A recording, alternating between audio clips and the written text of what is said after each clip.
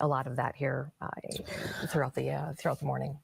Brian, back there in the booth, our producer, it looks like we have another angle, another photographer on scene that's giving us another angle. Hey there, friends. If you're just now joining me, I don't know if you guys have seen this, but this seems to have no, not yet. Okay, begun to take place about 15 minutes ago. We're going to bring you here in just a little shooting bit. at Annunciation Catholic Church in Minneapolis. Are there as well. I have a live stream from a local affiliate but it does appear the way in that they're having law Minneapolis. enforcement come and go, the way that they let the mayor pass the crime tape. I don't think there's anything out but at this could be the point of the investigation, that they are letting some of those non-emergency first responders come in. Here's that angle that I was talking about. It looks like our photographer's on Harriet Avenue, facing straight at the door of the church. This is, again, Annunciation Church with a K-8 Catholic school attached to it. And this looks like a main entry point that law enforcement are focusing on at this time. You see several Minneapolis police officers there in the blue with the vest. That's the Minneapolis police. And then you can see just in the doorway, it looks like some EMS crews, and there's some medical crews in there as well. But again, this is a different angle. We were about a half a block away at our other angle. And this one does looks like we're facing directly at the church, which sits on East Diamond Lake Road, which turns into West 54th Street, right here, right in front of the church. And right in front of the church, you have a crossroad of Harriet Avenue, where it looks like one of our crews was stationed. Now, this angle is from just east of the church at the intersection of Grand Avenue and West Diamond Lake Road. And again, just a reminder for folks that they are limiting traffic off of 35W and East Diamond Lake Road. That's an exit off of 35W, not letting folks get west towards the church. And Hannah, we need to share this information. This was just confirmed by Fox 9 sources that the suspect is dead. Okay. This is confirmed by That's Fox literally 9 sources. The first information. And folks back in the newsroom and control room, just please, you're doing a great job. Continue to let us know what is confirmed and what we can. No word on casualties, but the suspect in this case is dead. So I'll update my banner on that. You guys being so specific. Thank you. So reports now confirmed by Fox 9 sources that the suspect is dead. I'm looking at some of our images here that are coming in as well, just that our cameras have captured, where it looks like a young boy with an EMS worker with an emergency response crew with some sort of bandage on their hand. We want to get out to our Corn Hoggard, who was quick to get out on the scene this morning and has some insight for us from there at the scene. Again, this is in South Minneapolis, just west of 35W. Let's head out to Corn Hoggard with the very latest. Let's see if we have any update here.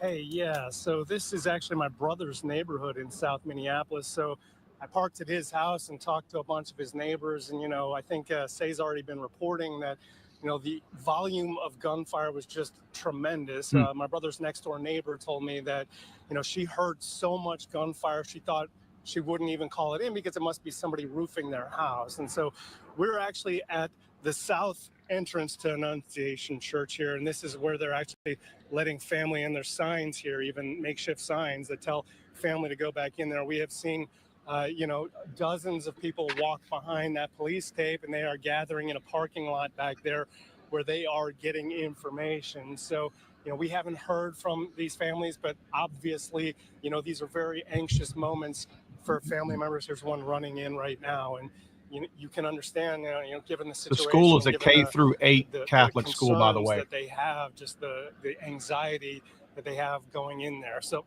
what I understand, though, is, this church is connected to a school, and kids have mass on Wednesday mornings, and that was what was going on here when all this went down. Don't have any information on where the shooting happened relative to that, but that's why all these parents are very concerned. They have kids who were here at Annunciation Church who were at Mass. Now, obviously, we have confirmed that there was a shooting and that suspect is deceased, but beyond that, do not know, what's happened to these folks. My brother's actually in Amsterdam, and he's texting me to see if I have any information. And so, very, very concerned. Very large concern here for the neighbors and obviously for the family. Everybody's just gathering out here to kind of see if they can figure anything out right now. We saw again no word on who was shot, but the suspect is dead. Here, EMS all over, but obviously the scene has calmed down now. But it's just a matter of parents finding out what happened and what is the status of their children. And so that's a huge concern for them right now. So again, you're seeing some of the parents, some of the family members of the children who were at this school at mass this morning, going back there and trying to get some information. So we're also trying to get information, but obviously, you know, there was a lot of moving parts. And so we'll hear from all those folks pretty soon. I know Mayor Fry is out here and preparing to talk to everybody, but, you know, the police the same, but that may still take a while. Corin, I had a question for you. This is Hannah Flood back at the studio. You said your brother lives in that neighborhood, and you were talking to neighbors and your brother who said that they may have heard some of those gunshots. Absolutely. They heard a ton of gunfire, a lot of it, so much that they figured it wasn't even gunfire. It had to be somebody who was roofing their house early in the morning. And so likely a rifle. There was a lot of gunfire here. Higher capacity magazines. I saw one of them actually, you know, higher standard capacity in the backyards, magazines. and I, you know, said hi to him. He knows me, and he said he was trying to make sure a suspect hadn't like escaped through, you know, some of the ways that you can run through people's yards here. So everybody here, you know, doing all they can to try to help as well. But, you know, with the information that we got now that the suspect is dead, that's less of a concern. But that was, as I think there's three dynamics at play here, and I'll get to those in a second, guys. Somebody potentially, you know, armed with a weapon who had just fired it was in their backyards. Right. They hear off the gunfire and they just don't know it. And you mentioned it, of course, Corin, but we are getting confirmation that the suspected shooter is dead, and we are hearing from the city of Minneapolis. They're saying that there's no active threats at this time. That's according to the city. Corin Hogger out there live for us. Thank you, Corin. So if he did, he likely shot himself, because obviously he's in a church, a gun-free zone, and nobody would have shot back at him, right? Where Corin Unless one of us appeared to were be there. just in front of that church and Hint, hint, school. wink, wink. And this is about a half a block away from that. And we do understand now that families have been given a staging area. We've seen what we believe multiple parents, the ones who have their phone in their hands, were running right up to law enforcement. Quick points I'd like to make. Obviously, the suspect's being dead. One of the points that I made is that he likely shot himself. That probably eliminates the terroristic threat. Remember, there's a lot of Somalis and Muslims in this area, and this is the Catholic Church. So that would probably be the first thing people would consider, that it's likely, you know, one of these radical Islamic people. But now it doesn't seem that way, because if you've got suspect dead in a gun-free zone, he would have likely had to shoot himself. So that probably leans more towards potential. Again, this is the Catholic Church. I am Catholic, so I feel like I can speak on these things. Possible somebody who was abused that went back in there to do something against a potential priest or something like that. And of course, you have a lot of the trans people up there in that Minnesota area. So there again, similar to the Nashville shooting, I guess when motive, when the suspect is gone, a motive is sometimes a bit of a mystery. But let me guess, we're going to find a manifesto, and nobody's going to get to see it. That'll probably tell you a lot of what you need to know right there. But I think that this is certainly interesting that this happened at a Catholic school. I say this all the time. Tim Walsh and everybody else is protected a lot more than our children in school. I think people need to stop crying about, oh, another school shooting, and start asking why we are not fortifying these schools. Why we have gun-free zones that are unfortified. That is a potential kill zone.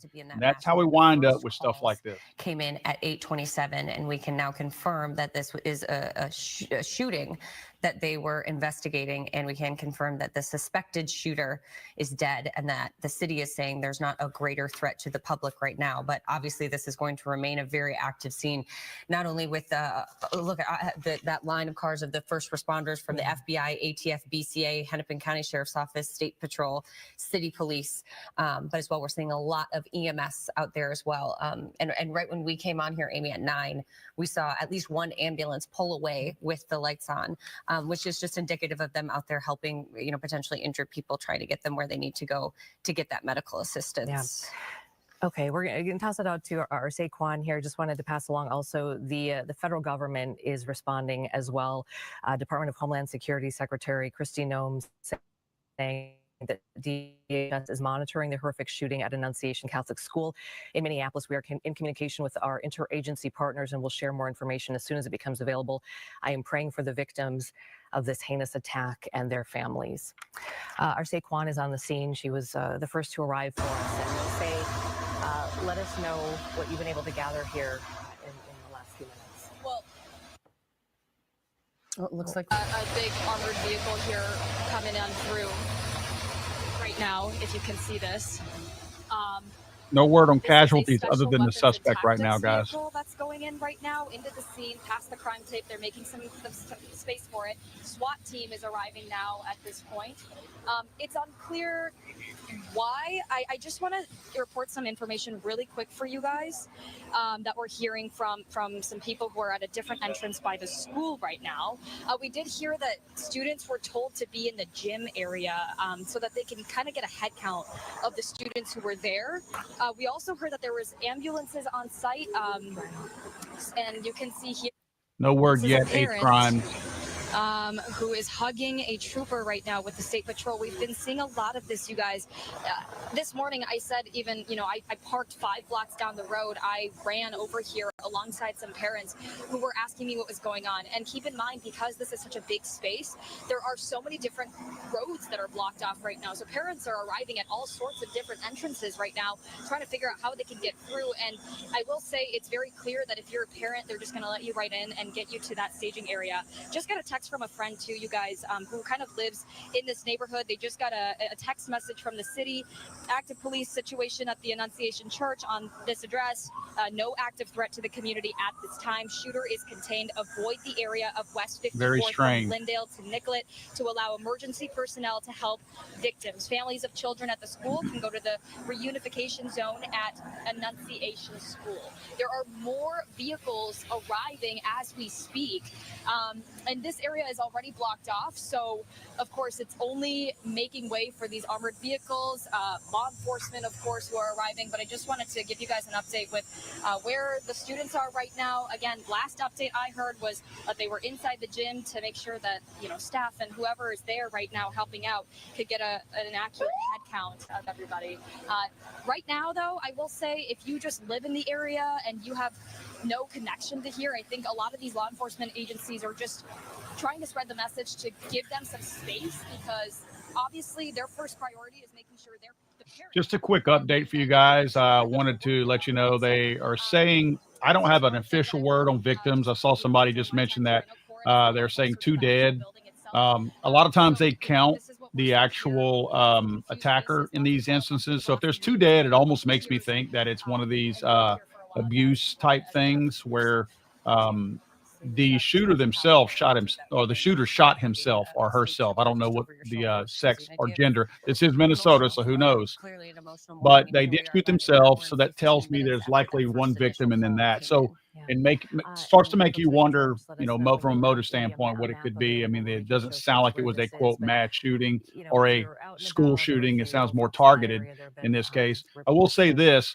I'm looking at lots of other information that you guys don't see what I'm looking at right now. Minneapolis police have already been investigating 3 deadly shootings in the last 12 hours in that area. Before Wednesday's shooting, there have been 3 deadly shootings in Minneapolis in 12 hours, according to the Minneapolis Police Department. This is a quote from the police department. The level of, quote, gun violence across the city within the last day is deeply unsettling. Across 3 separate multiple victim shootings, 8 people have been injured by gunfire and 3 have lost their lives. The incident at Annunciation Church would be the 4th deadly shooting in Minneapolis in less than 24 hours. That's pretty wild. Again, Minneapolis is almost lost. It's pretty much controlled by radical Islamists. Let's see. What's to know about Annunciation Catholic Church? I don't need to know that. So, not connected. Shooting deputy director says the FBI is on their way. Not a lot of information. If you guys have additional information or some sources that I can look at, I'm happy to look at those. Again, I don't have any information on the victims at this point. If you know of anything, again, please share that with me. At this point, I'll pull the volume back up on this as I continue to search in other areas. Just want to let you guys know there is or was an active shooter alert, but that has gone away because the suspect himself or herself is deceased, likely shot themselves. So I'll return you back to this volume. A lot of information pours out in the beginning, even from officials sometimes, who tell us X number of people have been shot or killed, and then they sometimes have to reel that back in because it's so fluid right now as victims are being taken to the hospital, and there's just so much communication that's going on. And sometimes in these situations people get hurt, not because of the initial event, not because of the shooting, but maybe just the responses. People are trying to get to safety and things like that. So that's how sometimes things can get a bit confusing at first. And I think that's why we're just seeing so many of those EMS first responders there, not only for people who might need that initial first, they're very clearly injured and need that help, but maybe folks just residually who need some of that help. Ryan, I think I heard you saying that we do have Nathan O'Neill live outside of HCMC this morning, where it sounds like at least some folks have been brought. We have seen some of their ambulance units out at the scene and leaving the scene. So let's get out to Nathan O'Neill live outside of HCMC in downtown Minneapolis this morning. Yeah, like you said, we're outside of HCMC right now.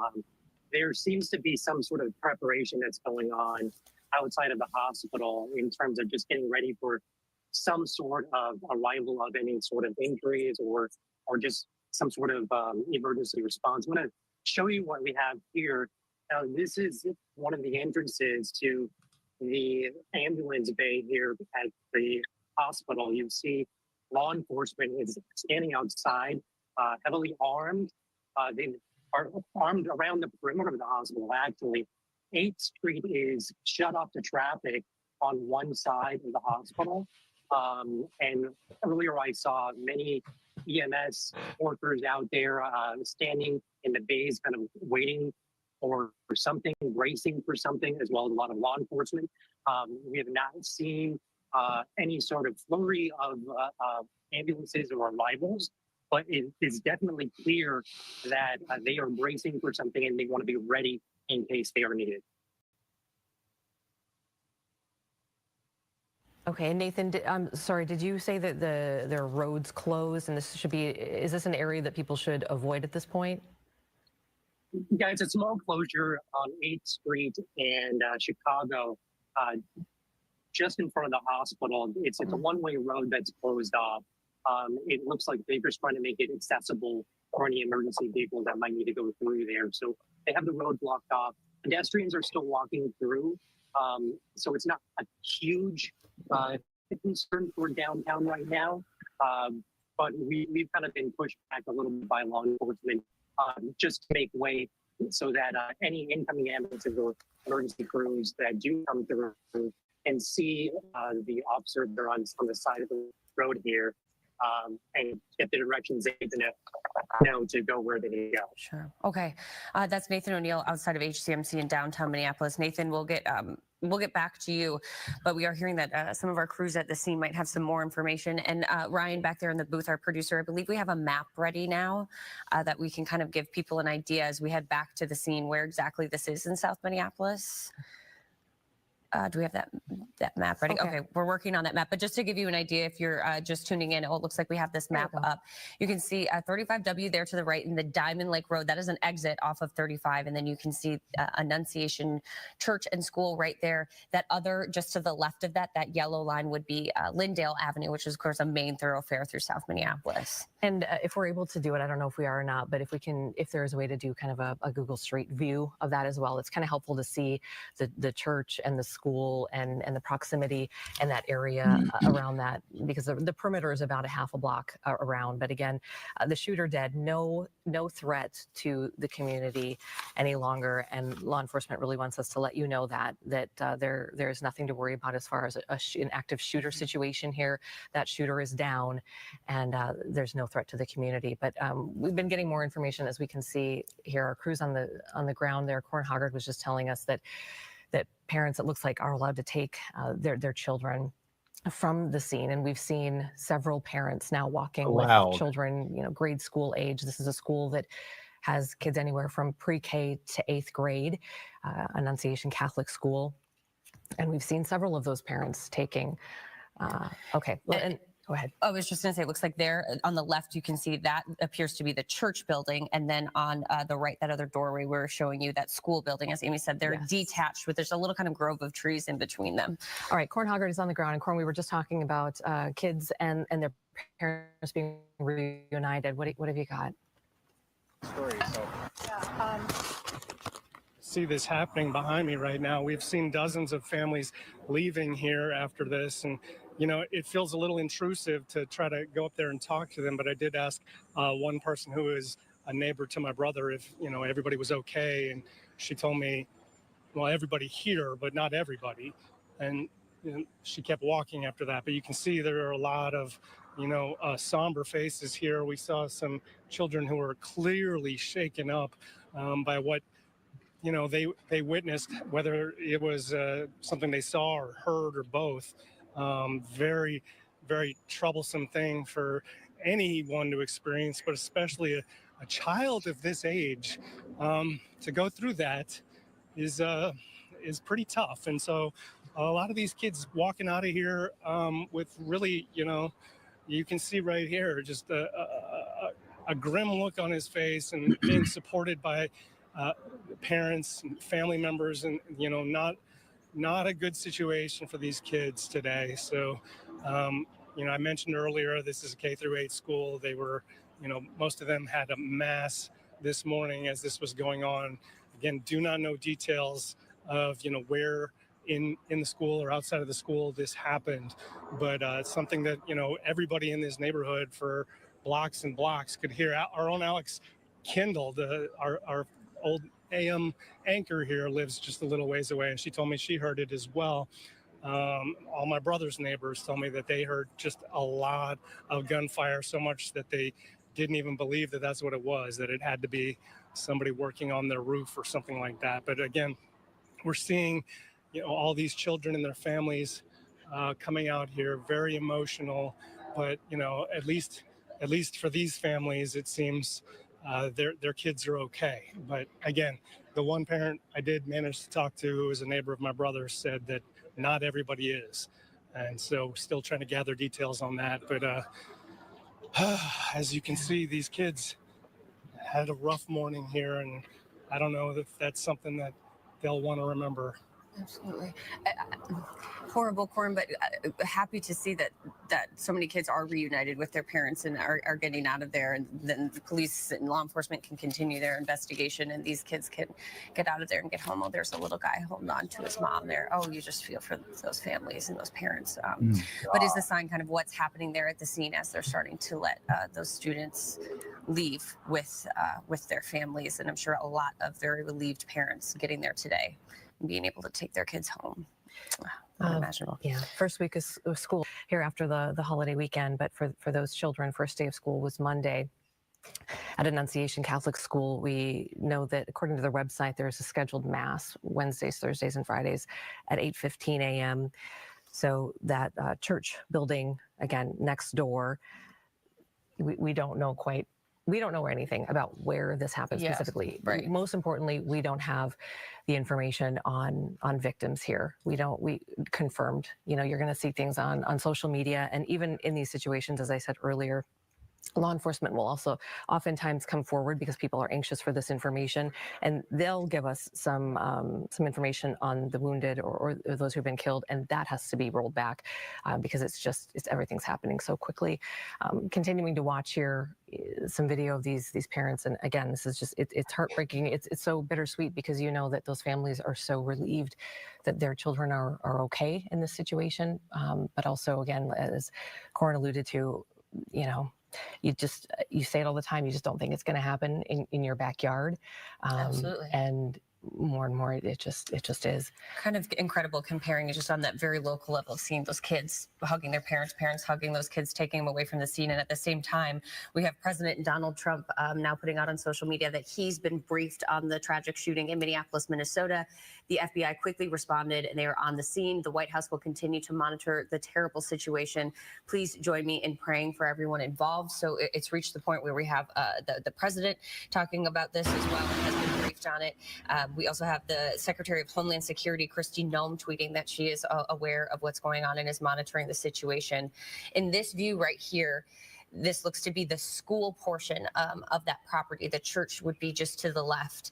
And we've seen law enforcement and even some students and families kind of in that area, but the church is separate. And as Amy mentioned, those students, the pre-K through 8 students were scheduled at 8:15 to be in a mass, presumably at the church next door. And then the first calls of that shooting came in at 8:27.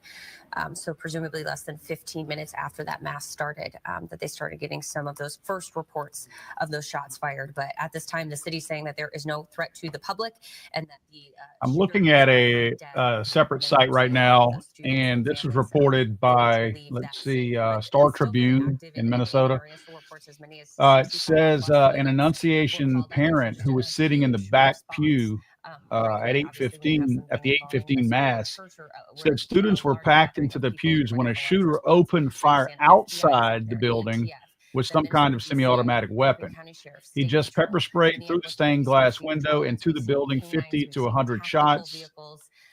Said one parent who did not want to be his name used says he killed 2 kids. That's the first I've heard of that. Folks who need medical attention start arriving at that hospital. I'm going to try to put that in that banner so you guys can see it, because these people are not reporting that. Now this makes me think it could be one of those radical Islamists, simply because this doesn't seem to be a targeted hit on a specific person. If somebody's just pepper spraying what they're saying, spraying the outside of the building through stained glass windows, that sounds a whole lot different than somebody targeting a priest or a specific person or something like that. Now this is taking a totally different shape, if you ask me. Let me see if I can put this in there. Mass says too, the fact that pews when shooter opened fire outside the building with some kind of semi-automatic weapon. Children home now after what has been just a horrific morning for them. I'm going to see if I can put this in the banner for anybody new coming in here, so you can see it also. Again, we don't have information on victims yet, but we know that a gunman Let's see if this is saves so you guys can read it. It's going to be a long scroll. A shooting here. I also want to point out, while we were on air, around 9:15, maybe. I'll return back to the volume, but yeah, read that ticker at the bottom, and you'll get a better feel for what these people are not reporting. Sounds like 2 children have been killed, along with the shooter is dead. So I'm not sure who took the shooter out, but again, there's unofficial reports that 2 children have been killed from somebody who shot through the stained glass window outside the church, shooting into the church. First, and as Amy's been saying, anything like this happens, you'll see a lot of information out on social media about potentially people wounded, potentially people shot. Not always when someone is hurt in this situation does it mean that they were shot, even though this was a call for a shooting. So we're just working to gather all that. We want to make sure we bring you the latest information and most accurate information. And again, at this point, it seems that law enforcement is still very focused on this investigation, focused on making sure that these kids are okay to go home, getting them reunited with their parents, updating families about what's going on. It seems to be they're in that part of this investigation, that part of this scene, and not so much of dealing with the active shooter, because again, we have learned the active shooter is dead. But all of this aside, these children leaving, the parents being allowed behind the crime tape to go get their students, tells us that a lot of the threat has tampered down at this point, that they're allowing people to leave to enter and leave the scene at this time. Okay, and there's Corin. You guys just let me know if you want to go to Corin. Okay, go ahead, Corin. Go ahead. He's got something. Gathered here outside as the parents are coming out with their children. Did manage to talk to one more of the parents here, and they said that they knew of at least a couple of kids who had been shot but had survived. But beyond that, don't really have any updates here. It does feel a little intrusive, like I said earlier, to try to talk to these folks. It's very intrusive. Leave them alone. What's probably the worst moment of their children's lives. And, they're all kind of clutching their kids pretty tightly and, just trying to embrace them as they walk out of here. But, that was, from what they said, inside the mass, it was an all school mass. So it's, every student at this school. And so all of them, at least to some extent, witnessed this, whether they saw exactly what was happening or just could hear it.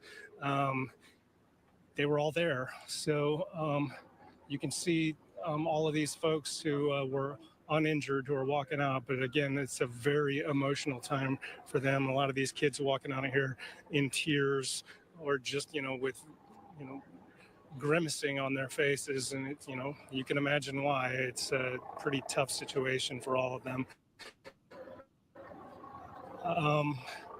Yeah, I don't know much more I can add to that, but you can see a lot of them. See right the there. anti-gun people already. We see the wear orange sign. They're already out. Yeah, thanks, Corin. And to have to, as you mentioned, walk past. Doesn't take them long. People who are onlookers or who are there who are concerned, but also cameras, and it's a really tough situation. Thank you, Corin. We'll revisit that in a second. And you can go ahead and cut that mic for us. Thank you. I just wanted to share some more information, and this is the first time that we're able to share this kind of information. This is coming from a police alert that went out about 30 minutes ago, so at about 9:30, from the City of Richfield Police Department. So this is what was sent to that community. Annunciation Church area police are responding to an active shooter call. We now know that the shooter is dead. Officers are reporting 20 victims. A man dressed in all black and armed with a rifle was reported at the scene. EMS has requested a mass casualty response, and fire crews are bringing in additional resources. As I said earlier, mass casualty does not mean deaths. It just means victims of some kind. Fire crews are bringing in additional resources. Initial information indicated that the suspect shooter is no longer a threat. That we know to be true now. Out of an abundance of caution, they are asking just people to stay out of that area because there's a lot of work to be done, to complete this investigation and move through what they need to do this morning. And of course, one of our big questions going forward will be timeline of all of this. 8:27 was when that first initial call of a shooting was reported. And then we had crews live at the scene by about 9 a.m. So of course, part of the information gathering that we're learning is, what happened between that initial call at 8:27 and when we arrived there at 9 a.m. When this shooter was taken down, as we understand that they've been killed, and that there is no longer a threat to the public. But obviously, that'll be one of the big questions. How long was that man in there? 20 victims at this time. As Amy mentioned, that does not mean that 20 people were killed, but at least 20 people, victims of some kind, whether that was they were hit by gunfire or injured in some other way. But again, Richfield police saying that there was a man who was dressed in all black, armed with a rifle, was reported at the scene. Potentially, when we look at the schedule for the school, these students, this is a pre-K through 8 school, a school affiliated with the church next door. They're technically not connected. There's a little bit of a lot with some trees in between them, but according to the school schedule at 8:15, those students were scheduled to be in mass. So that will be another question, of course, that we have going forward, if this was a situation where the shooter entered the school building or the church building. And of course, if you have all of these people gathered in one area, you think of the chaos of it all. And so again, what happened between that 8:27 when those first calls came in and at 9 o'clock, at least when our crews appeared on the scene, it appeared the way that we saw folks coming and going from the crime scene, the way that we saw the mayor let inside of that crime tape, even the fire and EMS let inside that scene, that maybe at that point, the active threat situation was tampered down at that time. So again, these will all be questions that we'll be asking law enforcement here when they give us an update. But obviously their focus right now is reuniting these students with their families, getting them off of campus, getting the students who are okay back with their parents and getting them home, of course, to start some of the healing. Just some of these extremely powerful images that we've seen all morning of folks reuniting and hugging outside of this crime scene. Oh man, these chicks are painful. I'm sure is really shaken by this as well. And again, how does this happen here?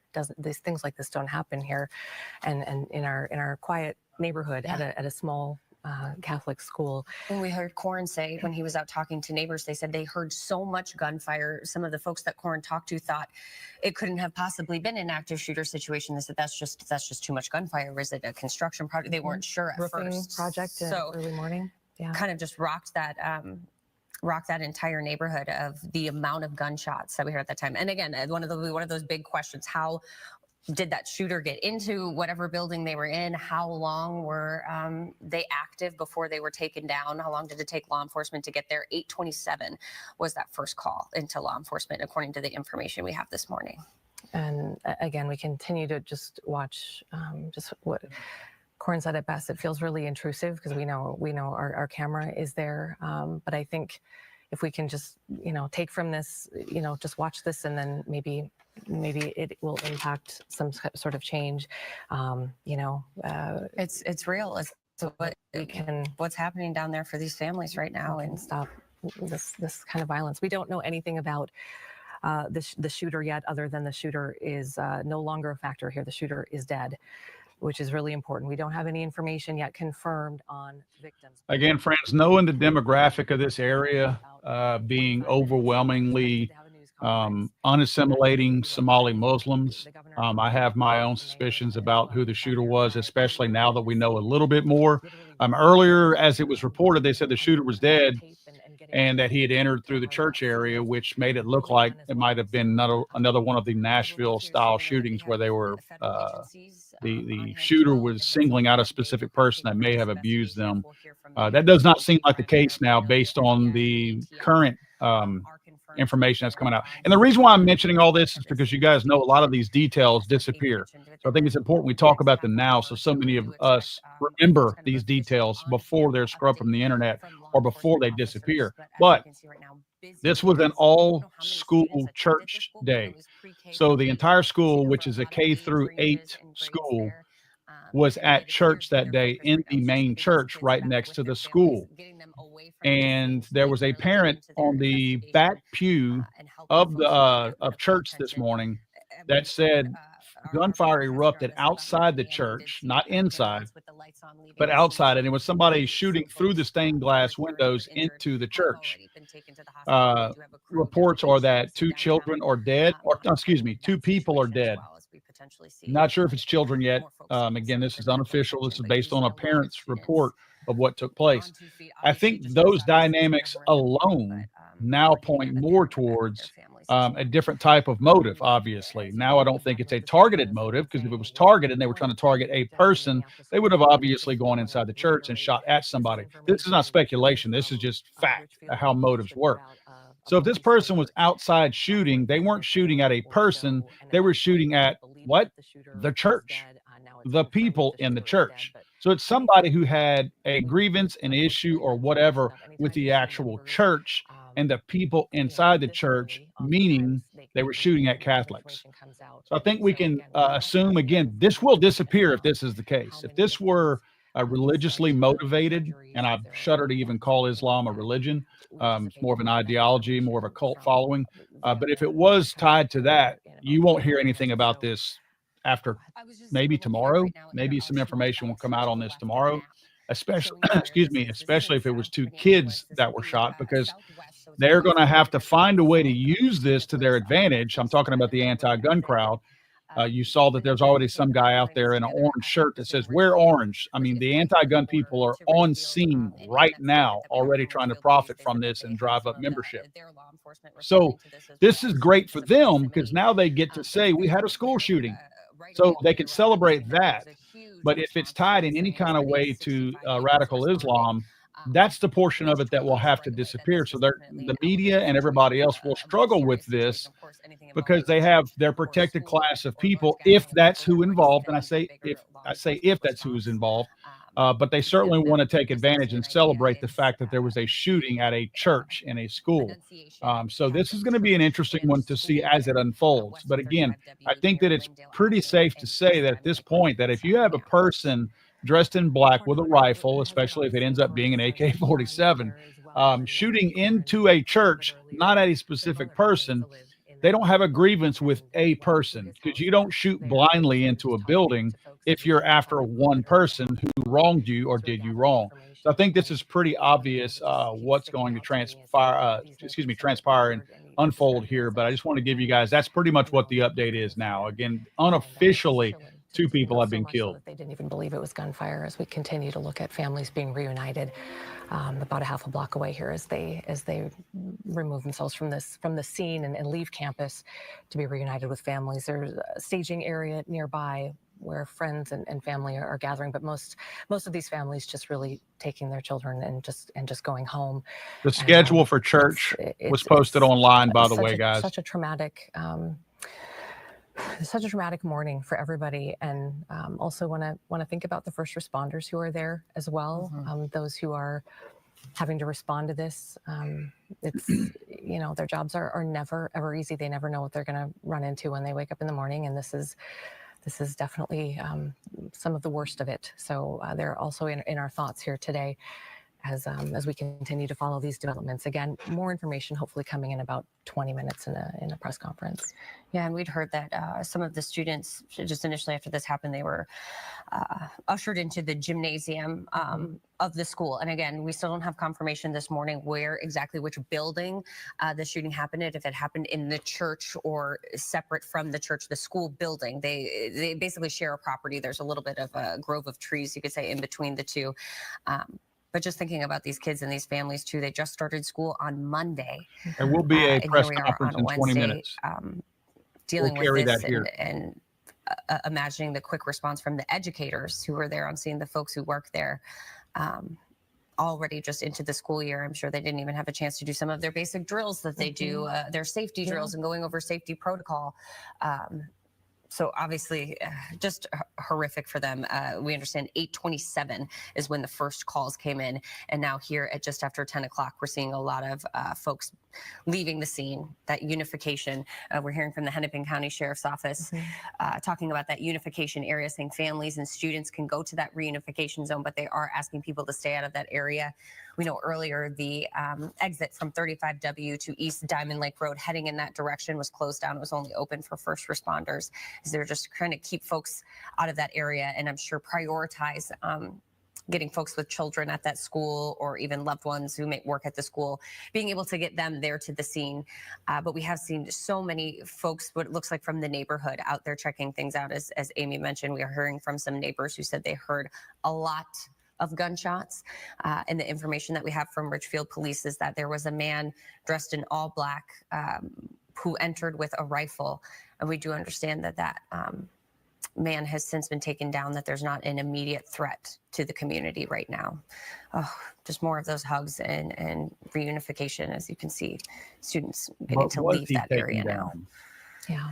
Again, so bittersweet to see this, and as parents, your heart just you just can't even really describe the feeling, or caregivers, or hearing from people who have children in other, just even Catholic schools in the area, and again, we don't know what a motive here was, but it's just touching on so many different levels for so many different people, and it really,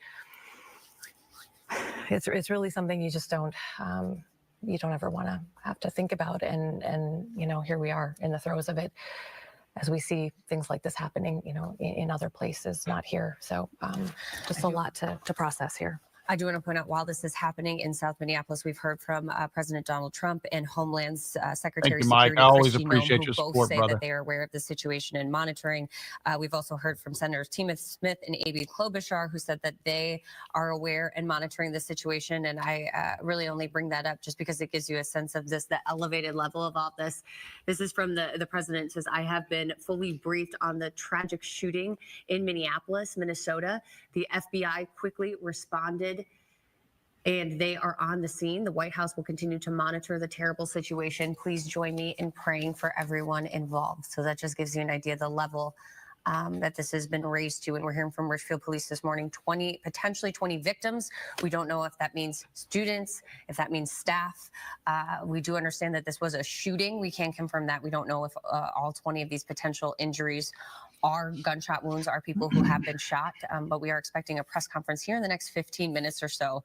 And I will say, everybody wants to know the timeline, the motive, exactly what happened. Usually these first press conferences is just the very basic preliminary information, letting us know that there's no longer a threat to the community. that they're helping out the victims who have been hurt.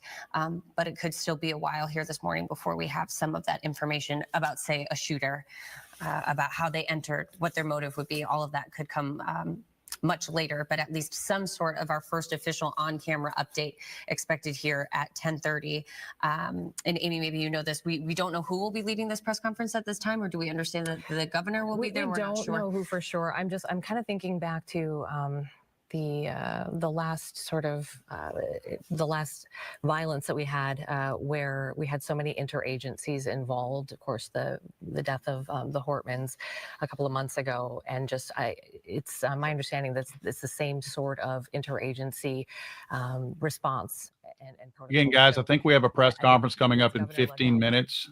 You know how press conferences, especially in Minnesota, go. We'll likely hear nothing. But at the same time, there is a press conference, so we'll find out. Again, just to give you my update of what I know, because I'm having to pull from different sources because nobody seems to have all the information, especially these folks here. I'm only keeping this live stream on because they're showing video of the area, but their reporting is absolutely horrible. It's like a couple of seventh graders that just got a microphone and a camera. This is unbelievably bad reporting, if you ask me. I'm looking at other areas and or other sources and finding a lot of good information. Just a quick update on what is unofficial, because it's unofficial until it's reported, right, by the press conference or whomever. This morning it was an all-school Catholic, or the Catholic Church rather, and school, but it was an all-school mass. So they had mass at 8:15 this morning. The entire school, which is the K through 8 school, was having mass, and my son actually goes to a Catholic school as well. The parents usually can attend, so there was a parent attending there in the back of the church, the rear pew. And again, the K through 12 students, the whole school was in there, all the faculty were in there. And just after church began at 8:15, this parent said that outside the school, not inside the school, I think that's super important that we delineate the differences there, because that location makes a difference on what probably the motive was or the goal was, right? But outside the church, supposedly a man, some people have loosely referred to them as a white man. To me, that means nothing to me. All we know when they say a white man is that it wasn't a black man. So a man dressed in black with a rifle, they're not saying the type of rifle, the caliber, anything yet. So just a man dressed in black with a rifle fired through the stained glass windows. And on this view of the church, I don't see any markings. If you look at the video to the left here, I don't see any markings on the outside of the church. So I'm not sure they shot into it. I also don't see any stained glass. So I'm not sure where the actual suspect fired into the church. Again, I've seen no video from the outside, which they could get, of where the person fired into the church. I don't know why no one is picking up that video, why no one is walking around there. I see the scene is secure, but surely you can walk around it from a distance and zoom in on where the suspect fired into the church. But regardless, it's stated that the suspect fired through stained glass windows into the church, again, from the outside with a rifle. I'm hearing that there are 20 injuries and 2 killed. Now, I don't know if that 2 killed includes the shooter, who is also dead, and I don't know who shot the shooter. I don't know if the shooter took himself out. If the shooter took himself out, it doesn't sound like a, quote, Islamic or terror-style attack, because they usually keep shooting until somebody like law enforcement takes them out, because that's an honorable thing to do in their twisted cult religion. So they usually don't take their own lives. If this was a terror attack with any kind of Islamic touch to it, likely somebody else, maybe a passerby or somebody. I mean, a little bit out of place seeing somebody dressed in black with a rifle shooting into a church. So a passerby could have done that. Now, this is an extremely liberal area, so that also makes me think that probably not, because who carries up there, right? Except maybe terrorists. But the biggest point that I want to point out, and again, I know this should come out. I don't know that it will come out. If this was a radical Islamist shooting in there, You may never hear about this, but I'm going to tell you why this is shaping up to look like that. And I don't care what anybody says about, I'm assuming here. I'm assuming that's exactly right, because I don't think the press and anybody else is going to do their job on this if this is the case. When a person is standing outside a church shooting into it, you can almost dismiss any possibility of an abused person, like former altar boy or something like that, being abused, because they're not targeting a specific person.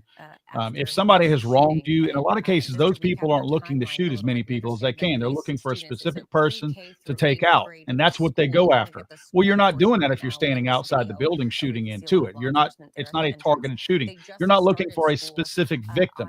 You're simply shooting at, let's face it, the faith at that point. You're shooting into a room full of people who are celebrating one specific faith. And I think in this case, it's going to be a faith that this person, the shooter, did not agree with. And as I stated earlier in the live stream, in the last 24 hours, there have been 4 shootings. And I think one of the other ones was at a Catholic church or school yesterday or the day before. This sounds like some kind of an effort by terrorists to me. Again, I am absolutely assuming, and I'm not ashamed of that. But I'm doing this because I don't think the right questions are going to be asked going forward. So let me return to this clown right here. This is a horrible reporter, but he may have some information. The other corner to my east here, there's a large presence down there. It is down there where I understand that the news conference updating these events will be taking place here around 10:30. But this behind me is what I believe to be right in there, the reunification zone that they established here between the church part and the school part here of Annunciation. So this is the school entrance. You can see the amount of police here. They're saying Park Police, Minneapolis Police, obviously. A number. Thank you, David. Appreciate that. David's a good friend of mine. 5 ambulances just to my right.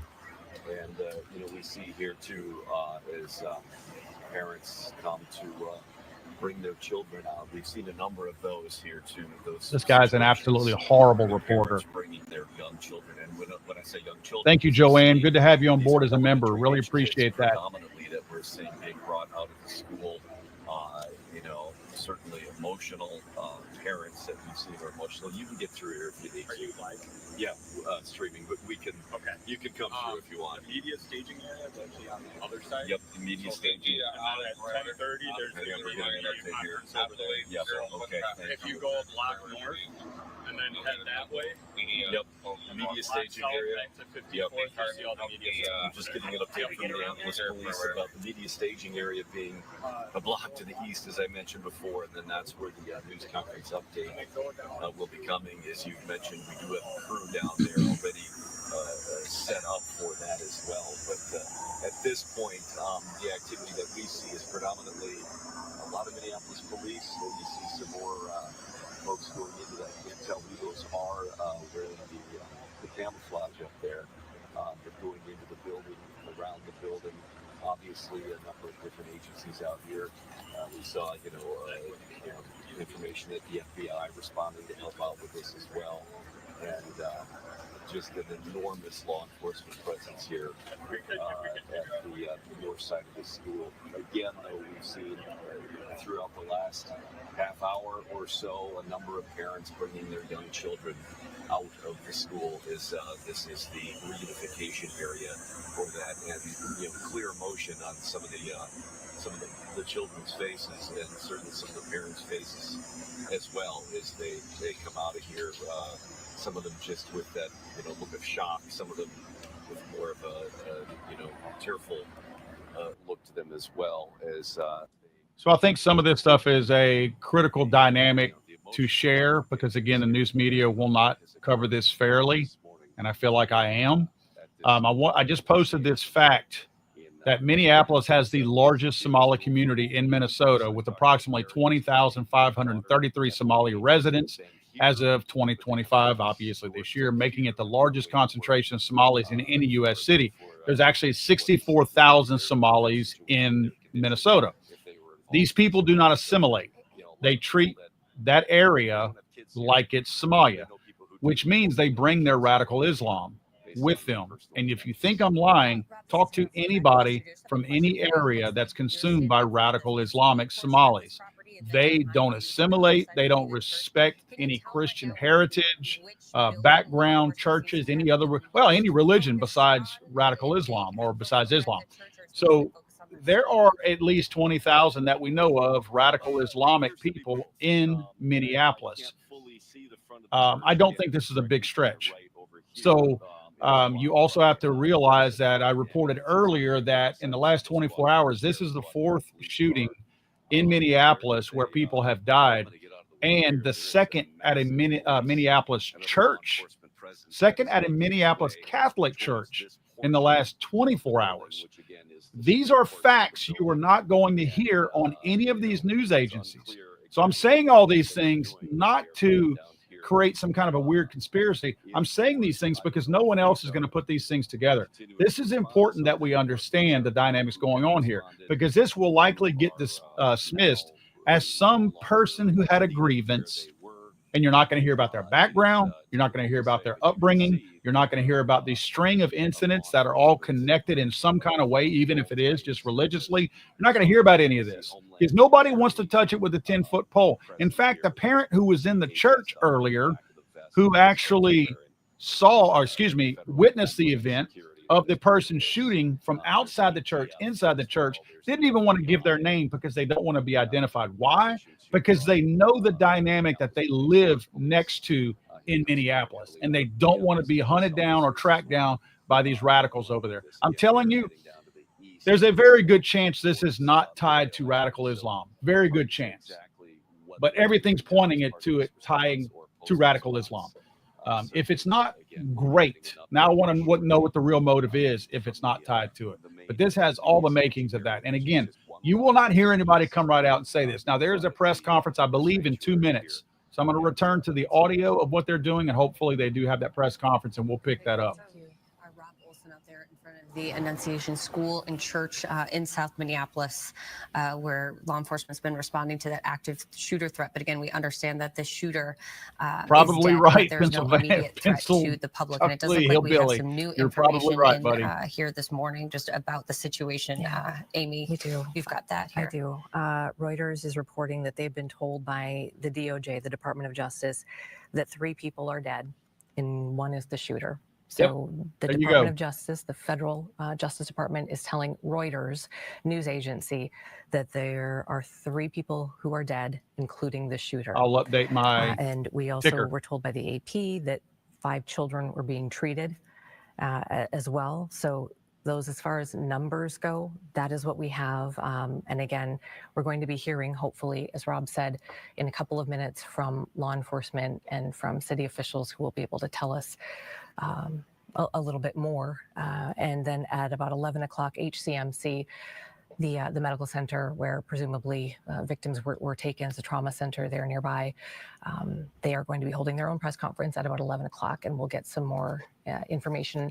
Yeah, what you're seeing here, I believe, is just our crew doing some interviews, and you're seeing just live feeds of it looks like that's the staging area where they're going to be having that press conference, which is about a half a block away. This church and school kind of sits right in the middle of this block. And maybe, Ryan, back in the booth, we can take the map again, just to give people an idea here before this press conference starts about where exactly this is. But it's just west of 35W. This is in South Minneapolis. This is south of the chain of lakes, so it's really near the Richfield border. And you can see how close it is to Lindale there. This church sits on the middle of this block. So we are on the what would be the eastern side of this for that media staging area where we're expecting this press conference to start soon.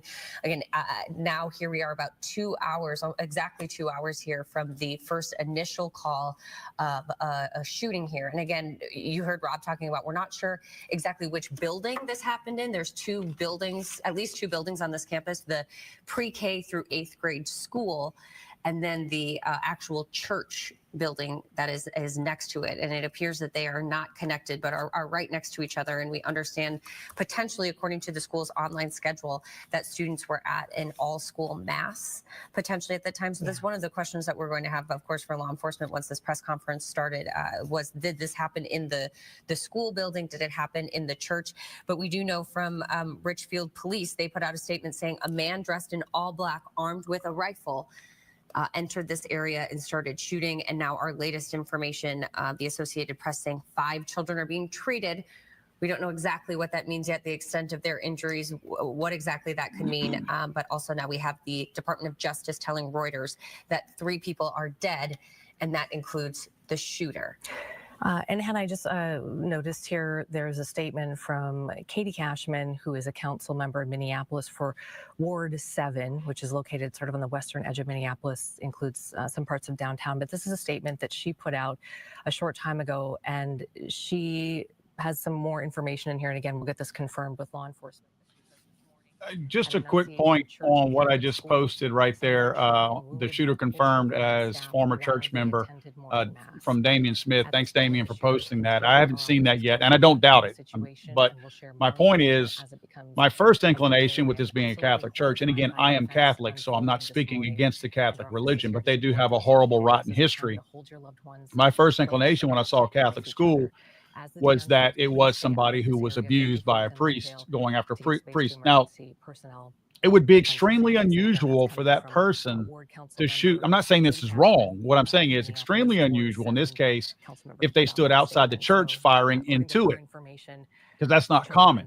They will typically, and historically you can see it, they will search out the person who abused them or somebody maybe who helped cover up that abuse, and they will usually attack them. So it would be extremely unusual. Again, I'm not saying that's not the case, but it would be an anomaly if they stood outside the church shooting into it because one person abused them. If this person was truly a former member of the church, it would certainly fall in line with past things that have happened within the Catholic Church as far as abuse goes. Again, I'm Catholic, so Catholicism has a long history of abuse dating back centuries, as well as the cover-up of it. Still, based on the nature of what has happened, the fact that this person did not enter the church, I think the 2 biggest things that we have to look at right now is either that is the case and it's just an oddball way of this person expressing themselves by shooting from outside the church, and it would account for the person who shot taking themselves out, because as I stated earlier, terrorists usually don't take themselves out. They'll continue to shoot until somebody takes them out. However, a lot of these people who have been abused and on SSRIs and mood altering drugs, they usually will attack and then they'll take their own lives. So again, I'll return you to the audio. We should have a press conference here shortly, so maybe we'll know a little bit more.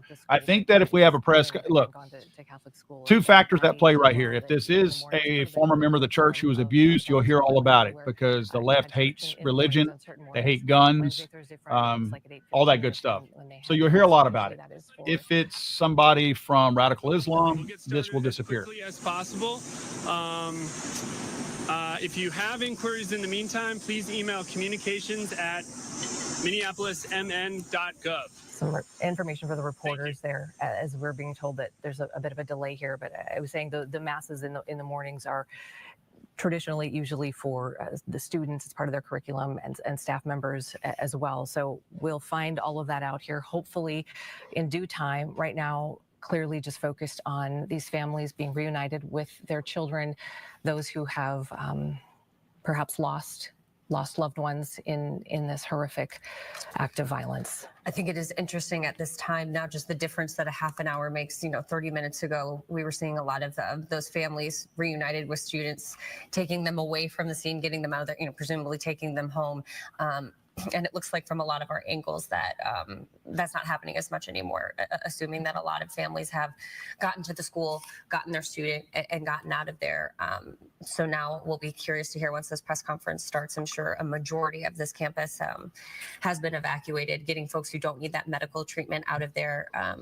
Assume a lot of the staff and that has been sent home as well, kind of just clearing the way for this investigation to get underway, because even with the shooter dead, it sounds like there's going to be a lot of questions about timeline, about motive, about how exactly all of this happened. So now an opportunity for law enforcement on scene to do that investigation. And the law enforcement agencies we've seen out there today, a lot of state patrol folks out there. We're looking at a Minneapolis Park Police vehicle. So which gives you an idea of Daniel, just how many people responded. notice on the on screen where Daniel Frank says, Paul saw a guy on TV wearing a vest that said wear orange. I'm just wondering what's up with that.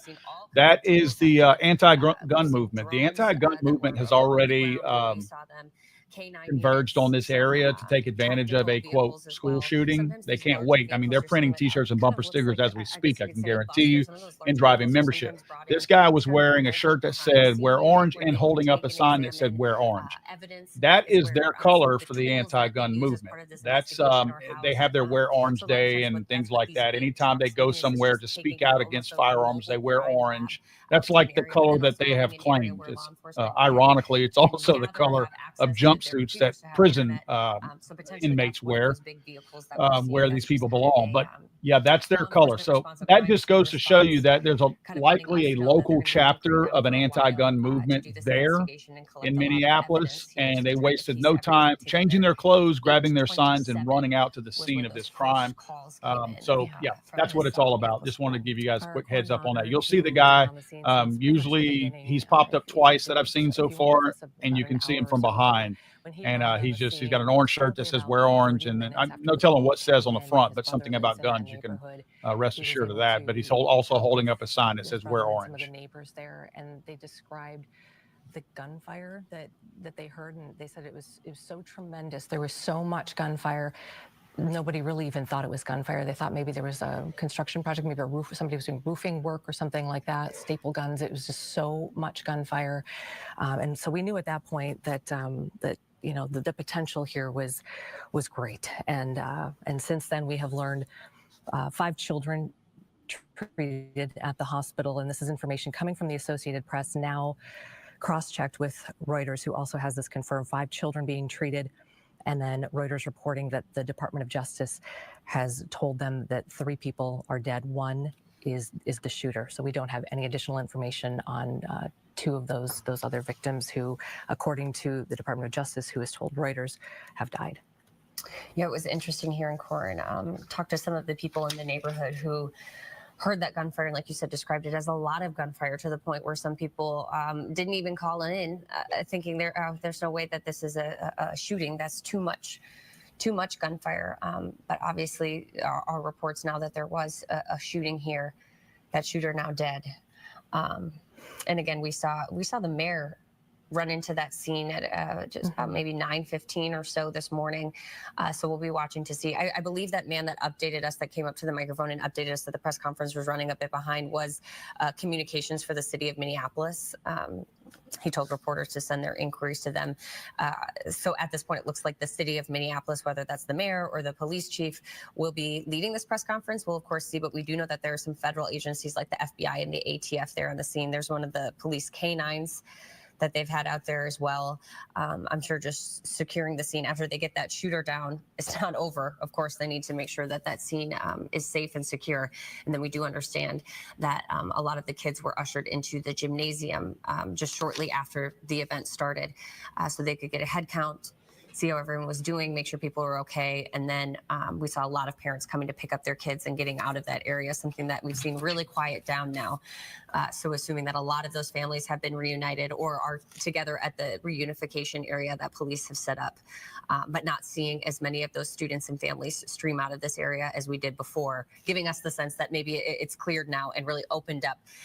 It kind of just changes the course of what law enforcement is doing at this moment. There's, of course, the initial response. There's getting people the medical help that they need, getting them out of there so that they can clear these buildings, and now start their investigation, collecting evidence, piecing together the timeline and exactly what happened.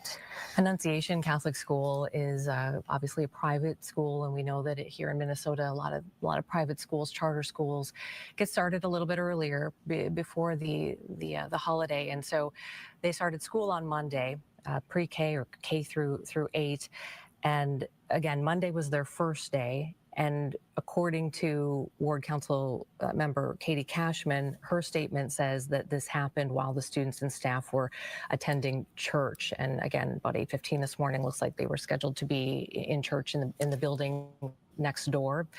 And if you think about if that is the case, and again, we haven't had that confirmed yet, but If that is the case, you think about the drills that these children go through, and if you have children, you know they all go through it, unfortunately, in their classrooms. And at a school like this, you know, I guess I don't know if, you know, do they ever practice something in a church setting? Where would you go? Where could you go in that kind of a setting? And I would think that they probably would, as it is sort of part of the curriculum here of many of these Unfortunately, these schools. it's become too real that schools prepare for things like but this. if you think about what, you know, a church, a chapel setting is, it's a very wide open, vast space. And so thinking through kind of the environment in, you know, in which these kids were there. And again, we are waiting for a news conference to get started any moment now, and it may run up against another scheduled news conference, and I'm sure they'll separate them out here, but 11 a.m. for HCMC, where we believe that's where the victims were taken. 5 is the number that we have from the Associated Press of 5 children being treated, and then again 3 dead according to Reuters, 1 being the shooter. Sure, and we of course don't know at this point if that includes church staff, school staff, but we can at least say that the Associated Press reporting that 5 children are being treated. And just to your point, Amy, you think about those children gathered in mass in that chapel area, and about not only the initial shooting started, but some of the chaos that can follow after, and how that can lead to injuries as well, just beyond the shooting. I do want to point out the Hennepin County Attorney Mary Moriarty just released a statement saying, quote, "We are aware of the horrific mass casualty situation at Annunciation Catholic Church.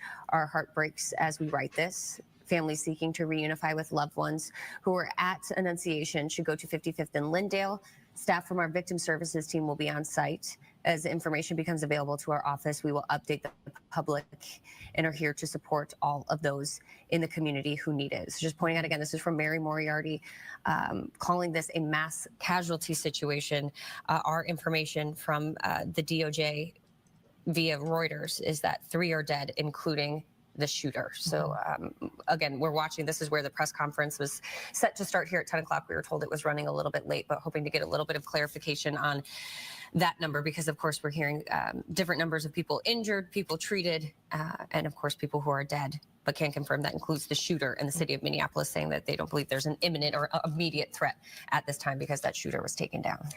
Just a little bit more information that, you know, we can, I guess, try to piece together here as to where this may have happened. As I'm thinking about it, we know that Katie Cashman from District 7, a city council person, has said that, according to her statement, that the shooting occurred during Mass, which would have been the building next door. And then as I'm thinking about it, the reunification area has been at the school, which to me was odd. When I first read it the first 3 or 4 times, I kept thinking, why would it be at the school that close? Usually it's at a location, you know, a block or 2 away.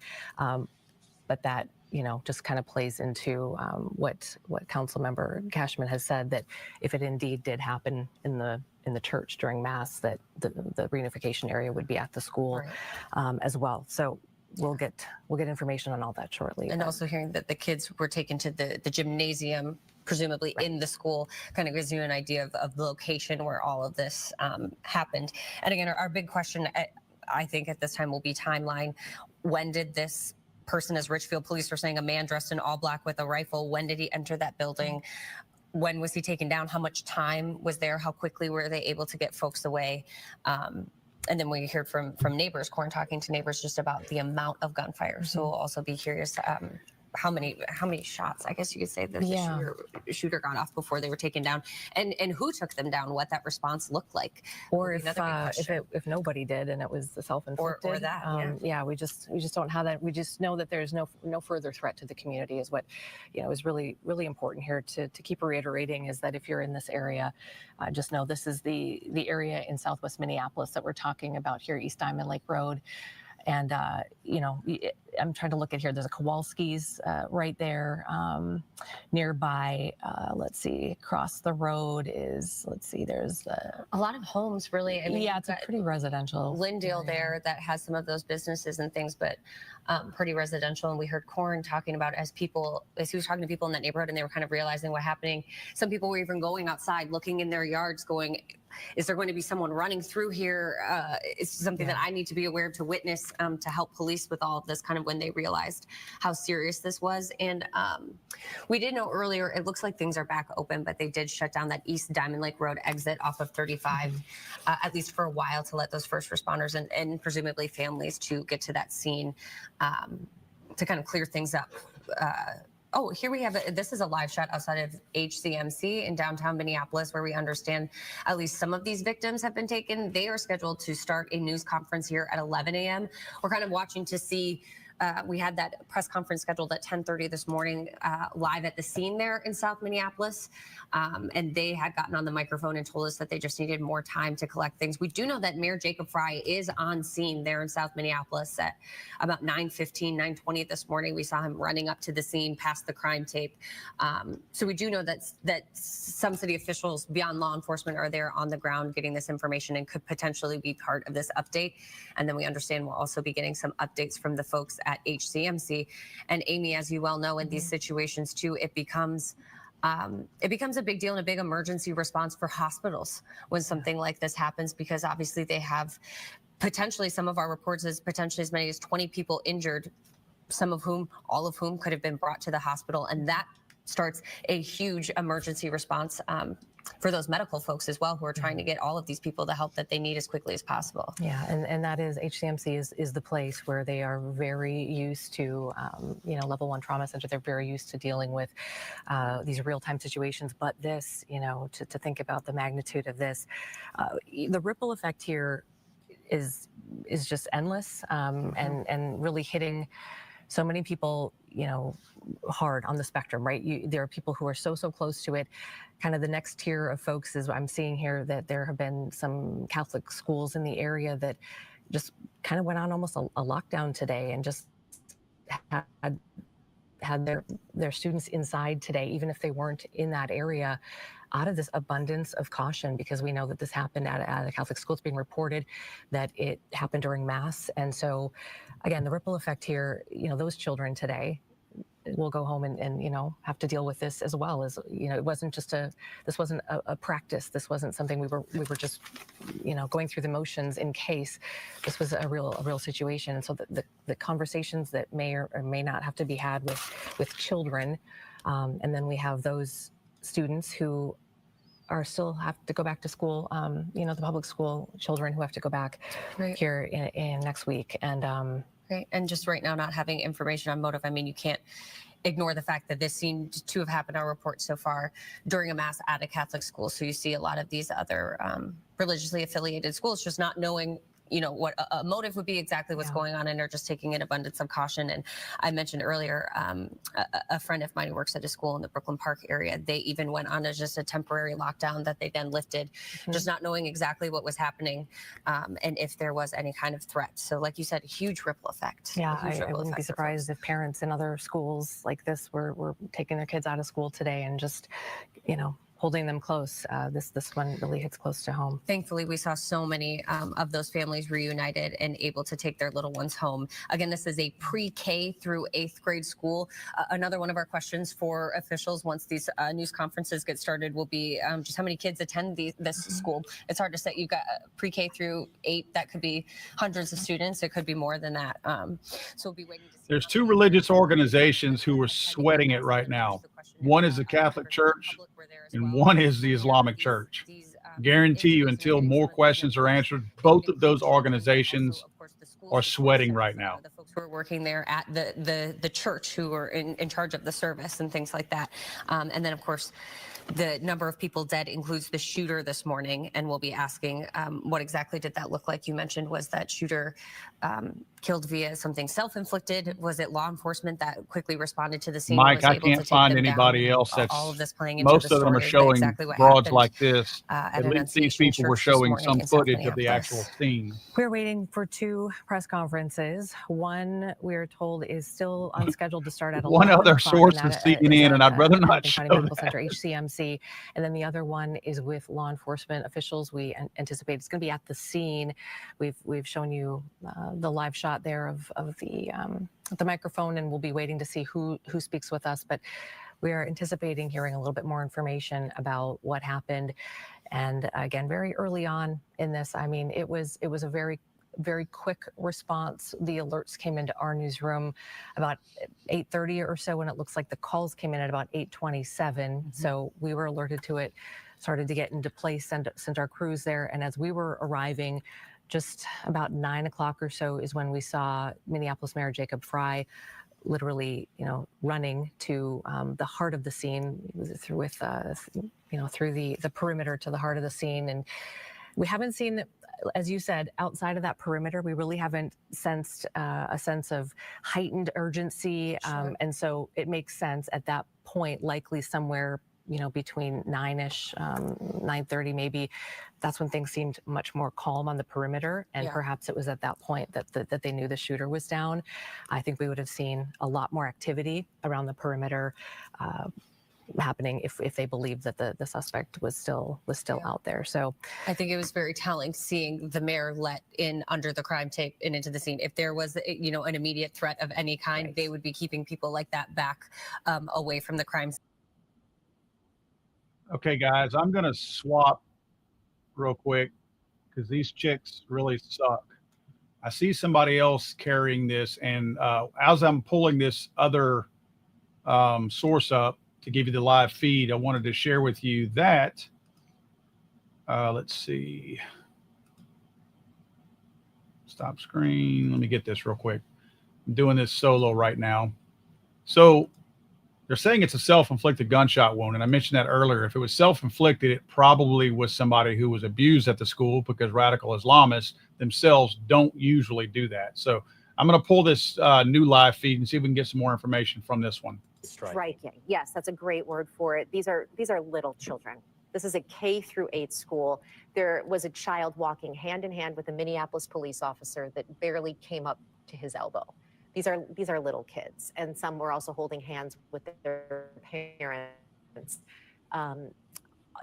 who are undoubtedly are so relieved that they are safe, but also incredibly traumatized by the fact that they have been wondering now for hours about their kids, and knowing that their kid is going to have a long road ahead. A child who's witnessed and experienced something like this is going to be affected by it. That's not trauma that goes away very easily. That takes a long time, especially if you're seeing your classmates wounded in front of you. You're having the fear of having to hide in a desk or barricade a door. That's not something that's not something anybody should be experiencing, much less a child. So, I mean, you think of the aftermath of this and what it's going to do to these kids' psyches. Jessica was saying that she saw these kids walking out and just blank expressions on their faces. This is NBC, by the way, so it's going to be extremely far left as far as this stupid kids commentary. Go to school thinking that it's a place of safety, it's a place of fun, it's a place of learning, and they're not going to see it that way for the foreseeable future. Yeah. And a church community also is so important to people who have been longtime parishioners of Annunciation Church. These are people who are going to be impacted by it. There is an 8:15 Mass every Wednesday morning at Annunciation Church. And this morning, we're told by multiple people, there was an all-school Mass happening at that time, a back-to-school Mass. I said earlier, I went to Catholic school. That back to school Mass is something that is, a universal experience for the school. You come together, you sing, you pray for a great year ahead, and you're thankful to be back together. And today, according to law enforcement, according to Richfield Police, a person all in black with a rifle walked in and opened fire. Yeah. And, with this happening, religion and all that is going to be something you have to lean on. You have to lean on that faith in the aftermath of that, because what else can you rely on? A lot of people go to church for that comfort, and it's that same church building, it's that same church community that you have to rely on to help you get through this tragedy. That's why I thought it was so interesting and so impactful that that Catholic priest who is from the area, grew up near Annunciation Church, and is now, I believe he said, a priest at St. Olaf Church in Minneapolis, walked over to HCMC to be there with the parents, to just offer comfort and prayer with them as they waited for word on their loved ones. Yeah, and we're going to need a lot of that from our community to help lift up these families, help lift up these parents, help lift up these kids, because they're going to be going through a lot here in the aftermath of this. So the community is going to be necessary and crucial to help us through this tragedy. Gordon Severson is also at the scene, saying he's seeing multiple current city council members at the scene, trying to get updates from police at the scene. They're also waiting near the press conference. We are awaiting a news conference from Minneapolis police. We're told Chief O'Hara is on the scene. You know, they're going to answer the questions that they can. This is early in their investigation. First step is make sure the area is secure, make sure victims are accounted for, make sure these children are reunited with their families. Second step is piecing together this investigation. Who is this gunman who we are told is dead? What led to this shooting? Did the gunman act alone? There are so many questions that they do need to piece together. Now, earlier, we had some reports, unconfirmed, that there may have been some sort of explosive devices. Lou Raguse said his sources had not confirmed that from him. A photojournalist at the scene, David Peterlin's, telling us he has seen St. Paul PD rolling in with a bomb squad unit. So if that may be a precautionary thing at this point, we don't want to cause any alarm, likely precautionary, but this is the sort of thing that our crews on the scene are seeing. You would figure if, you know, there was an active device there, the area would be evacuated and whatnot. So that may completely be precautionary. Yeah, because, you know, there are blocks, about 2 blocks, Lou said, in terms of a perimeter. But as you can see, our cameras are relatively close to the front doors of the school. We do have Lou Raguse back on the phone, who has been talking to sources all morning. Lou, what can you tell us? What have you learned?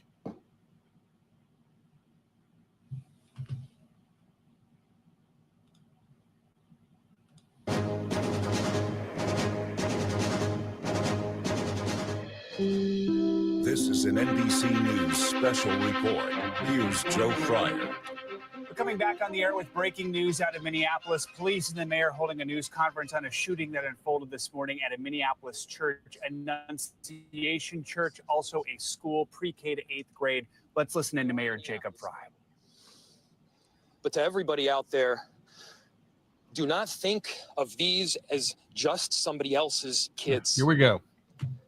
Those families are suffering immense pain right now. Gun control. Think of this as if it were your own. Every one of us needs to be wrapping our arms around these families, giving them every ounce that we can muster. These were Minneapolis families. These were American families. And the amount of pain that they are suffering right now is extraordinary. Let's get with it.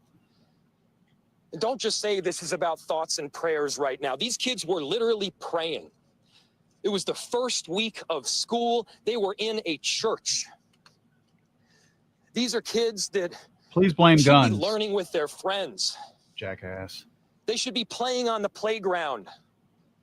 They should be able to go to school or church in peace without the fear or risk of violence, and their parents should have the same kind of assurance. But these are the sort of basic assurances that every family should have every step of the day, regardless of where they are in our country.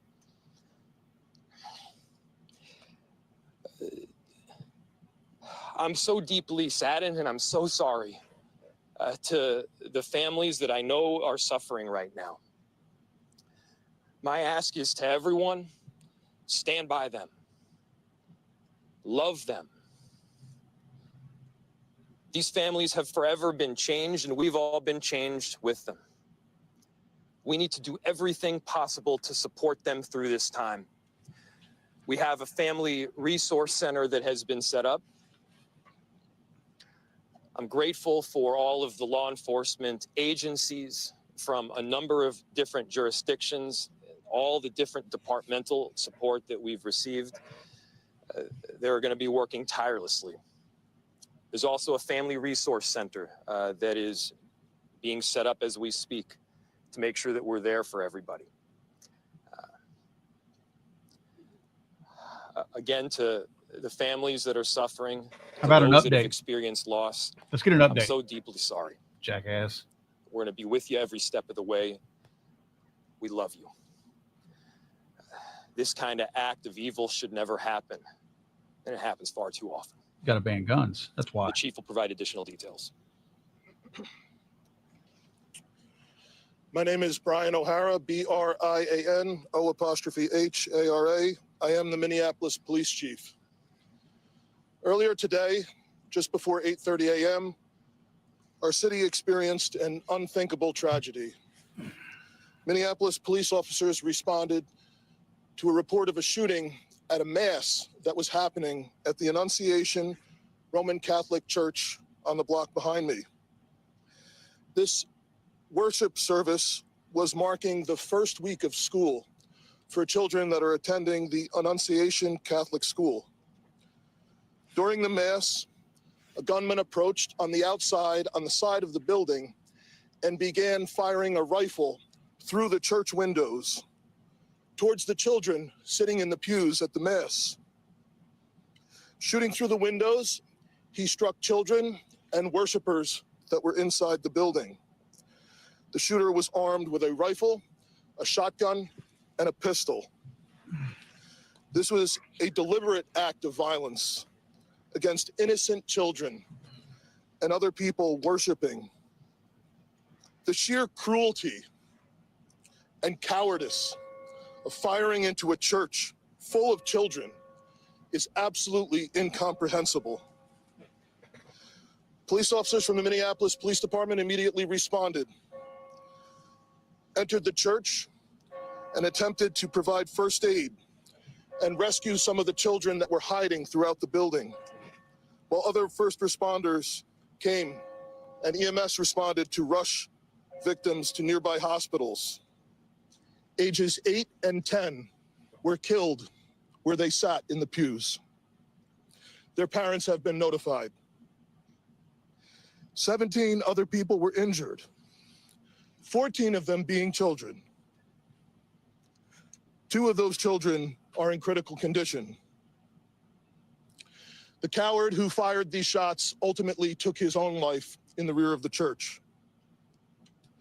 Our hearts are broken for the families who have lost their children, for these young lives that are now fighting to recover, and for our entire community that has been so deeply traumatized by this senseless attack. We will stand together to protect our children, our schools, and our houses of worship.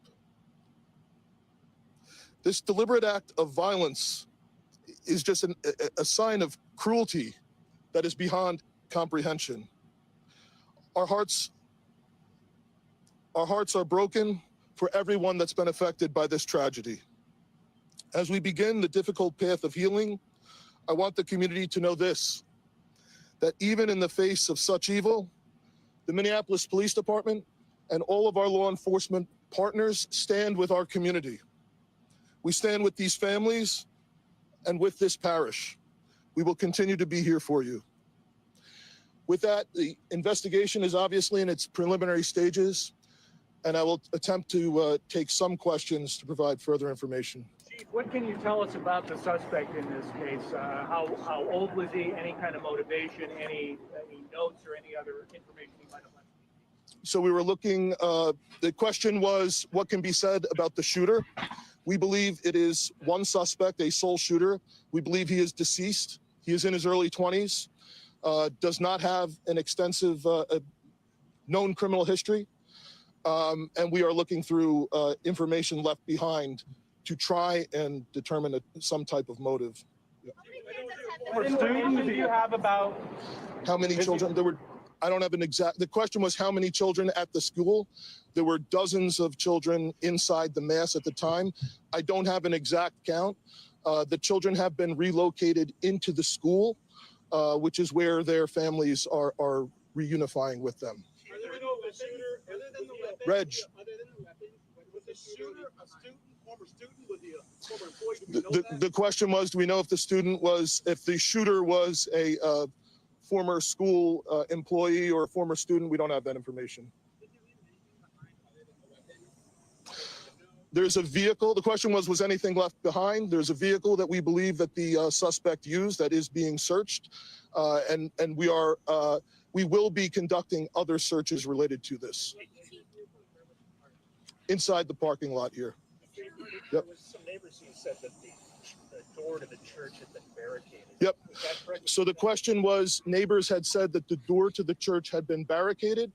The shooter approached on one side of the church building, and on that side, at least two doors, it appears there had been like a 2x4 placed. So not all of the doors around the building, but on the side where the shooter did fire. And on the outside? On the outside, yes.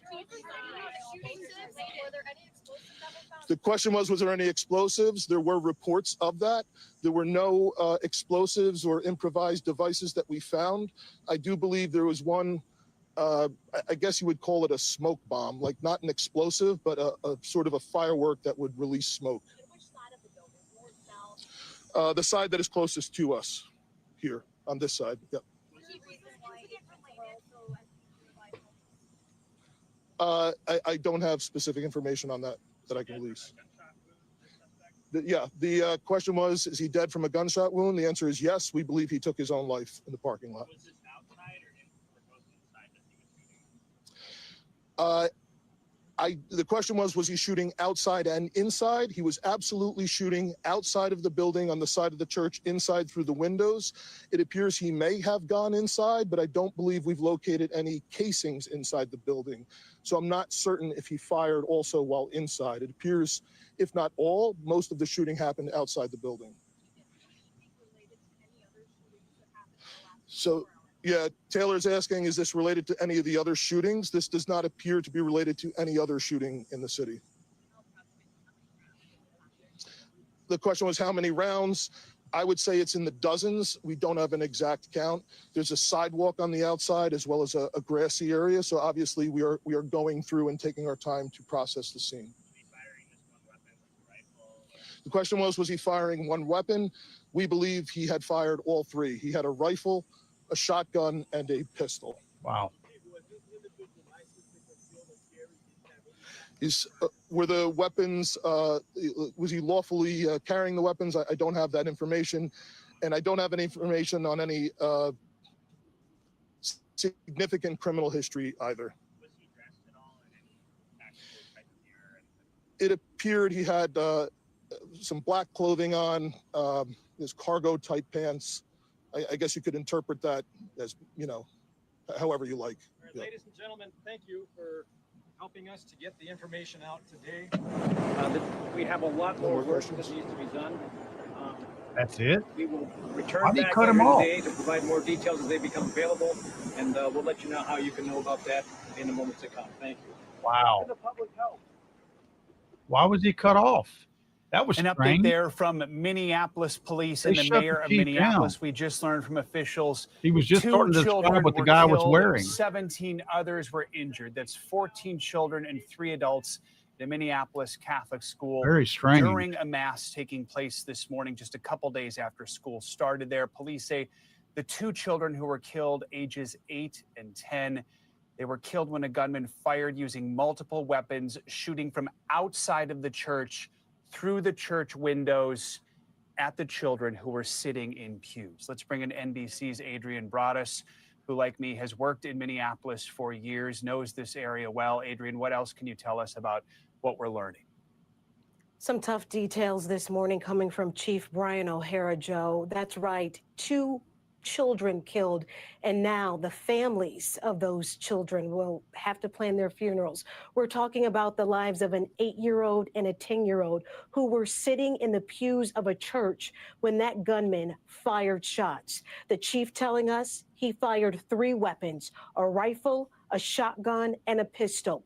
17 people were injured, 14 of them children. That's right. You guys heard me say 17 people injured, 14 of them kids. This happened during Mass this morning at Annunciation Church there on the south side of Minneapolis. The motive, still unclear. Investigators. All right, friends, I'm going to give you what they updated just now with what I took down on my notes. As stated earlier, the suspect was on the, wow, look at all the shell casings right there. Looked like he was inside the fence. That's interesting right there. I'm going to take some screenshots of that because who knows, we may never see this again. So as reported earlier, the guy was on the outside of the church. The guy, this was news to me, had a rifle, a shotgun, and a pistol. It's reported that he shot all three of them during this, which would, I guess, instead of reloading, just swap to different firearms. There are 17 injured right now. 14 of those are children. There are 2 children who are dead. The suspect is dead after taking his own life. They said his, so I'm assuming it was a man. Suspect is in his early 20s. This was interesting to me. There were 2 doors barricaded with 2x4s on the outside of the building. They didn't say who did that, but I guess the implication is that that was the shooter. So the shooter was intending to keep people in the church and not allow them to escape. It sounds like, again, 2 doors were barricaded with 2x4s on the outside of the church, according to them. They found smoke bombs. I don't think any were used. Again, he did fire all 3 weapons. The strange thing was, and I'll bring you back to the audio of these guys talking here in just a minute. They ended this. This was a concerted effort by these people to put information out with the mayor, police chief, and other folks, like the sheriff's department was there. And as soon as they started to describe the suspect, the chief mentioned that the suspect was wearing black cargo pants. And then immediately somebody else from the police department interjected and abruptly ended the press conference as he was describing the suspect. That's all I'm going to say about that. To him, and so that would have made it difficult for the shooter to get inside. Now, we don't know whether that happened either just prior to or just after the shots were initially fired, but obviously there was an effort here to keep anybody out of the church, and yet this individual was still able to kill an 8-year-old and a 10-year-old, firing through the windows, saying that he used all 3 weapons, a rifle, presumably a semi-automatic rifle, a shotgun, and a pistol were all used throughout the shooting. Not clear what he used to specifically initially fire upon those students who, as we've been reporting, were sitting in their pews as part of their first week of school and celebrating Mass as part of that first week of school. This individual, as the chief said, as you alluded to, Joe, no significant background or history. We've talked to a number of people in law enforcement circles this morning in the counterterrorism and intelligence realms within law enforcement. Still no initial indication of a motive for this. The chief indicated that they're going to continue to search this person who died of a self-inflicted gunshot wound in the back of that church at some point. Apparently he was able to get inside, although it's not clear and no initial indication, according to the chief, that he actually fired from inside the church. But this individual, they're going to search him, see if there's any information on him. He kind of alluded to that. That could help out with motive here. There was a vehicle that was left behind on school grounds, on the church grounds, that they're going to search, as well as the chief alluded to some other searches that would be taking place, presumably this individual's residence and background. He was asked about the weapons and whether or not this individual was lawfully allowed to carry these weapons. He did note that there was no significant criminal history. I'll translate that out of law enforcement to plain speak. That typically means no significant felonies, which would perhaps make it difficult for this individual to have obtained these weapons or continue to hold them. But as we've seen so often, Joe, in so many shootings, whether the laws are in place or they're not, typically, obviously, somebody that's going to do that is not going to follow the law. So a lot of questions about who this individual is and why they did it. No questions this morning about the severity of this incident, the sadness that's associated with it. Anytime in particular, we're talking about students that are dead. And we do know, and we want to listen right now, officials with Hennepin County Medical Center who are treating some of the wounded are speaking right now. Let's listen into that. A page that we were going to have a mass casualty incident at 8:46 a.m. this morning. That gave us time to mobilize all of our resources and prepare our teams. We are a level 1 trauma center, and we prepare and we train for this. Having said that these incidents are never easy. We've had 2 in the last 24 hours that have occurred, these mass casualty incidents. The one today, we received a total of 11 patients from this incident. 2 of them were adult patients, 9 pediatric patients. 4 of them required the operating room. And up to this point in time, there have been no fatalities related to any of those patients that were brought to our organization. I want to take a moment to tell you how proud I am to work for this organization and the teams that were involved, the resources, again, that were mobilized, our surgical colleagues, our medical medicine colleagues, our amazing nursing staff, our psychologists that help process these events for us, environmental services, all those involved. Hennepin EMS brought in all the critical patients from that scene to our organization, and we were very lucky to have 2 emergency medicine, emergency medical services directors that were on scene and able to provide us with really important information that, again, helped us to prepare for this event. So I don't have any individual or specific information about the patients at this time for you, so that's all I can share. Thank you for being here.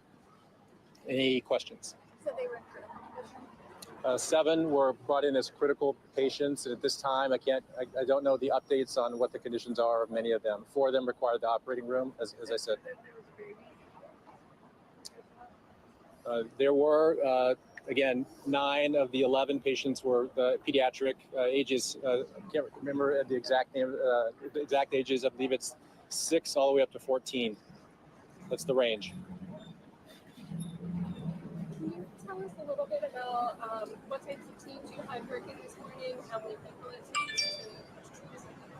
Yeah, you know, whenever that type of a page goes out, again, it really puts into motion a lot of a big response from all of the teams. And so we are, because we're a level 1 trauma center, we have to, you know, mobilize certain types of resources like, you know, operating rooms and the surgical services. We have to have emergency providers and nurses. We have to, you know, mobilize things like the laboratory and the blood bank. So there's a lot of planning, and again, a lot of exercises we do throughout the year to prepare for these events. And unfortunately, you know, we respond to many of them throughout the year. Can you talk about the injuries at all, or any type of what you're seeing here with some of these patients? You know, I can't get into specifics, but we are dealing with gunshot wound injuries from apparently a high velocity weapon. And, you know, gunshot wounds can be very problematic because they can involve multiple body systems. And again, they require a lot of resources to manage. But again, you know, we see a lot of gunshot wounds here at Hennepin Healthcare, and we're among the best in the nation every year at managing penetrating trauma. So we are used to seeing them. Can you tell us where the status of the 11? Are any of them still in surgery? I don't know the status of that. I can't share that with you at this time. Was anyone shot more than once? I can't share that information with you at this time. Can you confirm the families of some of the victims have made their way here? Yeah, we've had quite a bit of effort to stand up a reunification center across the street here at our clinical specialty care building. And so to my knowledge, I believe all or almost all of the families and loved ones have been reunited with patients and know their status. Do you know if anyone is being treated at any other locations? My understanding was we had a lot of the non-critical patients that went to Children's Hospital, and I believe one went to Masonic Children's Hospital as well. I don't know the status of any of those patients.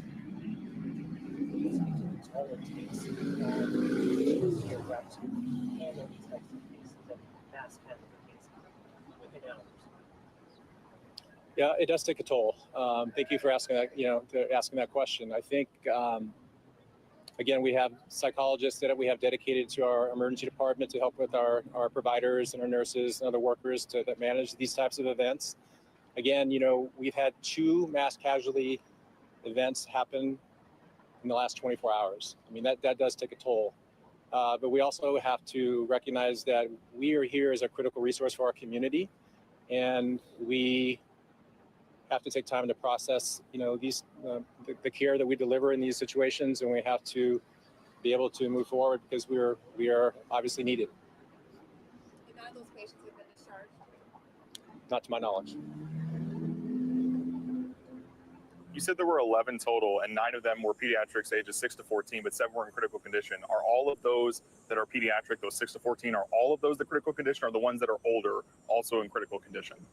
I don't want to misspeak here. I believe that all of the pediatric patients were the ones that were in a critical condition. Yes. And did I get my numbers right in saying that the numbers You did. are? You did. Can you give us your specific title one more time, Doctor? It's Thomas Wyatt, Chair of Emergency Medicine at Hennepin Healthcare. Thank you.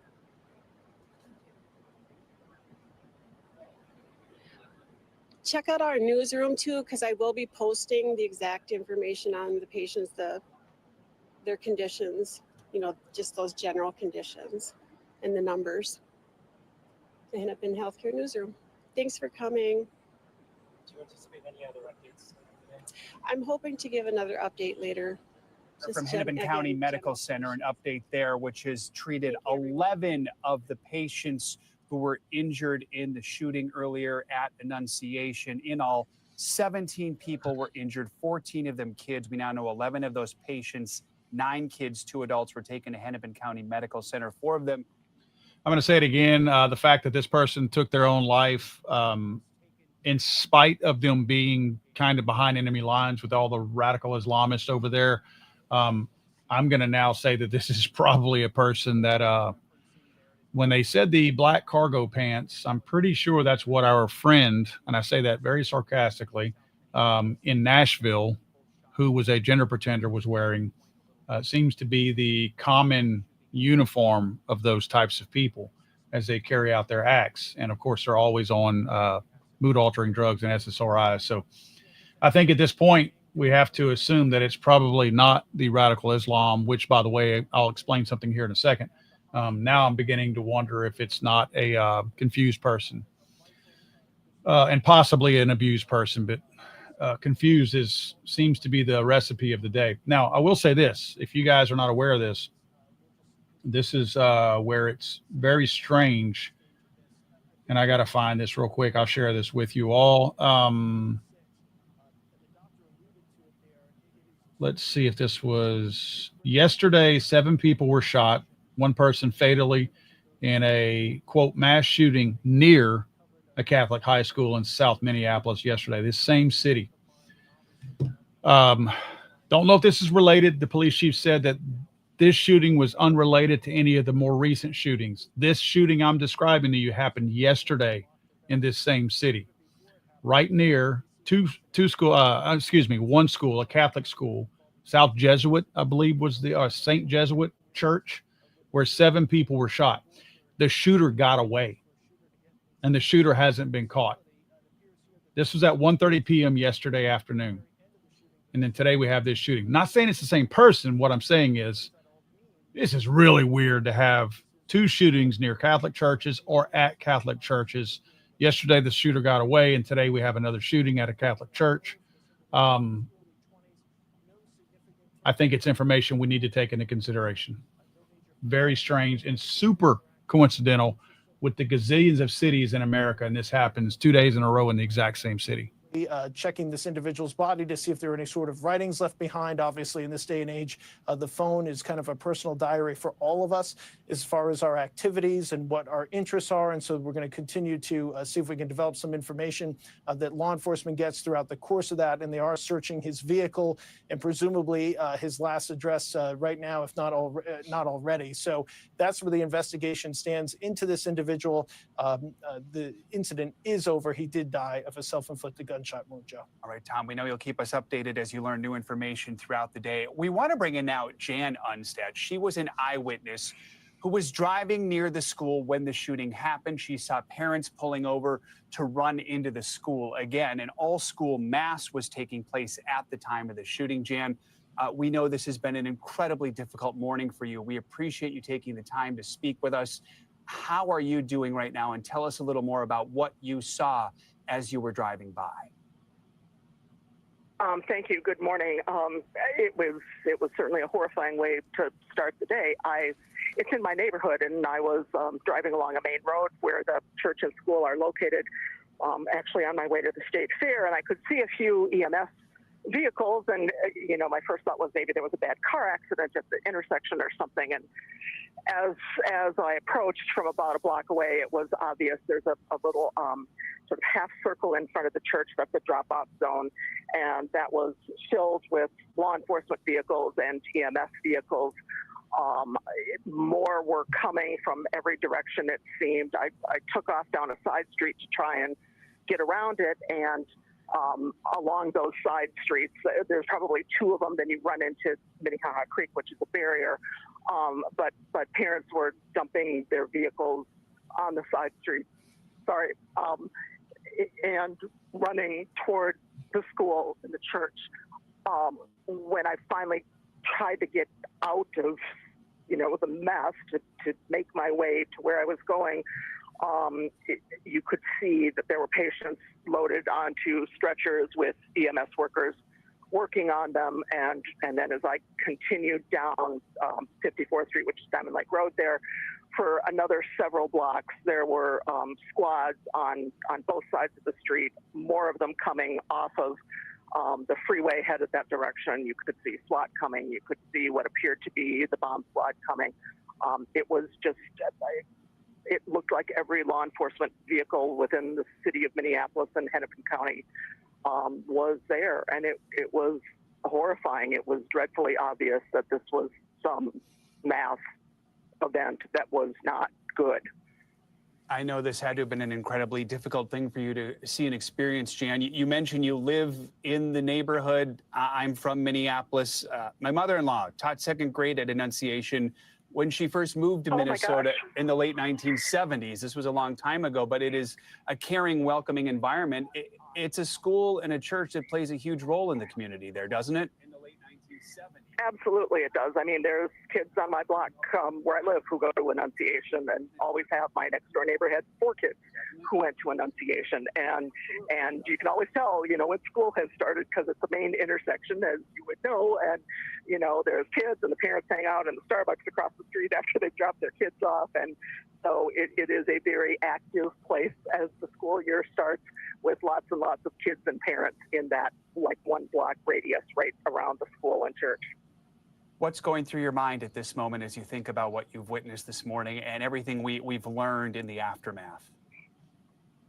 All I could think, I literally continued on my way to the fair, and as I was heading up the freeway, probably 3 or 4 ambulances went by, obviously on their way to HCMC, and all you can think of is the horror and the prayers for the people who were involved, and those whose kids were injured, and those whose kids weren't injured, but their classmates were and their friends were.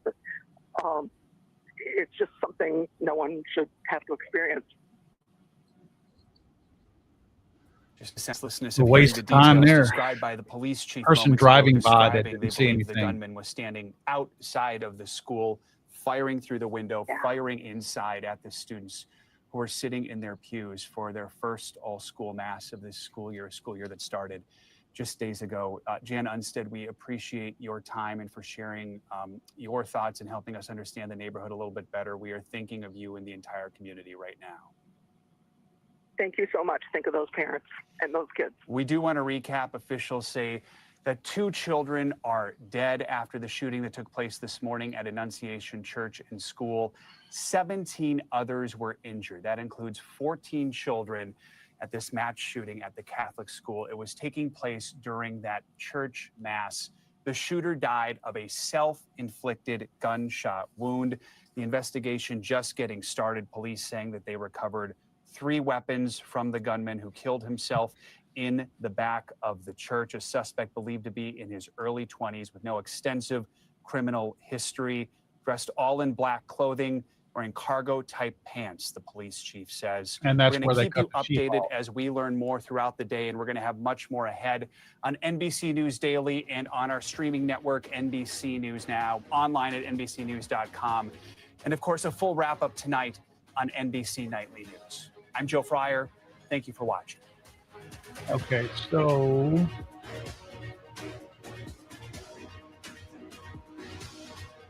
are they cutting this guy off? That's a great question, and no, I have not. The part where the shooting took place right now is the most well blocked off area for obvious reasons. If Gordon Severson is able to do a live hit with you, his crew over there with Mitchell Yale is the crew that's closest to that spot, so they would be ones to ask if they have eyes on that. One thing to note is that in a situation like this, they can get into a vehicle like that immediately to search because of exigent circumstances, emergent circumstances, and then they likely will get after they tow it away, a warrant to do a more comprehensive search of the vehicle. But the first thing they need to do is figure out if there are explosives or anything like that. And so I'm certain that's what the initial search of that vehicle consisted of. And then there'll be, more to be done after that, including whether there's any notes or anything left behind, additional weapons and so forth in the vehicle. Lou, thank you for that insight. And thanks for your reporting out there. We're going to let you go now. Continue to do some reporting at that area. This is a situation that's developing, although we certainly have gotten a lot of new information in about the last half hour. So, Lou, thank you. One thing I do want to share, we received an email from a viewer who was a witness, they say, and I'm sharing this because I think it highlights the bravery of some of the people involved here. And this person, his name is Sean Olson, said he came up on the school and saw that the first few police officers were just getting there. Before I knew it, I was just west of the entrance to the church doors. He saw the kids piled up on each other, crouching with their heads down, and teachers huddled over the top of them, putting their lives at risk and clearly scared. Meanwhile, he saw cops running in with their guns drawn and going straight into the church. And I just wanted to share that because I think that witness account highlights the bravery of teachers who are tasked not only with teaching kids, but in this situation, putting their own lives at risk to protect them. And also with officers not knowing what the situation is at this point and running in. Yeah, officers, obviously are the first responders. That's why we call them first responders, the first to respond to the scene. They don't know what they're running into, but they run into it anyway because that is what they do. And as far as the teachers, I mean, you send your kid to school and you expect them to come back to you, and your teacher is that line of defense, in a way of that. They're protecting their students. They're there to be there for their students. And it just shows how much they care for those students, how much they care for their well-being. To pile on top of them, to be that literal human shield for them, just shows the selflessness of our educators. Absolutely, it does. And I think, we've been focusing on the children who were hurt. Of course, we know that 2 children now were killed, an 8 and a 10-year-old. There were 17 injuries overall. Most of them were children, 14 of them. But that means that there are also adults who are injured. And we do not know who they are. Were they teachers? Were they teachers who were also in that church praying with children to start their school year, potentially putting themselves in harm's way?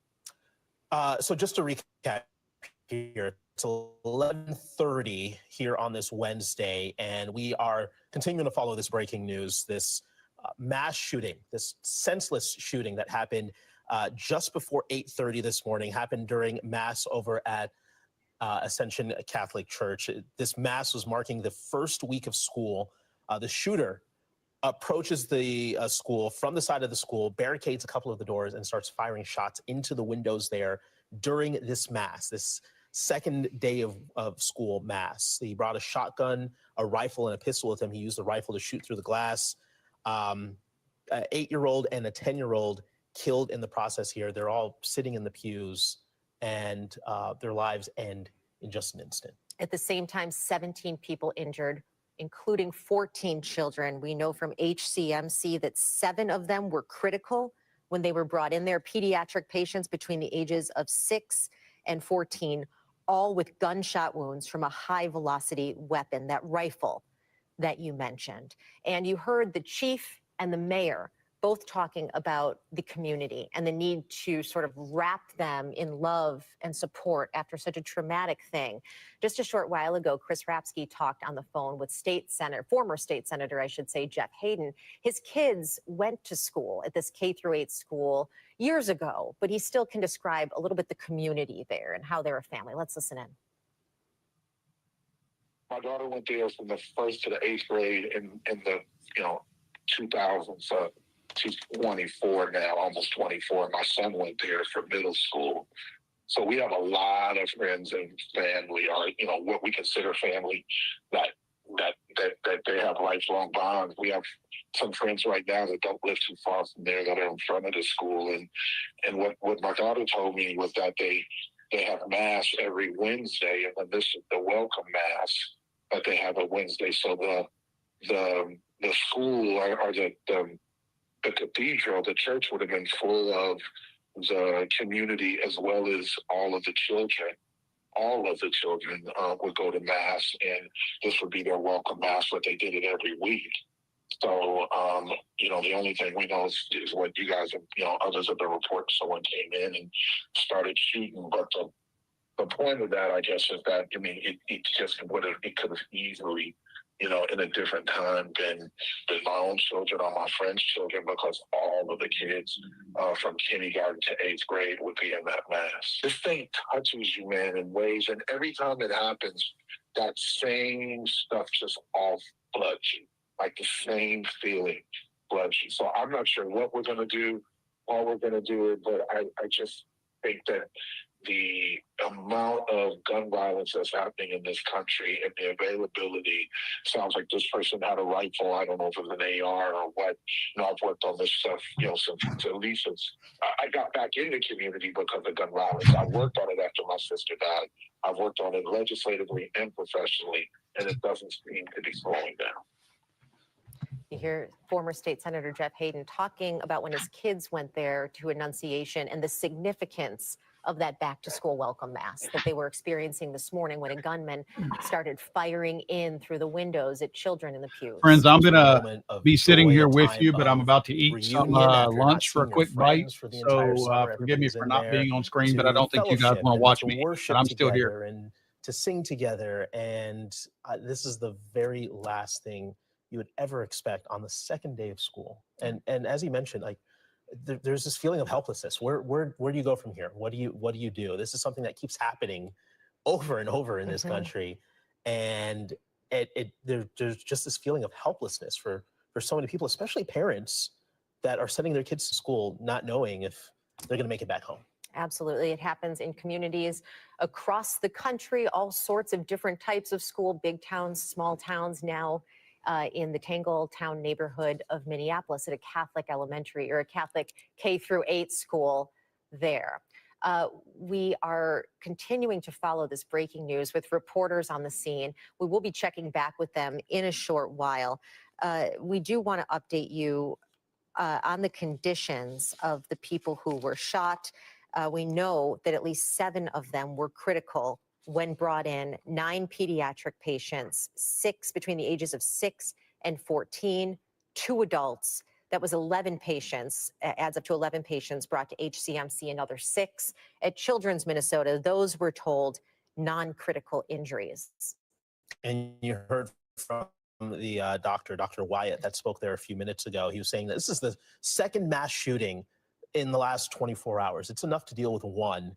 We had a shooting yesterday where 6 people were shot in broad daylight, brought to the hospital. 1 person died. And now they're having to deal with this on top of that. It strains the resources. And, he kind of spoke to the emotion of it. I mean, as a doctor, you're seeing kids come in with these just horrific injuries, and you have to treat them, and you have to work to save their lives. And it's not easy. It's not easy at all. And we are certainly thankful for their efforts. As he said, 11 patients brought in with gunshot wounds from a high velocity weapon. All of those patients brought to HCMC are still alive. Yes. And so we are thankful to those doctors and nurses and staff there, as I'm sure these families are. Still alive. Unfortunately, some of the wounds they have, those may never heal. Mental, which is great. emotional, Mental, the emotional, trauma. physical. Yeah. Absolutely. Well, speaking of that, our Jessica Hart has been at the school throughout this morning and has witnessed some of these reunifications. So emotional, so trying for these parents who had spent hours just waiting to be reunited with their kids. Jessica, what are you seeing now? Lauren, we got pushed back about a block from where we were earlier this morning. So we were down there by 54th and Garfield. Police asked all of us to move back as they kind of expanded the perimeter of this scene. You can see they're still kind of blocking off all of the entrances to the school, but it's not as many first responder vehicles as we saw earlier this morning. About 3 FBI agents just walked right by us. I asked if they were kind of headed home for the day, and they simply said no. So from that reaction, I could tell that they're going to be here for a while. I also talked with a woman who lives just a few houses down. She was not home during the time of the shooting, but she tells me that her children were, and they heard everything. She says they don't go to school here. They go to Wyndham, and they start school next week. And what's really scaring her right now is just the motive. She wants to know, why would someone do this? Did they go to school here? Did they live nearby? I know those were questions that were asked at the press conference that we're still waiting and working to get an answer on.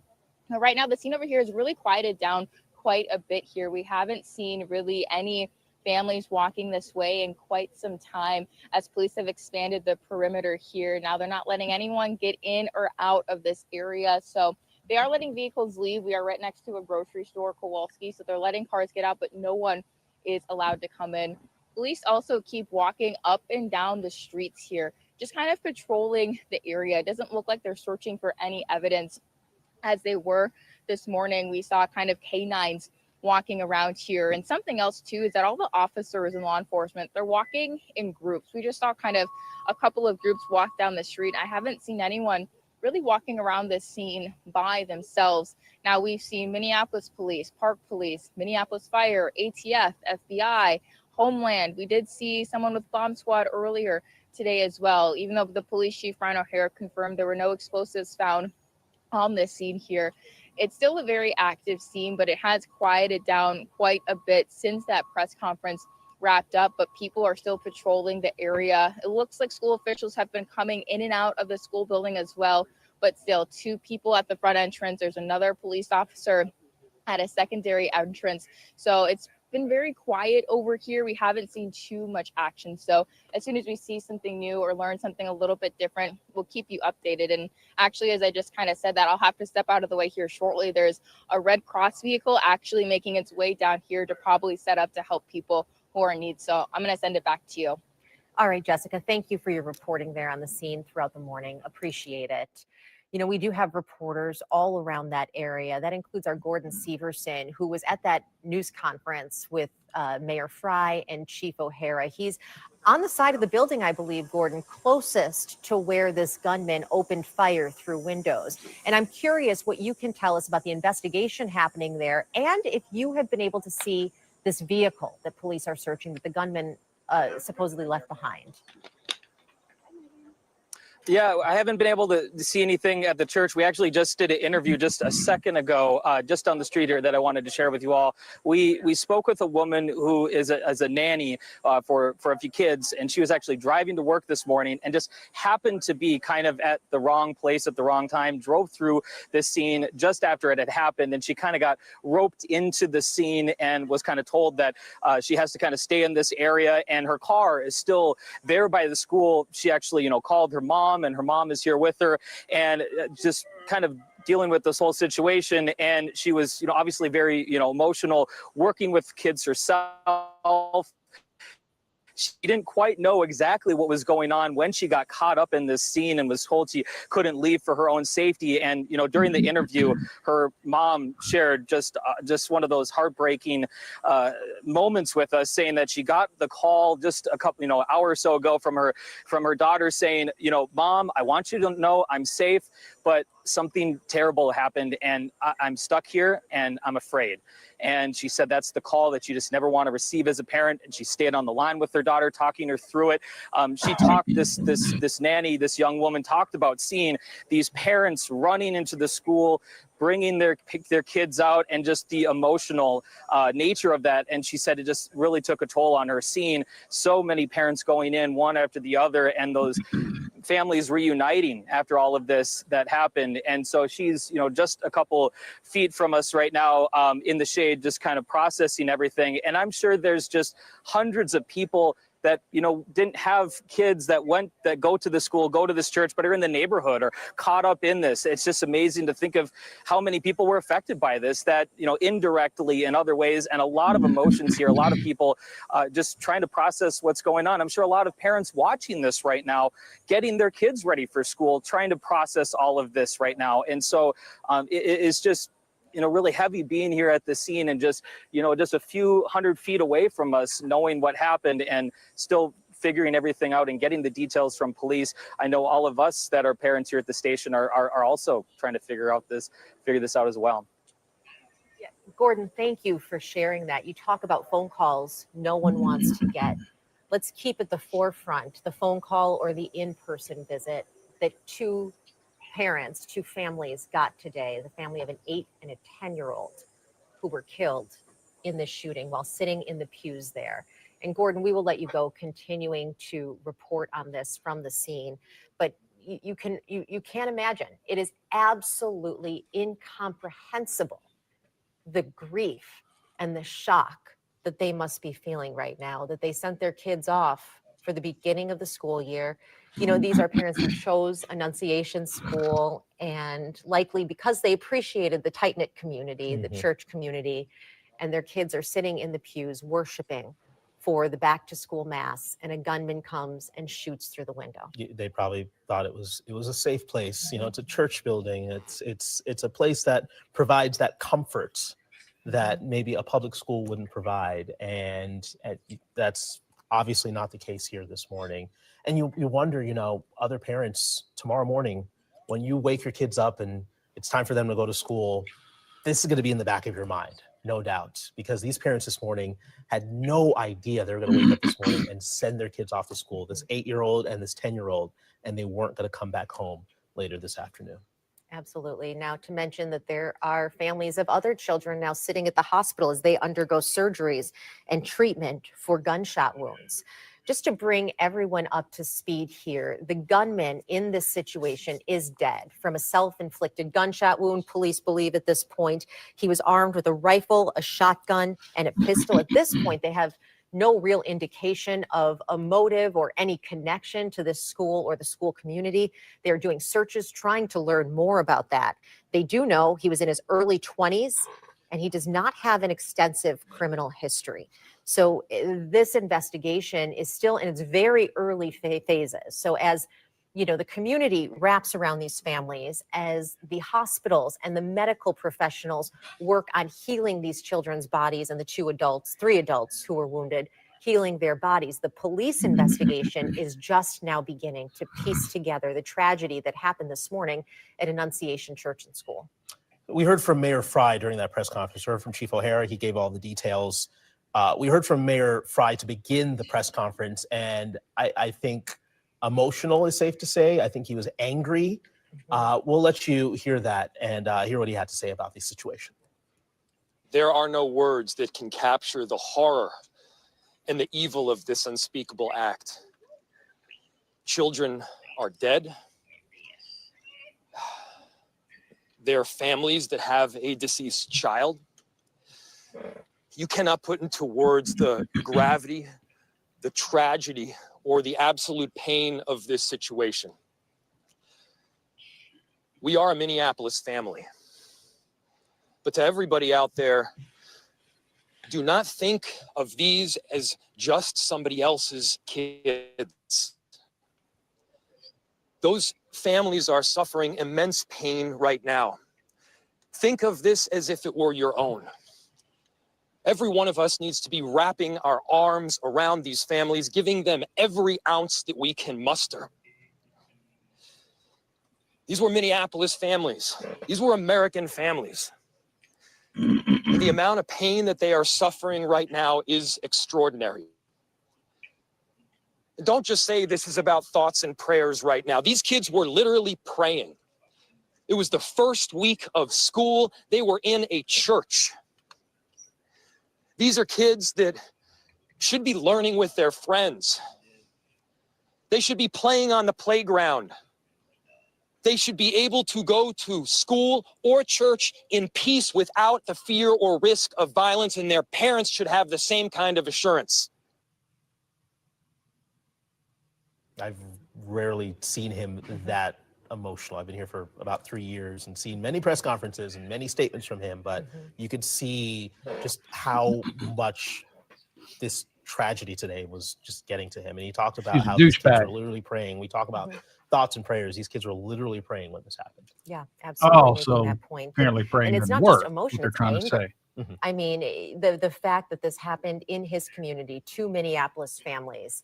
And I think that's the feeling so many of us have. You see these situations and people want to know the motive, want to know the why, when in fact there is no rational, good reason for this. It's evil.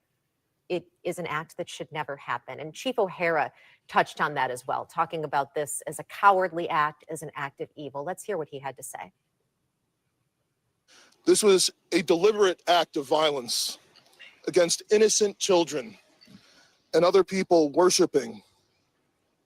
The sheer cruelty and cowardice of firing into a church full of children is absolutely incomprehensible.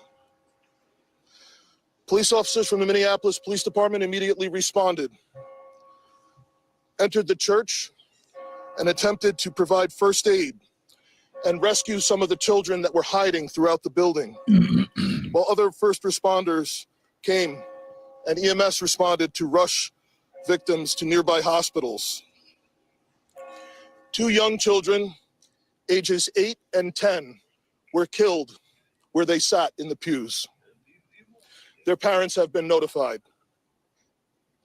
17 other people were injured, 14 of them being children. 2 of those children are in critical condition. The coward who fired these shots ultimately took his own life in the rear of the church. Our hearts are broken for the families who have lost their children, for these young lives that are now fighting to recover, and for our entire community that has been so deeply traumatized by this senseless attack. You could hear the emotion in Chief O'Hara's voice, hear his voice catching even moments there. His eyes certainly looked as though there had been emotion. I certainly relate. I felt the same way this morning. We all did. But this is a man who has been a police officer for his entire career. He has seen a lot of terrible things, I have no doubt. And this has shaken him to his core. I mean, this is about as terrible as it gets. Kids worshiping in a church for a back-to-school mass, being shot in the pews while they sat.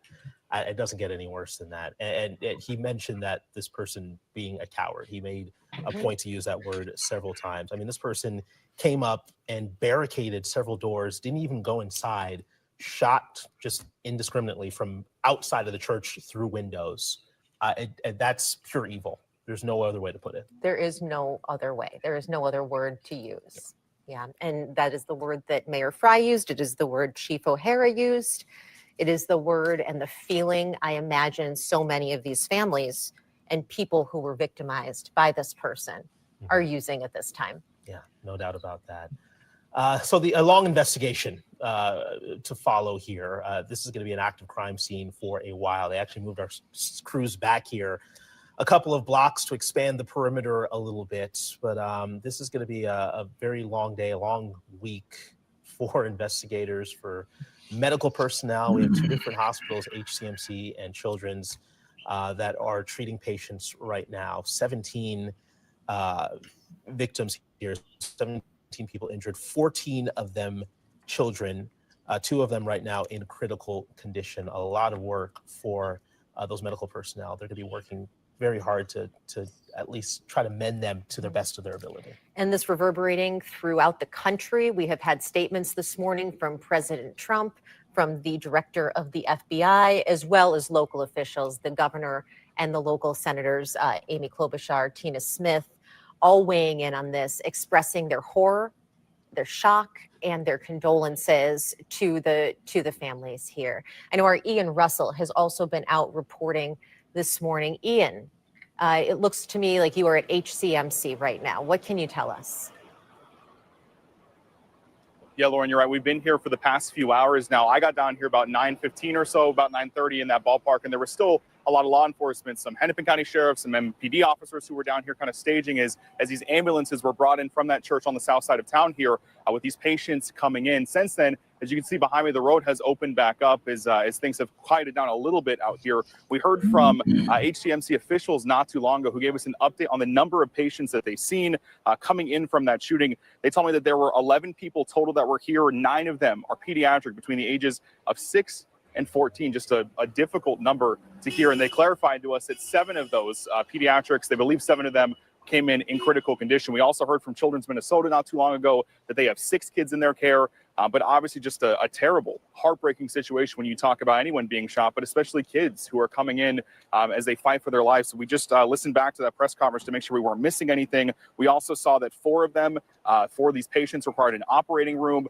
They told us that there is a reunification center that was opened up across the street here for families to be able to come in, at least get some information about their kids, their family members, as they are being treated here. But as I mentioned, just an awful, terrible day for Minneapolis, for the whole city and for the whole state. As folks out here continue working through what happened earlier this morning, and families continue processing that grief and that tragedy from this morning. Certainly thinking of those families, Ian, certainly thinking of those doctors that are working hard in there. I mean, this is the second mass shooting in the last 24 hours that they've had to deal with, and I know it's not easy. So we are thinking of them as they're working this morning. Thank you, Ian. We'll get back to you here in a few minutes. Let's recap for everybody that's just joining us now. This mass shooting over at Ascension Church. This is in Minneapolis. This happened just before 8:30. Let's give you all the details here to catch you up. This happened during a mass that was marking the first week of school. Kids were sitting in there and worshiping, fellowshipping. A gunman approaches the side of the building. This is according to Police Chief Brian O'Hara, and barricades several of the doors, stays outside of the building, and starts shooting through the windows of that church as the kids sat inside the pews in the church. We are told that an 8 and a 10-year-old were killed where they sat in those pews. Okay, guys. Pardon my inattention to you guys. I was sent during this a video that is apparently from the killer in this story. It's not from him. I mean, he didn't send it to me. But I need to get permission from the person who shared it with me to see if I can tell you that he's the one that sent it. I don't know if he wants me to let people know that he had it, which it wasn't him that had it. It was online, and he sent it to me and a couple of other friends that are in a group text, and mentioned if you want to download this before it's gone. Well, it's gone now, but as soon as he sent it, I immediately started to download it, and I got the whole video.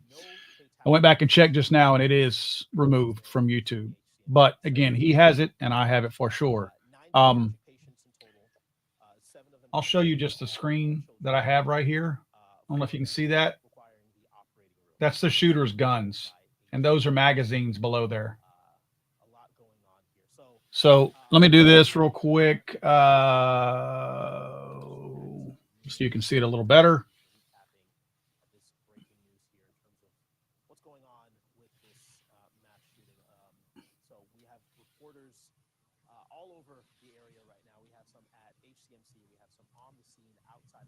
So that's it. It's essentially a video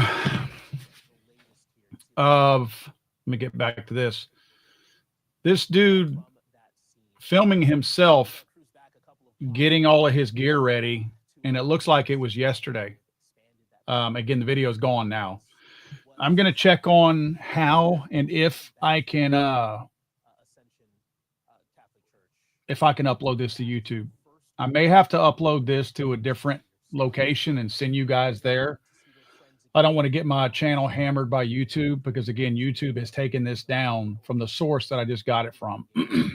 So let me check. I'm going to do some investigation real quick to see what repercussions I might face if I do upload this. So what I may do is just have to refer you to a different site, whether it's X, whether it's Rumble, somewhere else. Let me check on that. I'll let you know. This is what I gather from what I just saw. Now, I didn't have the audio up. The guy was murmuring things as it was going on because they didn't want the mic here to pick it up. So I need to go back and rewatch it to see what he said. But yeah, it sounds like a person who was abused there It sounds like a person who is probably a gender confused person. Again, just basing this on some of the stuff that I saw. The person is definitely on medication. There's no doubt about it. No doubt about it. In fact, on top of that, I believe they were drinking a beer while they were filming this. So, that goes really well with each other. But it does look like this is a white male. And again, looks to say, let's just say, I did see, boy, and I have to be careful the words I use, because YouTube will take this whole video down or hammer me for it. But there was one, I believe, on the AR-15. It was either on the AR-15 or the shotgun. The shotgun looked to be one of the Mossberg 590s with the sawed-off buttstock, short buttstock, whatever you want to call it, bird's head. But it said the letters were K, the next letter was I, and then there were two L's that followed. You understand I'm speaking in code here. And the next word started with the letter P. The next letter was an E. And then the letter after that was a D. And then there's an O and then an S. So again, that's what was written on one of the firearms. So yes, let me check and see what I can do, how I can share this without getting hammered. But the video is now gone. I don't know how it works when you're already engaged with the video, because I was already watching it, and I was about halfway through when somebody said that they couldn't see it. So apparently it disappeared while I was grabbing it, and I did grab it. Stand by 1 second. Hello.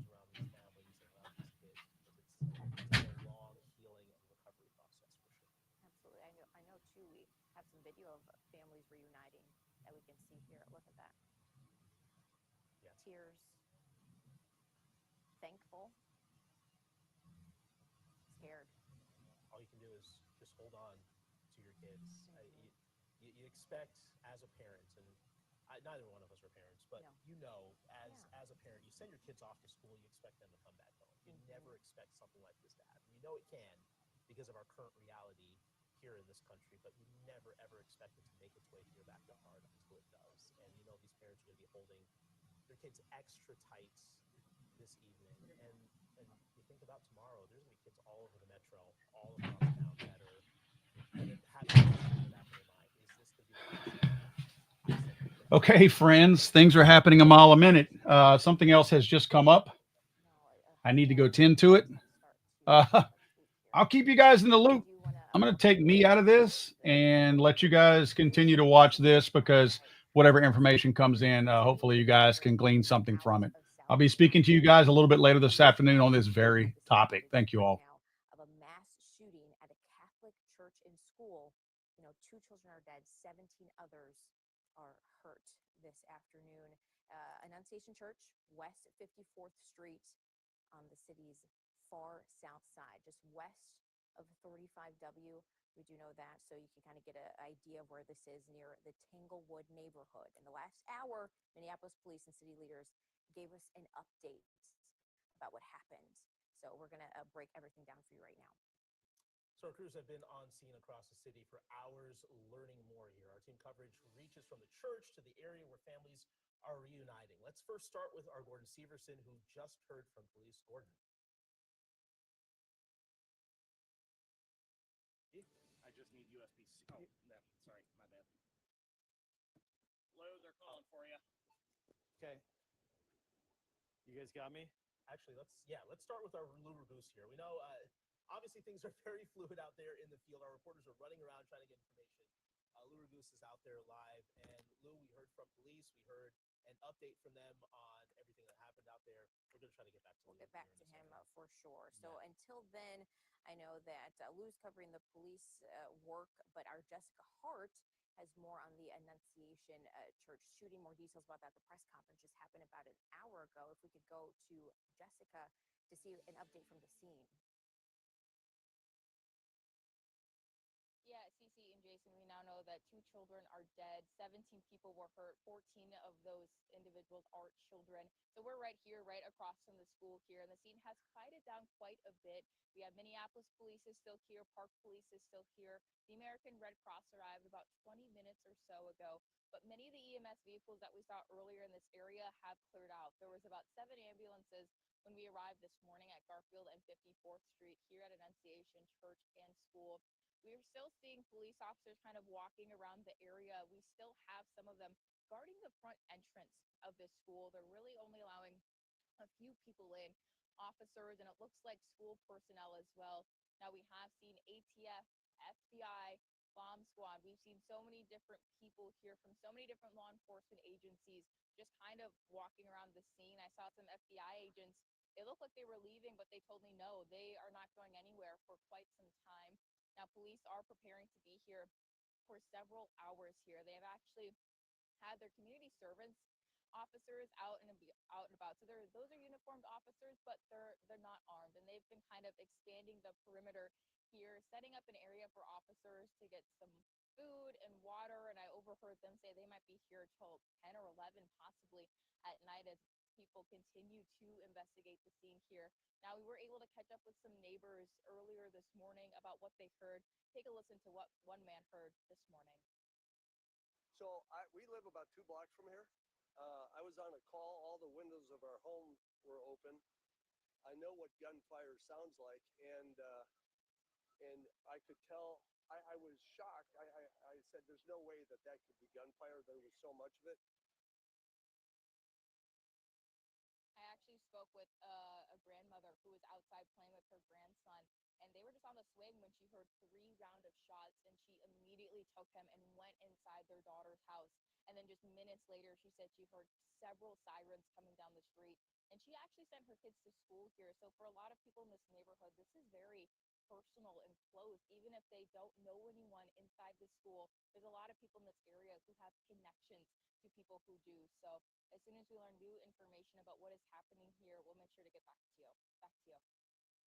All right, Jessica, we appreciate that. Thank you so much. Yeah, at 8 o'clock in the morning or 8:30 in the morning when this happened, the last thing you expect to hear is gunshots ringing out through your neighborhood. I can't even imagine the panic that went through some of those folks. Yeah, locking down everything. And like Jessica's saying, police, FBI, not going anywhere. They're going to be there for hours more trying to investigate more, clear the situation out. Let's get to our Lou Ragoose. He's been on the scene, speaking to law enforcement sources, gathering information. And Lou, as bad as we thought that it was this morning, it got even worse as the details started to come in from police.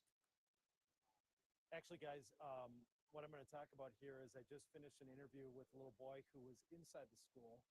Extremely emotional to hear the words from the boy himself, especially as a parent myself. But we're setting that back to the station now, so you can play it in full. I'm going to kind of paraphrase right now what he told me. His name is Wes. He's 10 years old, and he's a 5th grader. And he said that the shots rang out beside him through the stained glass window. He was sitting very close to the window. And he said that his friend jumped on top of him to protect him, and that he saved him, and that his friend is one of the kids who's injured in the hospital right now. And he talked to us with his grandpa. His grandpa told us that no matter what you think, obviously nobody likes a mass shooting like this. No matter what you think about it, though, and no matter what the debate is, the grandpa told us that when it happens to people you love, it changes everything. And he told us the obvious, which is there is nothing that 10-year-old boy ever could have done to deserve what he just went through, let alone the kids that were wounded and injured. Little Wes told us that he's praying for his friend. I believe he said the friend's name is Isaac. He's praying for him in the hospital. And he said he's praying for all the others who are in the hospital as well. It wasn't clear, and we didn't ask if he knew the extent that there were children that died as well. And he also added that this is something that they train for. Unfortunately, we all know that elementary age kids need to train for active shooter drills. And he said that they had not trained for one in the church before, but he said that the people in charge, helped him feel safe. They went, after hiding underneath the pews, they all made it to the gym.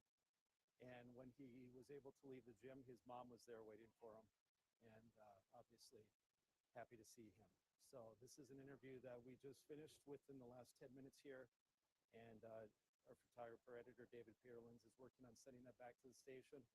It'll be worth watching in its entirety when we get it back.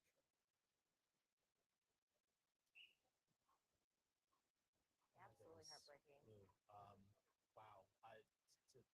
To have the sense of mind to sacrifice yourself and oh my God. I And can't. imagine the stories too that families are hearing when they reunite with their children who were in the school and the church.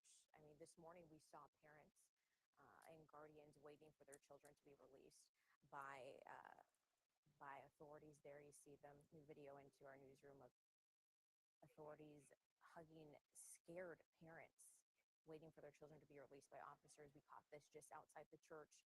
Parents and students were then moved to a reunification zone. That's the right now. Parents were directed to meet with families just down the road at Annunciation School. You can see that in that video there. I know our Audrey Russo is there now. Audrey, what have you seen in this reunification process? Well, right now I actually am set up from a slightly different vantage point. We are right behind the church. It is still blocked off. And I think it's important to note that as we hear some of these emotional sound bites and these emotional stories, it is important to note there is still very much an active investigation going on here at the church. In the last couple of moments, we heard them launch a drone, and we're actually hearing it buzzing overhead right now. What you're looking at is the area where you can see the church, but there's also a parking lot. Earlier from police, we heard that the suspect's vehicle, what they believe to be the suspect's vehicle, was parked in the parking lot and that they were searching that right now. Now, we haven't seen that vehicle come out through this particular street. We're at the intersection of Harriet and West 55th. But what we have seen just in the last half hour, multiple cruisers coming through this intersection, almost to the point where I'm wondering how many more they can fit in this small church parking lot. We've also seen folks wearing FBI vests going from door to door, the neighborhoods and the houses in this neighborhood that kind of abut the parking lot of the church, talking to them, asking questions. We've also seen some canines around this area. So whether or not that relates to the suspects or what police believe to be the suspect's vehicle in this parking lot, that's unclear at this time. But what we do know is that they are still actively trying to seek some information from neighbors who lived very, very close to the scene. I have also seen some folks leave wearing Annunciation lanyards. None of them have wanted to stop and talk and go on camera. Very understandable given what they just went through. But again, this is what we're seeing out here. Still very much an active investigation as police are trying to gather more information. Again, this is the back of the church abutting the parking lot. Back to you. That reporting, Audrey. Still a lot that we're gathering. Another crucial part of this story is the response from area hospitals. I mean, I know we heard from Hennepin Healthcare not too long ago, and one of the doctors mentioned that they're trained for things like this, but you don't expect it to happen. But they were prepared. We do have Ian Russell outside HCMC, and I know you have an update just from the last hour. Yeah, as you mentioned, they train for this, but it's difficult to actually be a part of these situations, to actually see this realized and kind of sort of put that training to use. You mentioned that update. We actually just got that within the last 10 minutes. HCMC, Hennepin Healthcare, just came out, wanted to clarify some of the numbers they reported to us during that 11 a.m. press conference. They told us now that it's actually 10 patients they have. Earlier they said it was 11. Now it's 10 patients. As for the numbers, 1 adult and 6 kids are in critical condition. 1 adult and 2 kids are currently have non-life-threatening injuries. That's the update there. 10 patients total. 1 adult, 6 kids in critical condition. 1 adult and 2 kids in non-life-threatening condition. Just difficult. I think hearing Lou talk a second ago about some of the kids and what they've seen, and even hearing from some of the doctors a second ago about how difficult this is to process. It's not an easy situation to comprehend or to be a part of.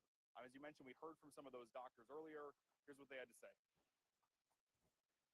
I want to take a moment to tell you how proud I am to work for this organization and the teams that were involved, the resources, again, that were mobilized, our surgical colleagues, our medicine colleagues, our amazing nursing staff, our psychologists that help process these events for us, environmental services, all those involved. As Dr. Thomas Wyatt, you just heard from, who was providing that press conference update about around an hour ago or so. He told us that first page for a mass casualty event came at 8:46 a.m. We were here at about 9:15, 9:30 or so. And when I was leaving my home this morning, I spoke with a neighbor of mine who works here at Hennepin Healthcare, and she told me, hey, I've gotten this alert, and this is something that we've heard and something that we're preparing for right now over at the hospital. HCMC officials tell us that they are going to be providing updates kind of throughout the day here as some of these patients are worked on and operated on and released ideally in the next few hours here. So we'll keep you updated on when those updates come out, both on air and online at care11.com, guys. All right, Ian, thank you very much. And we certainly appreciate the hard work of those doctors and those nurses and those surgeons, because it's been a busy 24 hours for them. We had the mass shooting yesterday. 6 people shot there, 1 person killed, and a lot of those patients, most of those patients, all those patients are at HCMC. And now on top of that, you have 11 or 10 more patients here coming in for treatment for, as we mentioned here, with this being a rifle, these wounds from this weapon can cause so much damage and are not easy to treat. So yeah, I mean, we have people at HCMC, Children's. The numbers just keep changing, coming in differently. So we're going to keep you updated about that. I do know that this situation happened early this morning, and we're just continuing to learn new information. I know we have our Michelle Beck outside of the area where the situation happened with new details from police. I know we've been hearing from them all throughout the morning. Yes. Hey, Cece. I'm in the area where actually the police chief and the mayor was standing. They gave us those facts and figures. I'm going to explain some of those in just a second. We actually see a number of law enforcement officials coming out here as we speak. But I was just going to say that even though we know that the shooter has died from a self-inflicted gunshot wound, the scene as it appears behind me, it doesn't appear to have let up one bit. You can see the 2 heavily armored SWAT vehicles in the center, as well as, of course, that yellow crime scene tape, and still lots of law enforcement officials from numerous agencies out here covering the entire, encircling the entire church here. I want to go over some reactions that I have observed while being here, and as the police chief was telling us those facts and figures for the first time. I mean, first, people having their hands on their chest. And not only was there media, members of the press here to observe and to listen to the police chief, there were also neighbors and people who are very a part of and integral to this community. They were here as well, hands on their chest, and really an eerie, somber moment right at 11 o'clock as the police chief was sharing details about the 2 young kids who died in this attack. The church bells started ringing exactly at 11 a.m.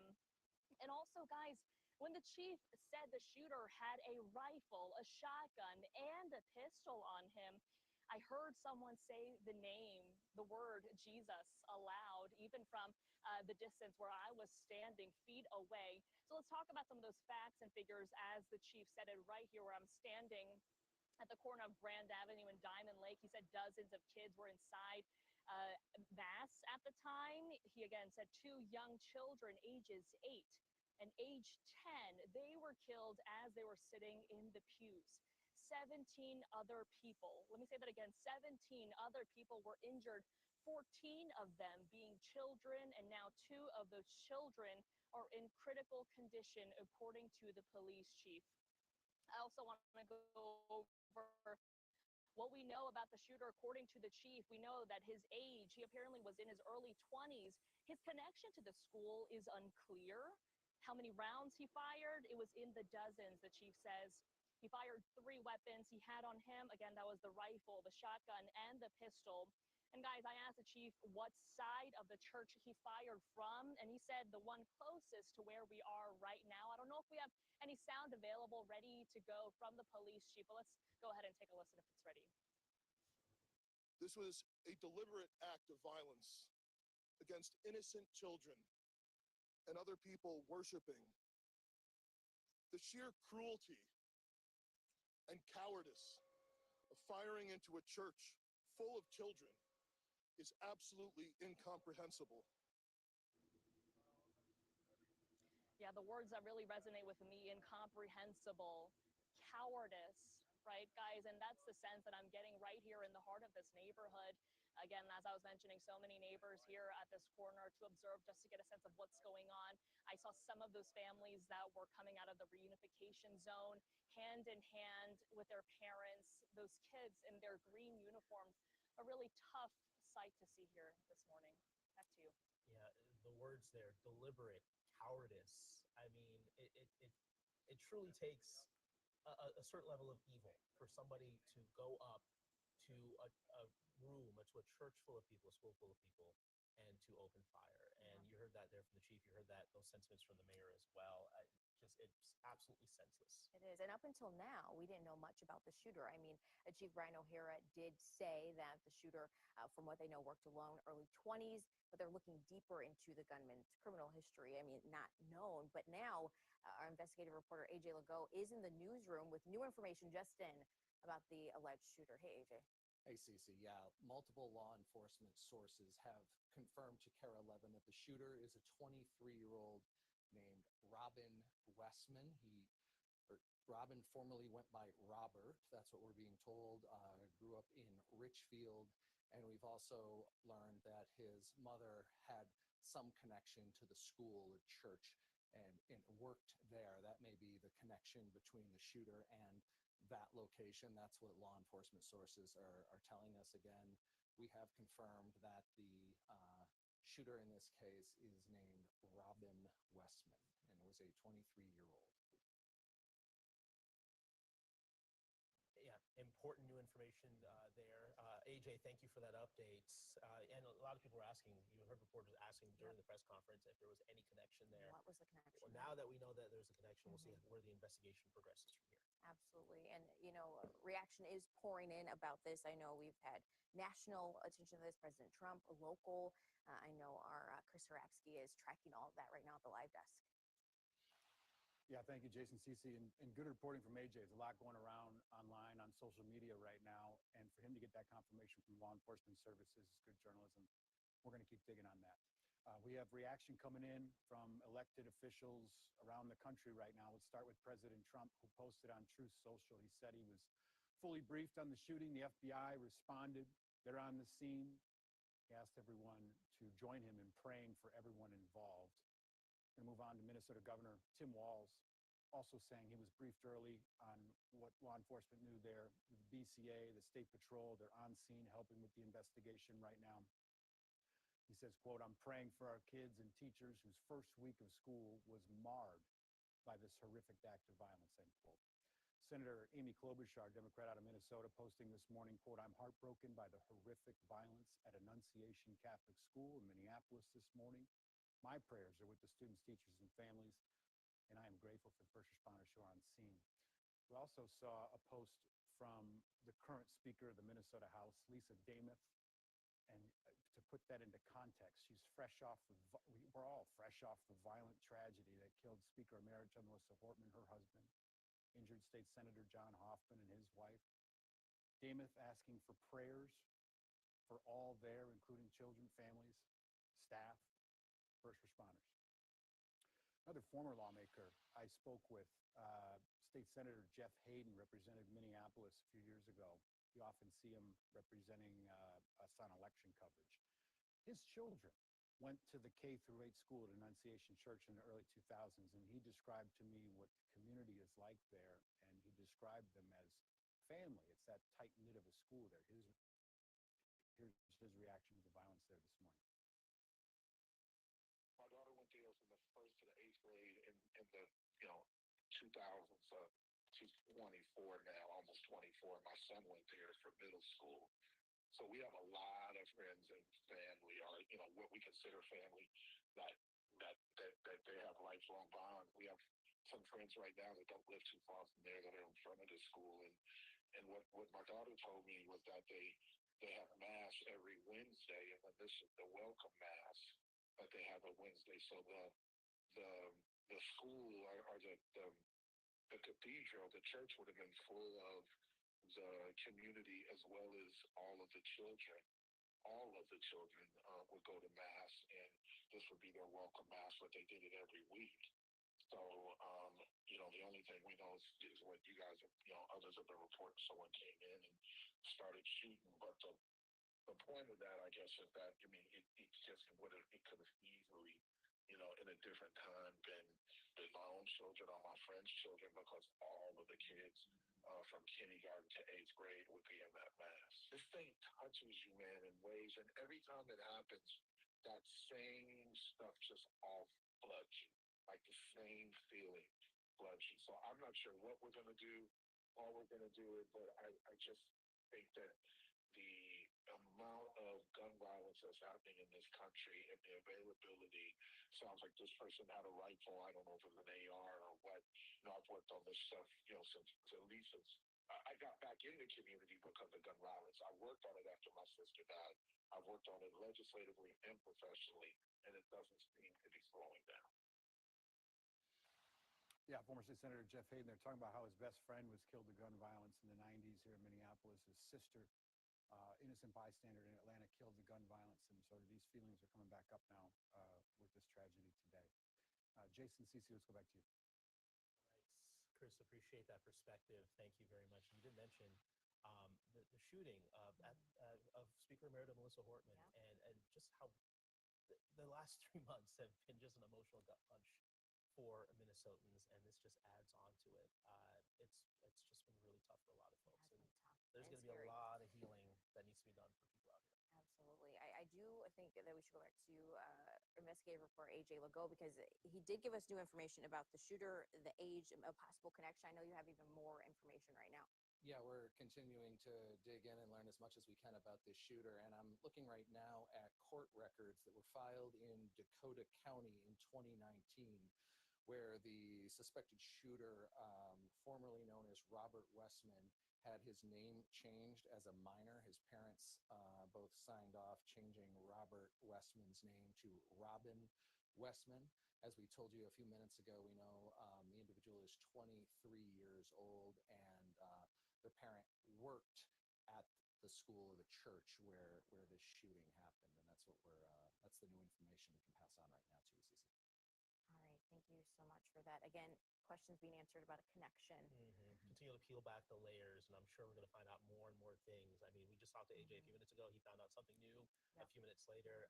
This is going to continue to unfold, and it's going to hopefully help paint the picture for, there's no reason to do this, there's no justification for doing this, but we can at least try to understand this a little bit better. The what and the why, for sure. I mean, if you're just tuning in, our breaking news coverage continues out of South Minneapolis, where the community is reeling from a shooting that did happen, a mass shooting that happened earlier this morning. It happened at Annunciation Church on West 54th Street.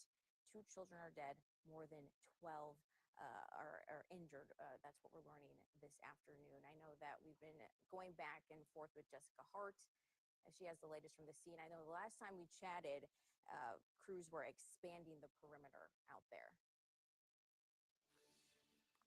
Yes, CC, crews have expanded the perimeter at least a couple of blocks here. We were able to kind of find a corner that they had sectioned off, so we were able to get a little bit closer back to the scene here. But as you can see, it's quieted down quite a bit here. I mean, there are still several police cars out front of the school, all of them with their lights on and flashing. There's also still police officers posted outside of the front here of the school. We still see officers walking around with canines as well here. They just kind of patrol the perimeter. We've also seen some community service officers out and about walking around, just trying to answer questions. Now, those are uniformed officers, but they're not armed, but they're just kind of helping secure the scene here. Now, CC mentioned earlier what we know so far. 2 children are dead. The Minneapolis Police Chief, Ryan O'Hara, says that those 2 kids are just only 8 and 10 years old. They were just sitting in the pews during mass when the gunman approached from the outside of the building just before 8:30 this morning and started firing through the windows. Now, police this morning told us that 17 people were hurt. 14 of them were kids, and we knew from a press conference earlier this morning that at least 2 of those kids are in critical condition. Now, the scene remains to still be very active. We've overheard some officers say they could be here until 10, maybe 11 o'clock tonight. So there's no indication that the scene is going to wrap up anytime soon. The American Red Cross also arrived on scene just to provide any services to people kind of lingering in the area. But a lot of the people who were out here this morning just kind of watching everything unfold have since left. Many of them live nearby. Some of them even heard the gunshots, and they just wanted to see what was going on, if there was anything they could do to help. There's actually one woman who was just kind of out walking her dog, and she asked the officers if it would be okay if she went and laid down some flowers. And so she went over to the Annunciation Church and school sign, and she laid down a bouquet of flowers just on her walk. She didn't say anything. She didn't want to talk, but she just wanted to show her respect here, or pay her respects rather, for the two kids who have lost their life. Now, we should also mention too that the gunman, police believe, the gunman is also dead. Police believe he did take his own life here. So there's no current threat to the community, and there hasn't been for quite some time. But we still see law enforcement agencies from the ATF, FBI, Homeland are still out here alongside local police departments, just kind of patrolling the scene here. So again, 2 kids are dead here at the Annunciation Church and Catholic School. Several more kids are injured here. The scene has quieted down quite a bit since this morning here at 54th and Garfield Avenue. As soon as we learn new information, we'll make sure to bring it to you. Back to you. Beautiful to see those flowers laid there. I'm sure we're going to see more of an outpouring of support from around the community. We're already hearing word of vigils that are taking place, and I think we're going to need those around here to help folks with the healing, because this is just such an unexpected tragedy for so many folks. It is, and I know Jessica mentioned the press conference that happened almost a couple of hours ago. I mean, we have clips that we're about to show you from that, from the mayor, from the police chief, but you could just sense the emotion from both of them when you were watching the press conference. Oh, for sure. The anger, watching the Mayor, sadness. Watching Mayor Fry, I've seen many press conferences from the 3 years I've been here from him, and I don't think I've ever seen him that angry, that upset. You can see he was visibly shaken, as we all are this afternoon. Yeah, so let's take a listen to what they had to say. This was a deliberate act of violence against innocent children and other people worshiping. The sheer cruelty and cowardice of firing into a church full of children is absolutely incomprehensible. Our hearts are broken for the families who have lost their children, for these young lives that are now fighting to recover, and for our entire community that has been so deeply traumatized by this senseless attack.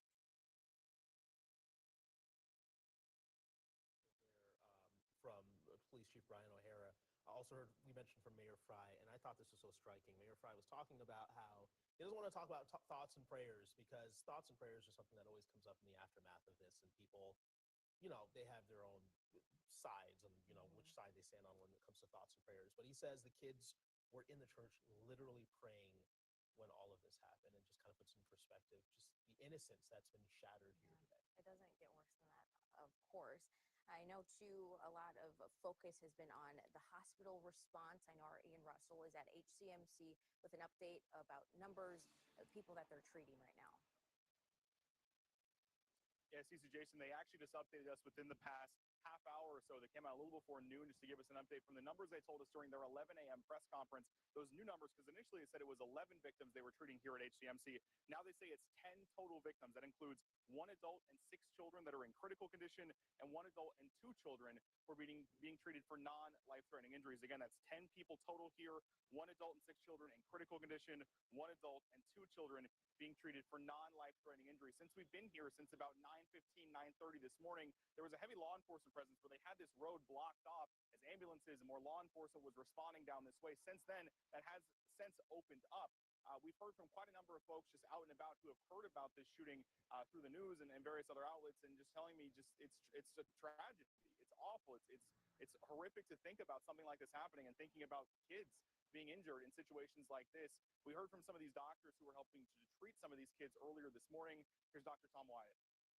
I want to take a moment to tell you how proud I am to work for this organization and the teams that were involved, the resources, again, that were mobilized, our surgical colleagues, our medical medicine colleagues, our amazing nursing staff, our psychologists that help process these events for us, environmental services, all those involved. He talk about that quick response from both law enforcement and the hospital staff were able to respond to this incident. Dr. Wyatt there told us that the initial page for a mass casualty event came at about 8:46 this morning, and they were able to respond within minutes to be able to quickly adapt and be ready for these ambulances with patients that were coming inside. They told us as well that they have a reunification center set up across the street from the main building that's back behind me here, and they say that most of the patients and their families have been able to be reconnected with each other. So some good news there that they were able to connect once again. Back to you. Yes, of course, these health professionals are so well trained for situations like this, but it's not something that you want to execute. But again, they did well with that execution. I do know, Jason, you mentioned vigils. I know our very own Carla Holt, she messaged us about a vigil that's happening tonight. It's from the Lutheran Church of Christ the Redeemer. They posted saying the shooting this morning at the Annunciation community, it gathered for the first mass of the school year. It left us heartbroken, horrified, like most of us. Please join us tonight at 7 p.m. in our sanctuary to be in community as we pray for our siblings in Christ. And gathering spaces like that are so necessary after tragedies like this, places where people can cry together, hug each other, love on each other. The unity within the community is going to be so important moving forward here. So we'll inform you of all the vigils going on so you can get those emotions out, because a lot of us are feeling a lot of things right now, no doubt about that. So parents were directed to meet with families just down the road at Annunciation School. You can, we have video of that, and you've seen pictures all morning of kids walking hand in hand with parents, with police officers walking hand in hand with some of the students out there. Our Audrey Russo's out there live right now, and Audrey, we've seen all morning just the looks on some of these kids' faces as they're walking down the street after they're meeting back up with their parents. It's just awful to see. Yeah, a lot of anguish, a lot of fear, a lot of emotion. Right now, I want to tell you a little bit about where I am and what I'm seeing, because again, as we are hearing these stories, we do need to remember this is still an active investigation going on here at the church. We can see officers trying to piece together exactly how this all went down. I'll have photojournalist Jennifer Teray zoom in on this vehicle that you can see right there on your screen. These are folks wearing vests that say Homeland Security and Bomb Squad. We've seen a drone go back up in the air. It's gone up and down a couple of times just within the last 30 minutes when I last spoke to you. We're at the back of the church area, a neighborhood that abuts the parking lot. We heard from police earlier today that the vehicle that's believed to belong to the suspect is in the parking lot of the church, and they are having to search it right now. It's unclear we're far back, so it's a little bit unclear which vehicle it is because we are just simply too far away to see it. But that's what we're seeing right here. They've actually had a couple more officers come and watch the perimeter here just to make sure that everybody's staying safe. We've also seen folks with FBI vests going from door to door in this neighborhood talking to the neighbors who live here. Now, as all of this is going down, of course, everybody is hearing the news that's coming out of Minneapolis and wanting to know how they can help. I actually did speak with a chaplain who said he heard the news, rushed to the scene, rushed to the reunification center to try to offer whatever support he could. Listen to this emotional sound. This is what he had to say and what he witnessed. And then down in the basement, they're reuniting the children with the parents. And there's so many tears and so much fear. No one should have to go through this. And this has got to stop. And again, back out here live, this is still very much an active situation. We are seeing cops go from car to car on either side of the street. We're seeing officers, local and federal, just swarming around the area, trying to piece together exactly what happened here. Again, this is the back of the Annunciation Church, abutting the parking lot. Earlier today in the press conference, we did hear that the suspect's vehicle was possibly left there. So we're going to stay here. We're going to continue to report what we're seeing. We have not seen any vehicle towed away yet, but we have seen a lot of cruisers and a lot of cars go in behind this crime scene tape behind me to help assist in the investigation. Back to you. Yeah, thank you, Audrey. I know that when we were speaking with Jessica, she mentioned that crews are going to be out there probably until late into tonight, but I'm glad we're at the point in this where families can reunite. I think that's super important to point out here.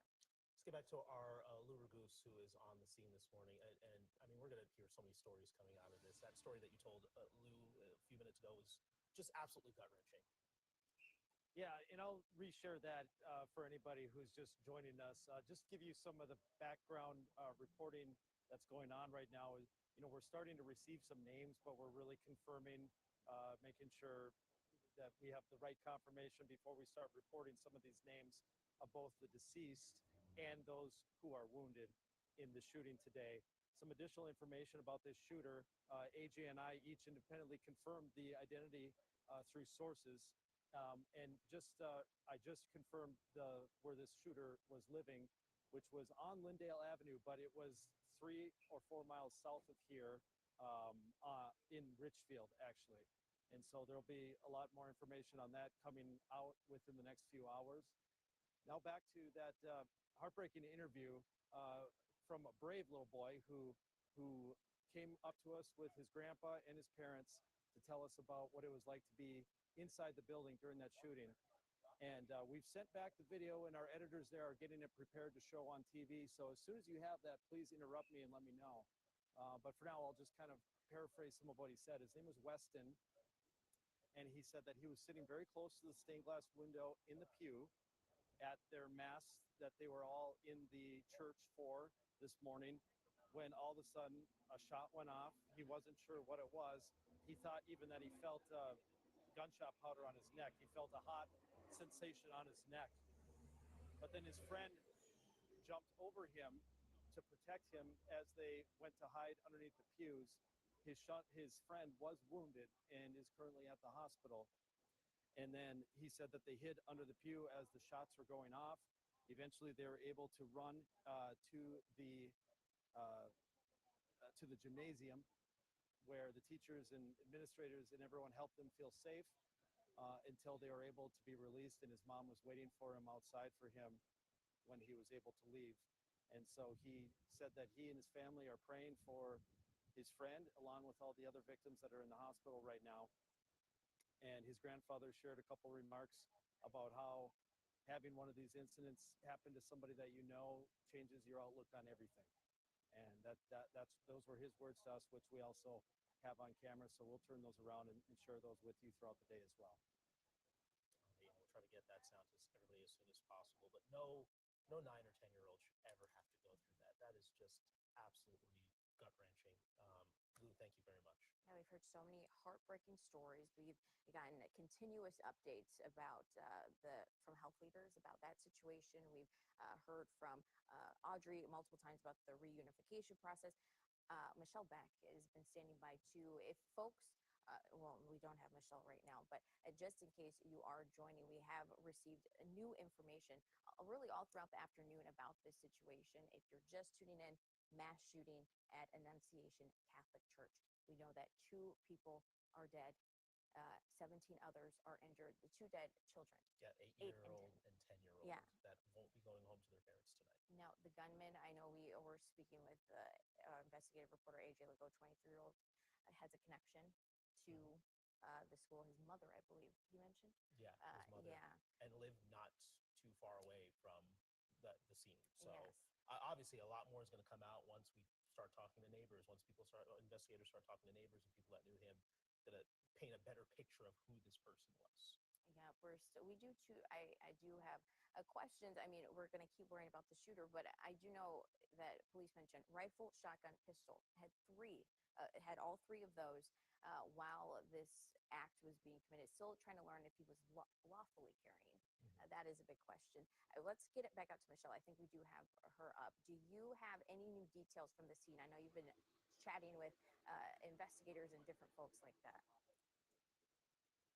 I mean, just in the last 2 minutes, Cece, I was talking with one of the chaplains, one of the 3 chaplains from the city of Hopkins. He was here just as he was leaving the scene. I stopped him and I asked him, sir, what happened in there? What did you do in there? And he said he just sat with the families and just listened. I asked him, I had the chance to ask him just one more question about hope. How do you give people hope? What is a word of hope that you can give them in these troubling times? And he just said, if you know Christ, that is, you have the way forward, essentially is what he was telling me before he had to run off. I want to get to some video right now of the scene earlier in the day, just because where we are right now, this is the media staging area where the police chief was able to give us the nuts and bolts of what happened. Most importantly, dozens of kids were inside morning mass at the time of this shooting. 2 young children, they were ages 8 and 10. They were killed when they sat in the pews.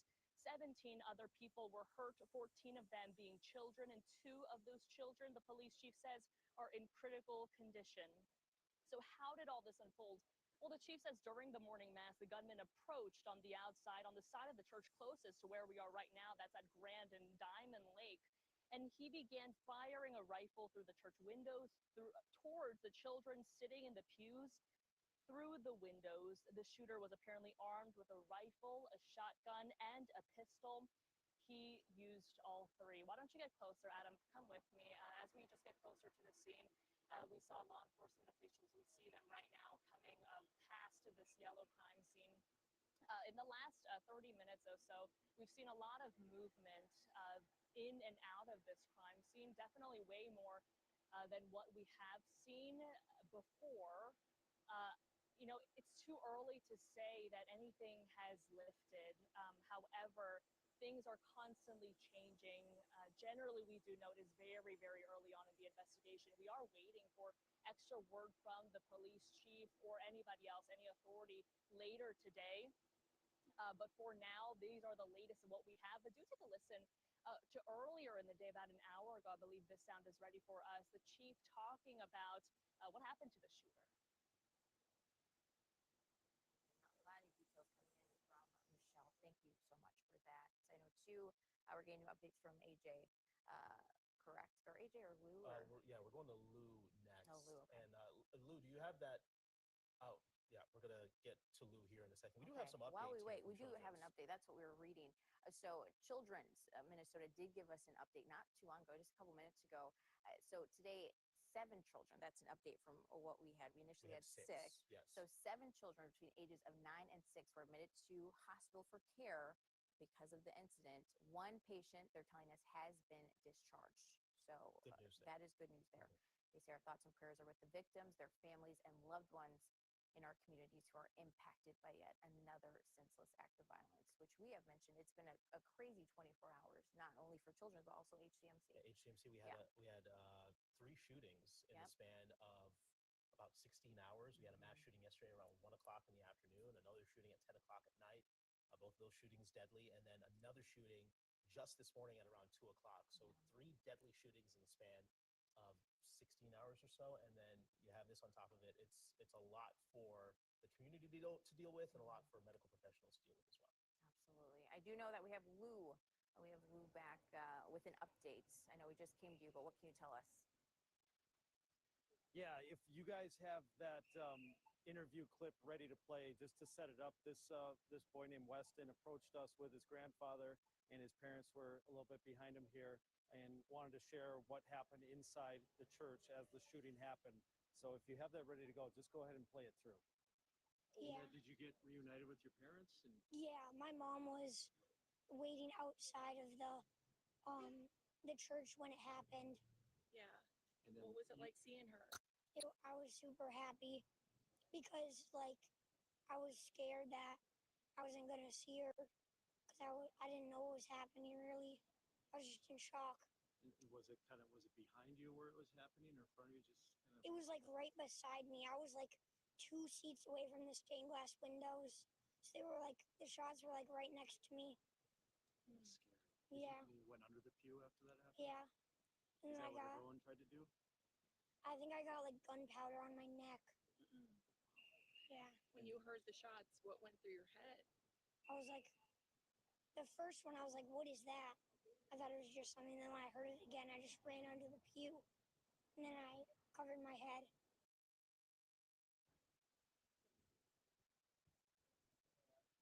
So that's a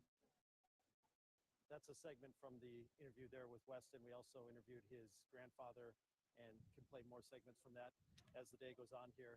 Just one other thing to report is Congresswoman Ilhan Omar just arrived and is taking in the scene here, talking with constituents, and we expect to hear from her in just a little bit. We'll send it back to you guys for now. I mean, just hearing that sound, children are innocent. Like they're young, they don't know much about life, but for them to experience something like that at such a young age, it changes you, it traumatizes you. And I'm so happy he's alive and he's well. But I mean, that's something that is going to be tough to get past. And hearing too for the first time from one of the children inside, The gunpowder on the neck, it's too sad. so much. I do know too, I believe we have Jessica Hartz next. I know that the law enforcement, healthcare leaders, they're going to have a long day. We've mentioned that multiple times. Has there been any progress out at the scene from what we last talked to you about? I know you were saying they're expanding the perimeter. The FBI is there too. What do you know about that?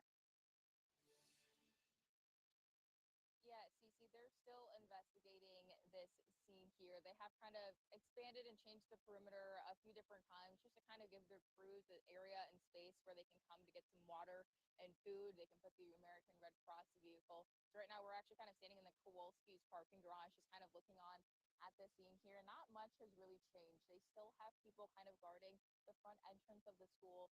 We did see some people earlier with lanyards standing outside the front who looked like they worked at the school, just kind of standing, talking with each other for about 5 minutes or so, and then they left. But we just heard that sound from that kid, and all morning I've been seeing parents reunite with their children and just seeing their faces, just the blank stares, the fear in their eyes. They all look so incredibly scared. And then you look at their parents, and they're equally as emotional and scared, but also there's a sense of relief that their child was okay and they were able to come here and safely get them home. Now, as these people were kind of leaving the scene, they kind of all walked in the same entrance, escorted by police, and police escorted them out. But then once they got beyond the crime scene tape, they all kind of just dispersed and went to wherever their vehicles were. Several of the parents, I actually don't think I saw any parent not holding their child, at least their hand or their shoulders, on the way out. And that goes from kids who look like to be toddlers to teenagers, just wanting their kids to be close and near to them. Now, there was a lot of people in this area earlier this morning. It's since thinned out a lot. There's still a few people who come by and just take a look into this scene to see what is happening. And it looks like we have a group of law enforcement officers, FBI, it looks like, walking around back. Now, I've been told by people who live nearby and have had kids who go to the school that back over there is kind of where the gym was. And that seems to be where they were holding the kids until their parents were able to come and pick them up. But just sporadic movement here. Nothing too big has happened here within the past 30 minutes or so. Police officers are still here. Some officers are coming and some officers are also going here. So it's just been really quiet now. There was one woman who was out walking her dog who did lay down some flowers over by the school sign. Now, officers did let her kind of cross that tape to do that. She didn't really say anything, but she just wanted her respects to be known. Back to you. Still a pretty active scene, a lot going on there. We'll let you get back to work, Jessica. Thank you very much. Okay, so let's recap for everybody that's just joining us now. It's been a busy morning here. We had a mass shooting here in Minneapolis at Annunciation Church. That's on West 54th Street on the city's far south side. That's just west of 35W here near the Tangletown neighborhood. So we've gotten an update from police here in the last hour. Here is what we know. Just before 8:30, this happened during Mass at the church. It was a Mass marking the first week of school there. A gunman approached the side of the building, barricaded a couple of doors, and started firing shots through the stained glass windows there. You know, an 8-year-old and a 10-year-old sitting in the pews were killed, 17 total people injured, 14 children. The shooter then proceeded to take his life in the back of the church. No extensive criminal history as far as we know when it comes to the shooter. Most of the shooting, we were told, happened outside of the building, dozens of rounds fired, and we're continuing to learn more about the shooter. We did learn from our AJ Legault just a few minutes ago that he lived here in the area. Yep. And his mom had connections to the church as well. Possible connection there. And we do know, too, that in a few minutes we're getting word that there could possibly be another press conference, so we could learn even more information in the next few minutes for sure. So definitely stick with us as we cover this. And this situation has been getting national attention, local attention. I know we have some reaction from national. We can do that for actually local first with Minnesota Governor Tim Walz is saying he was briefed early about this with the BCA State Patrol on scene helping. He said, quote, "I'm praying for our kids and teachers whose first week of school was marred by this horrific act of violence." And honestly, too, Senator Amy Klobuchar sharing those same sentiments, posting this morning, quote, "I'm heartbroken by the horrific violence at Annunciation Catholic School in Minneapolis this morning. My prayers are with the students, teachers, and families, and I'm grateful for the first responders who are all on scene." And I think, too, this next post from Speaker of the House, Minnesota House, Lisa Dameth, fresh off the violent tragedy that killed Speaker Emerita Melissa Hortman and her husband and injured State Senator John Hoffman and his wife, Dameth asking for prayers for all that were there, including the children, family, staff, first responders. But I mean, that's a good point. So much has happened over these past few months. And then to add this, another thing, it's a lot for healthcare workers, law enforcement. Yeah, gun violence has definitely hit home here in Minnesota and the Twin Cities, and it's going to take a lot of healing to get past this. A lot of families are broken this morning. Let's get to our Ian Russell. He is following the medical response to this. We have, I think, 2 different hospitals here, Children's and HCMC, treating patients. Ian, what do you know? Yeah, well, guys, we've heard a little bit of some updated numbers here in just the past a couple hours or so. Originally, we heard from HCMC earlier that it was 11 patients they were treating. Now we're being told that it is 10 total. That includes 1 adult and 6 kids that are in critical condition, and 1 adult and 2 kids with non-life-threatening injuries. That update came out at about 12:15 or so. And just within the last 10 minutes, we heard from Children's Minnesota. I want to read their full statement that they sent out earlier, just not too long ago here. They said, "Today, 7 children between the ages of 9 and 16 were admitted to our hospital for care as a result of the tragic incident this morning. 1 patient has been discharged. Our thoughts are with all the victims, their families and loved ones, and our communities were impacted by yet another senseless act of violence." As I mentioned, HCMC has been very busy this morning as they've been treating some of those patients as they were coming in here. Things have since gone a little bit back to normal. Officials from the hospital tell us that there's a reunification center set up across the street for some of those families to meet up with their loved ones here as treatment is still being done. We did hear from doctors this morning who talked about some of their process and getting ready for this incident when the initial calls came in. Here's what they had to say. I want to take a moment to tell you how proud I am to work for this organization and the teams that were involved, the resources, again, that were mobilized, our surgical colleagues, our medical medicine colleagues, our amazing nursing staff, our psychologists that help process these events for us, environmental services, all those involved.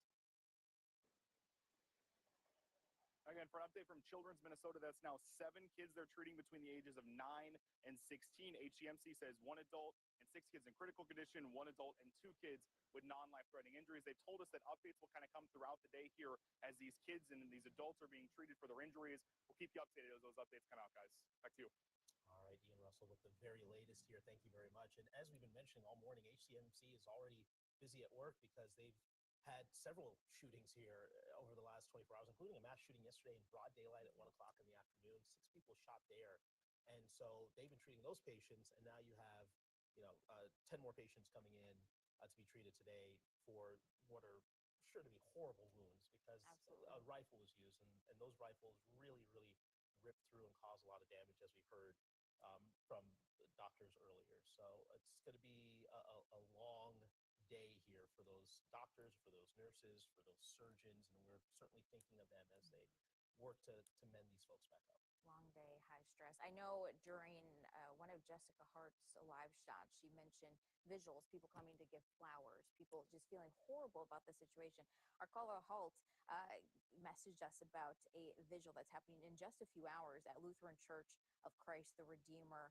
They posted on social media saying this shooting this morning as the Annunciation community gathered for the first mass of the school year has left us heartbroken and horrified. They're having a visual at 7 o'clock tonight in their sanctuary so that the community can come together tonight. We have the statement just in from Children's Minnesota as well. Today, 7 children between Ages 9 and 16 were admitted to our hospital for care as a result of the tragic incident this morning. One patient has been discharged. Our thoughts are with all the victims, their families, and loved ones in our communities who are impacted by yet another senseless act of violence. And they said that term, yet another senseless act. It's been a pretty violent year overall here in Minnesota. It has been a very chaotic year, and two, I mean, everything that we've mentioned as far as the response from the president or the response from lawmakers. I mean, everyone coming together. We have to put note into that folks are coming together to bring flowers, to provide help. I'm sure if there's any help in any way, it'll be posted on social media, and we'll definitely bring you that too. One thing you see in the aftermath of these mass shootings, blood banks. They need blood for these surgeries, for transfusions and whatnot. So if you can give, if you can donate blood, make sure you do that because that will help a lot of folks that are needing it right now, that are hurting right now. Absolutely. All right, if you're just not joining us too, we just want to give you one last recap here. Mass shooting at Annunciation Catholic Church. It happened early this morning. We have more, we've learned a lot about the gunman from AJ, but we do want to get to Morgan because I know she's getting reaction, neighborhood reaction.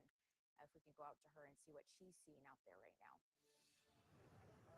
Yeah, well, I can tell you right now, actually, that State Representative Ilhan Omar is actually walking up right now. We heard from her people earlier that she was going to be speaking with some of the victims and their families. And it seems as though she's ready to talk to the media. And so why don't we head over that direction and find out what the representative has to say, as she has been talking with also Mayor Fry, too. I saw her having a conversation with him. Devin, let's head that way. Stay with us, guys. We're going to go over there real quick.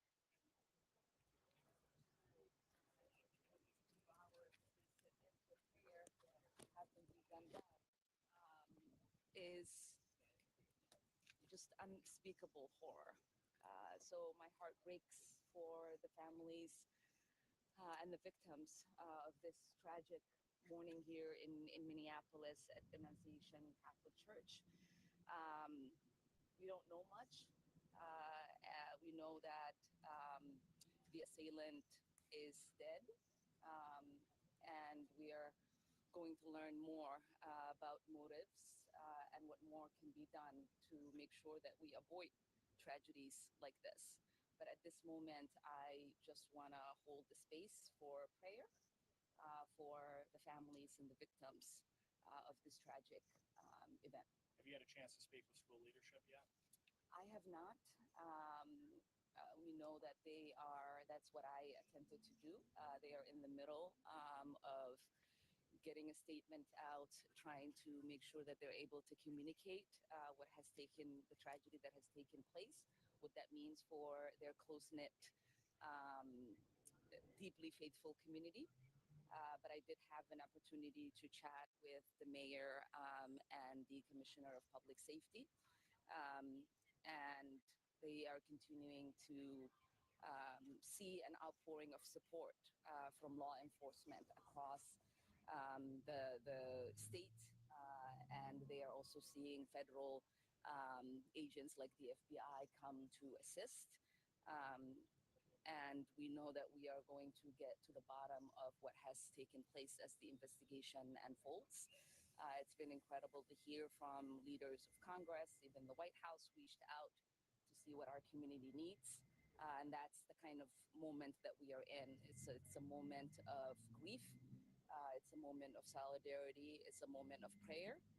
But we know that once this investigation is done, once these families are made whole, then we can have the national conversation that is necessary to stop school shootings like this from taking place in our communities and devastating families all over this country. Thank you. Representative, can you tell us what the White House said to you when they reached out?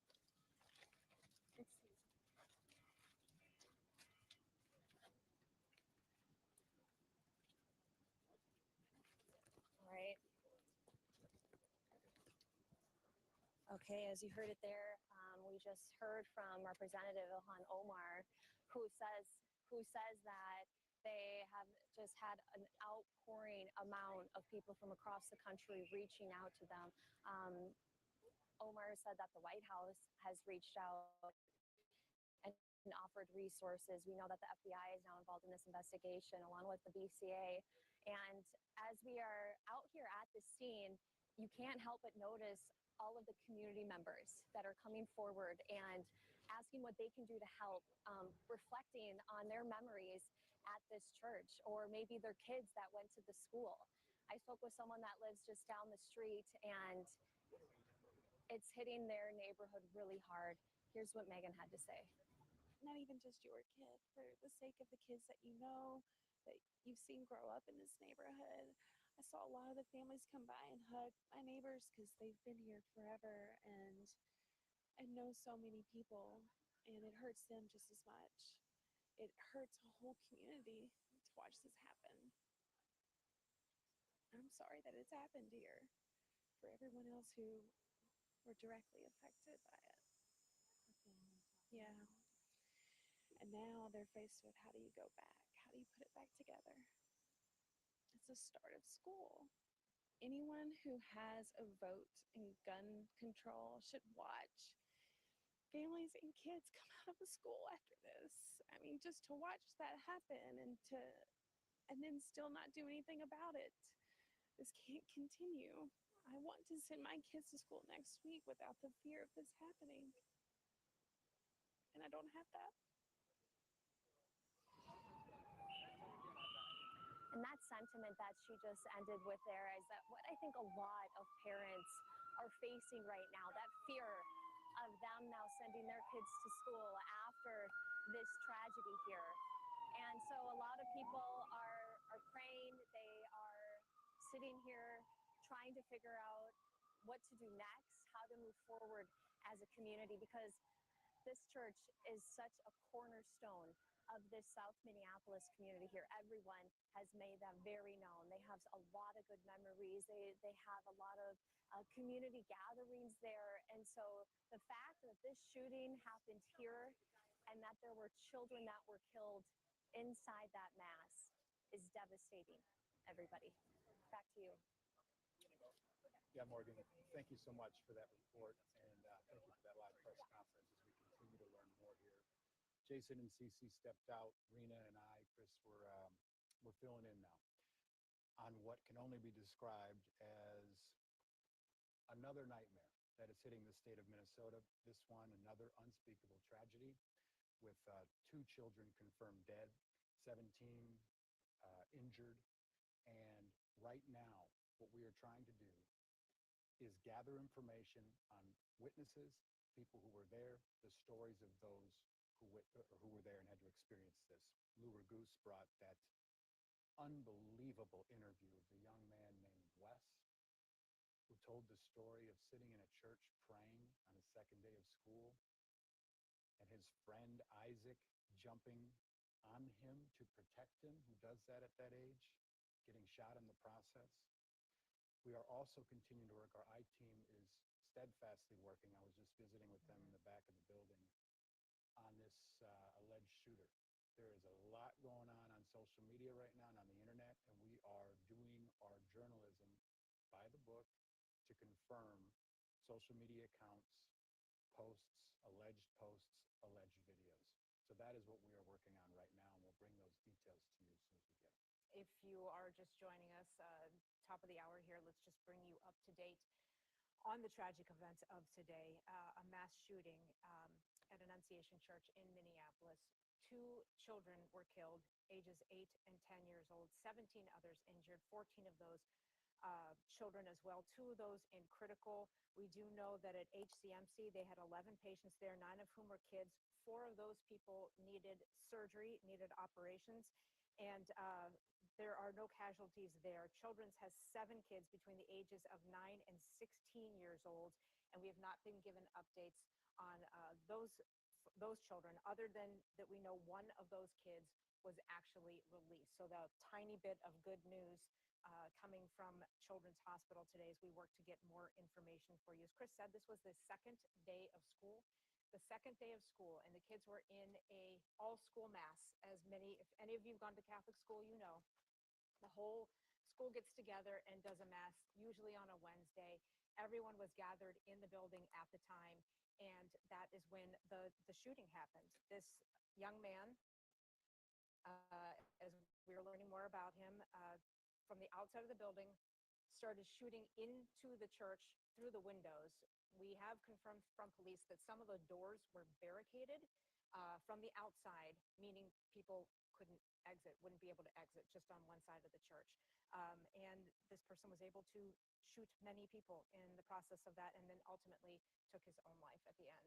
And there are some details that make it all the worse, which is that he used a rifle, probably a semi-automatic rifle. We don't know exactly what gun it was, but he used it. And then he used a shotgun, and then he used a pistol. So he used all the weapons that he brought. There was a smoke bomb of some sort of firework that police said he brought as well. I don't know if that detonated or not. But the name that our AJ Legault and Lou Ragoose have confirmed is Robin Westman, I believe 22-year-old Robin Westman. I believe he's 23. Or 23, excuse Yes. me. And this person had a name change, which was originally Robert Westman. And I can say that AJ via email has just told us that there is a YouTube account that you'll see going around on Twitter right now that he says he has confirmed is the official YouTube account of this person. So what we're doing is going through and sort of scrubbing these posts and trying to find more information on what was happening there. But again, we're not going to go live with any of that stuff until we get it confirmed here. And pay attention if you are searching for these things online yourself.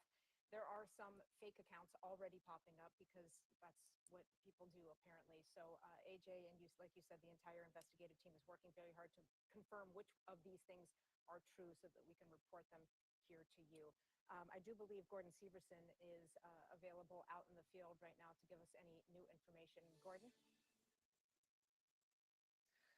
Yeah, Rena, we were told that there's going to be an updated press conference, which was going to happen around 1 o'clock right here. That has been pushed back to 2 o'clock, and we're hoping to get some more information in another, 40, 50 minutes or so. Now, being here right at the scene, the church is just a few hundred feet, behind us here, and we're just seeing so many people coming by.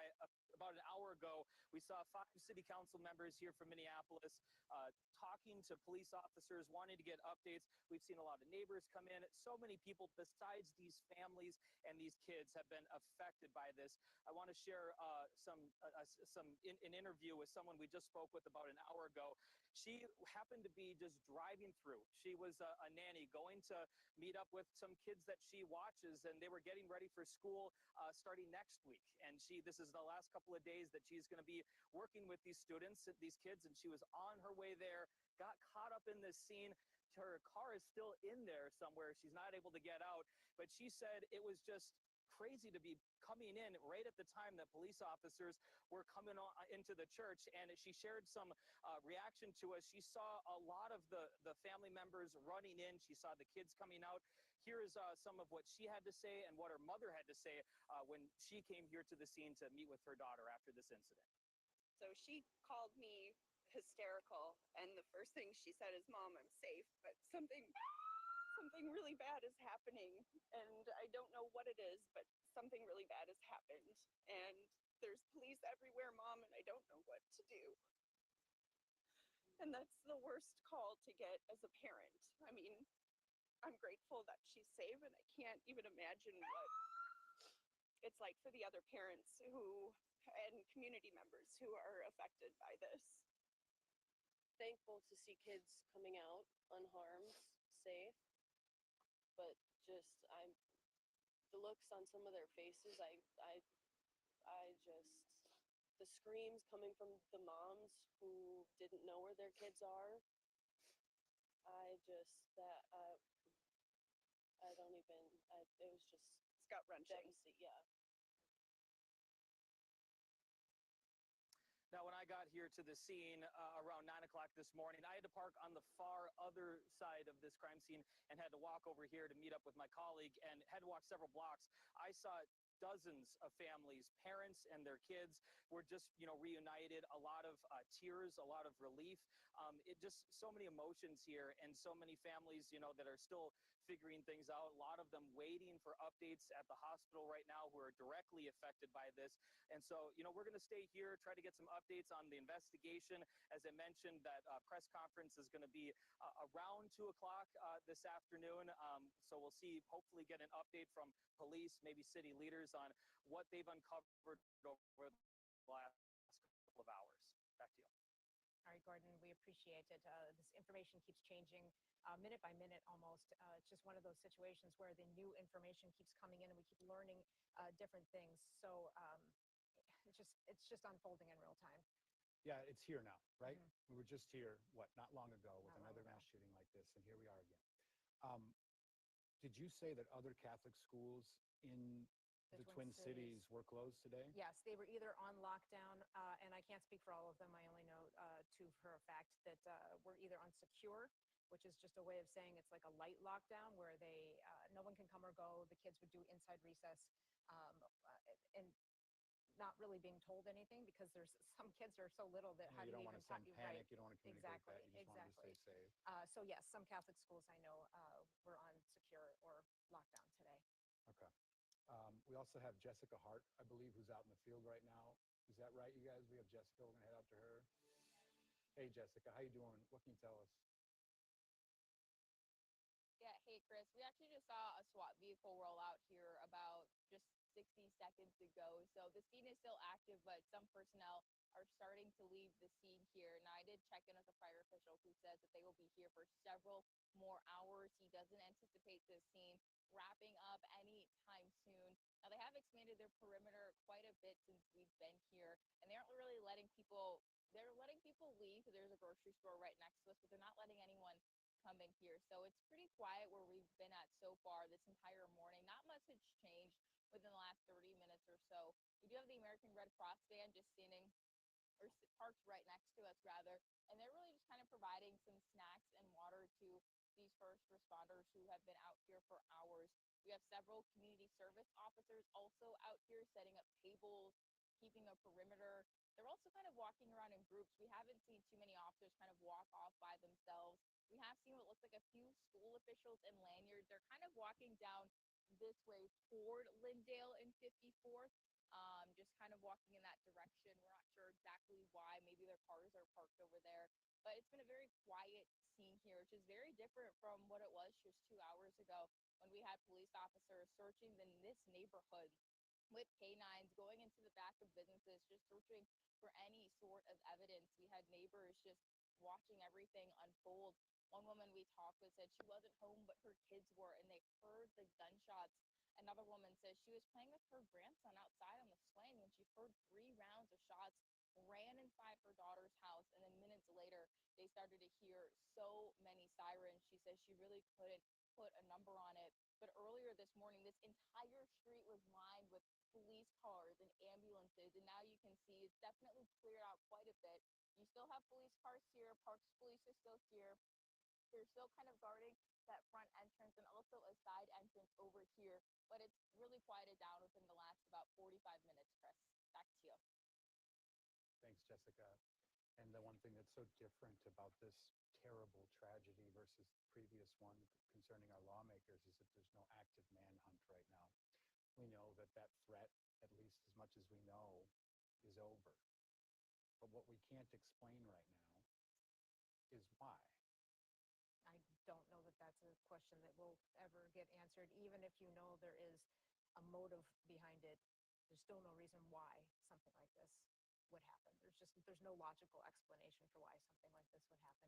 This was the second shooting in the city in the last 2 days. You know, the police force, yes, and HCMC has been very busy dealing with gun violence over the last 2 days, and this has waves of Sandy Hook to me, just with how little these kiddos are. Yes.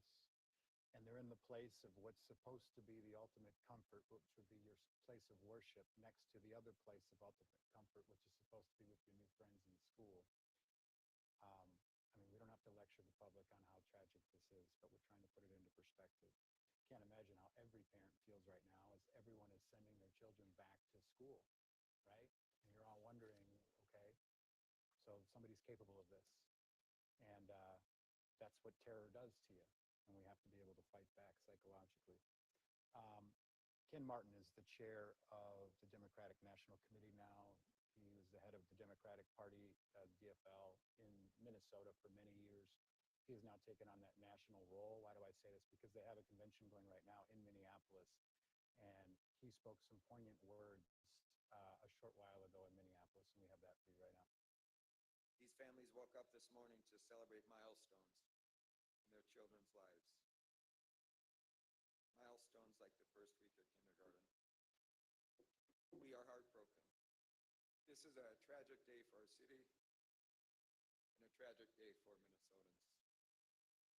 On the heels of a tragic year where we already lost our dear friends, Melissa and Mark Ortman, and it's unacceptable. It's far too commonplace in our nation. It's just far too commonplace. Folks, we need your prayers, we need your faith, and we need leadership to stop this evil.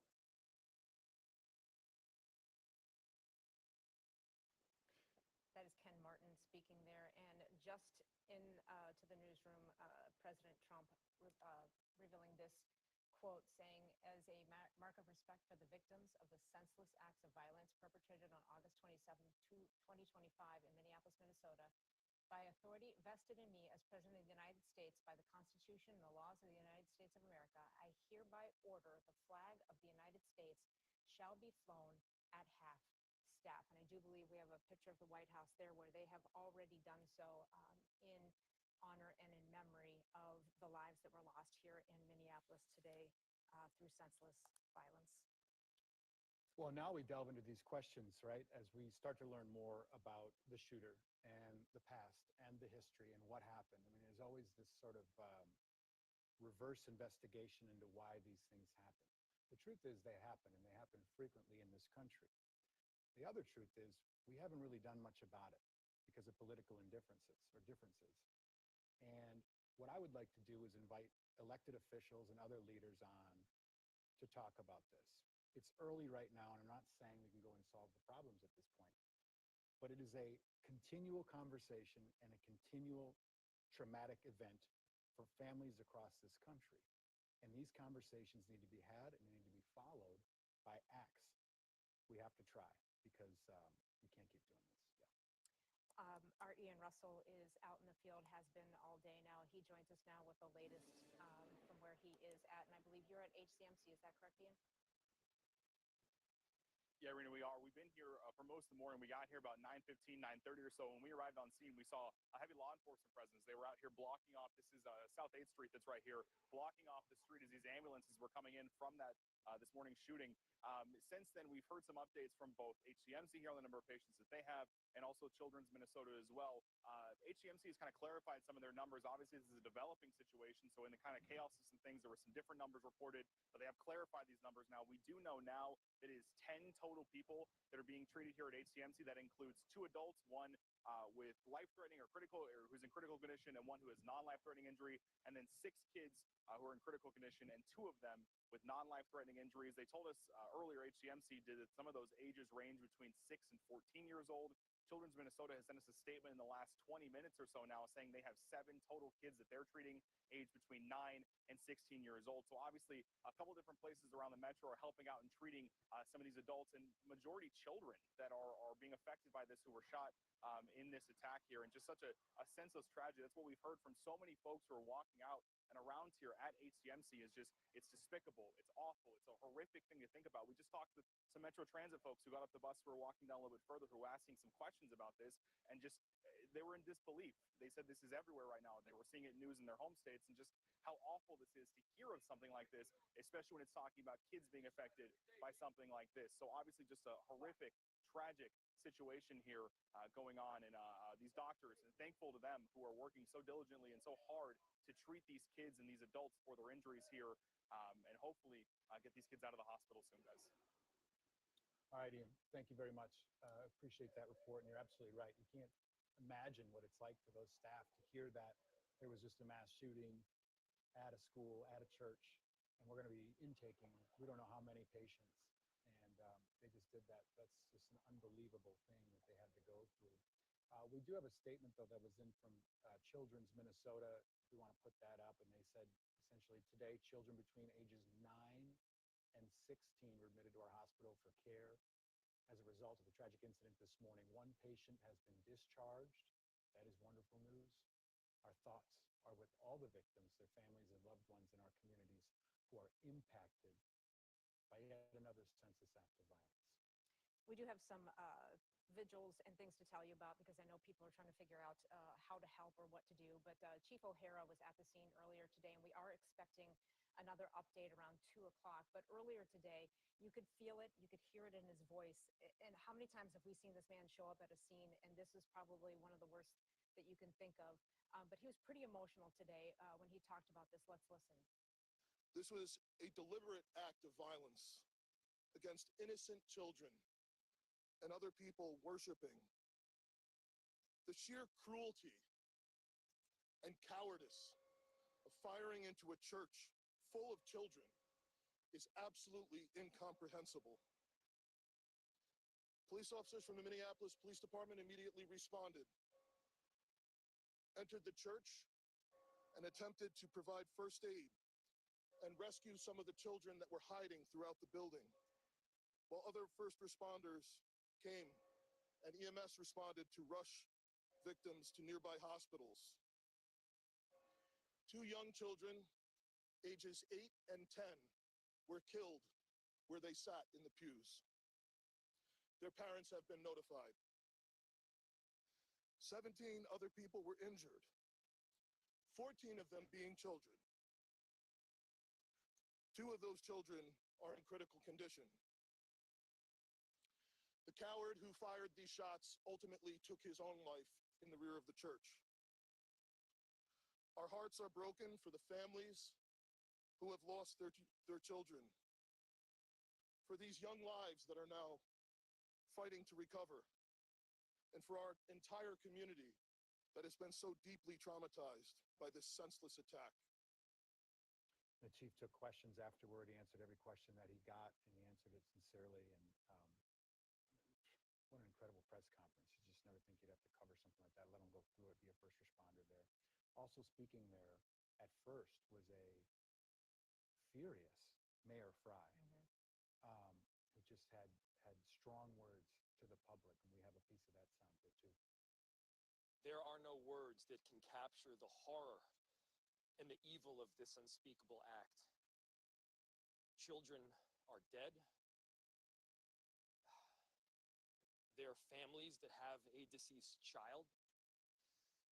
You cannot put into words the gravity, the tragedy, or the absolute pain of this situation. We are a Minneapolis family.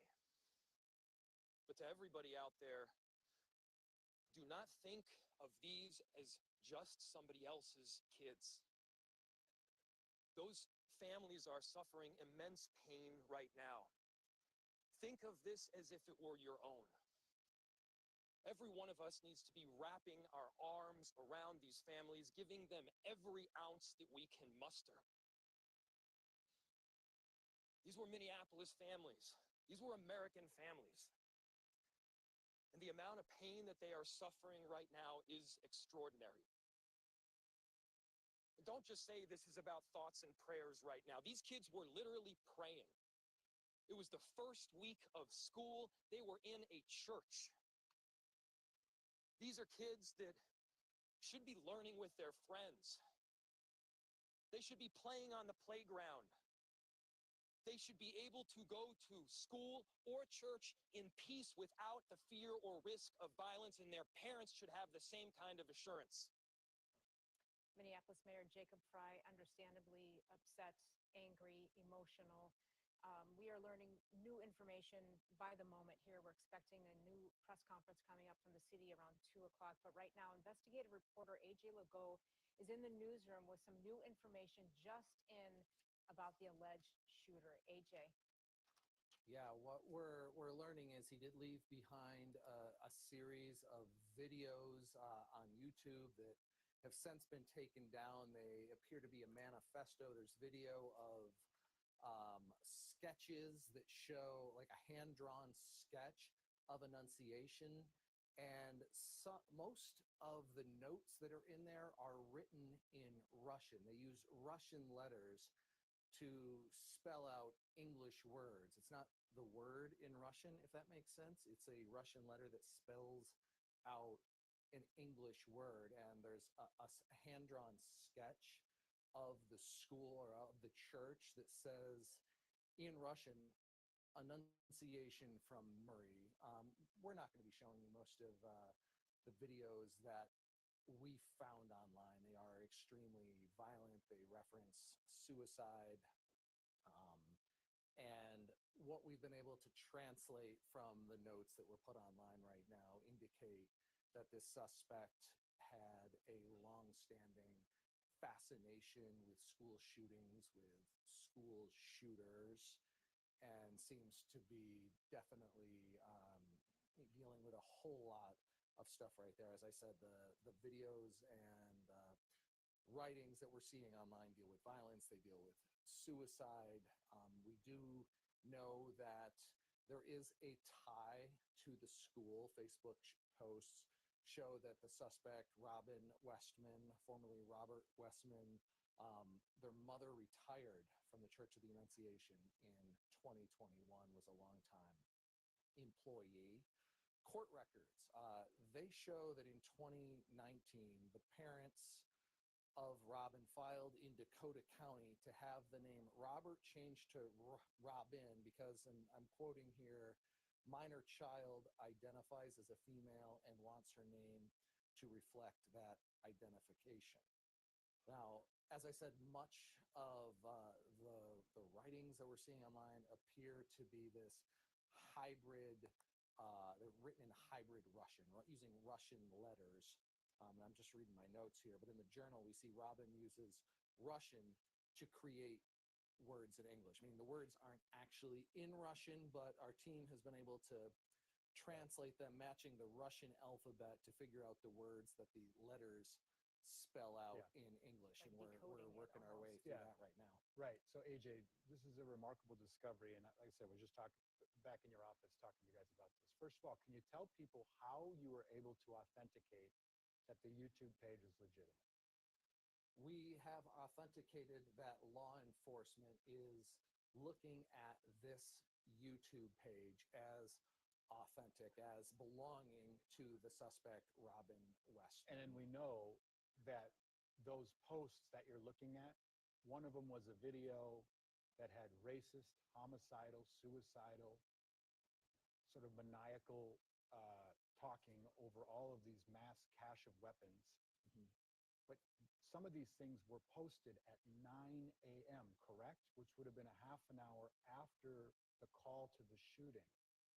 From what our analysis can show is it appears that this video was posted at 9:09 a.m. Central Time, which, you know, we know the shooting happened sometime shortly, right around 8:30. Police were on scene by 8:40, 8:45 in that window.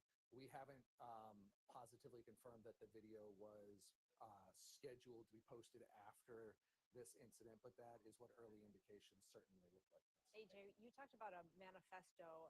What I was seeing online earlier was more like a letter to parents, but is that something that was false? And when you say you were decoding some of this stuff, what kind of things were you hearing or were you seeing?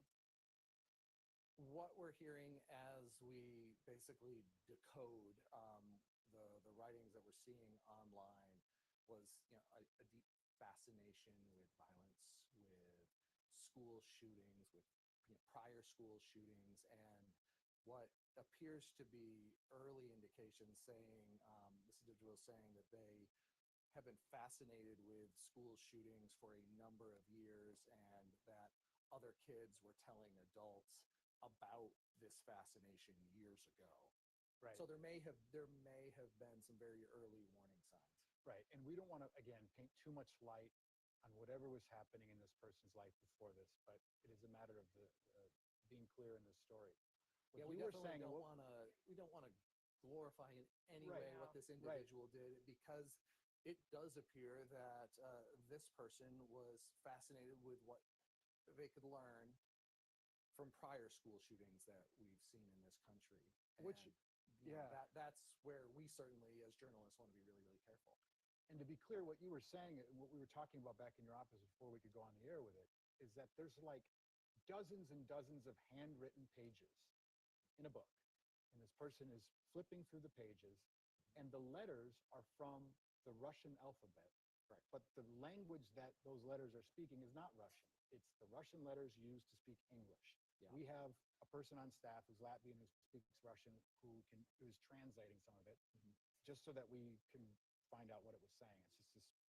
Yeah, this is really slow going because it's not even a direct translation in Russian. It's trying to, it's like somebody, this is like an individual who used, Google the Russian letter for something. We were using the example, as we explained to folks back in our offices, it would be as if someone spelled out the word bird, but they used the Russian letter for B, for I, for R, for D, to say bird, but it's not the word for bird in Russian. So it's cryptic.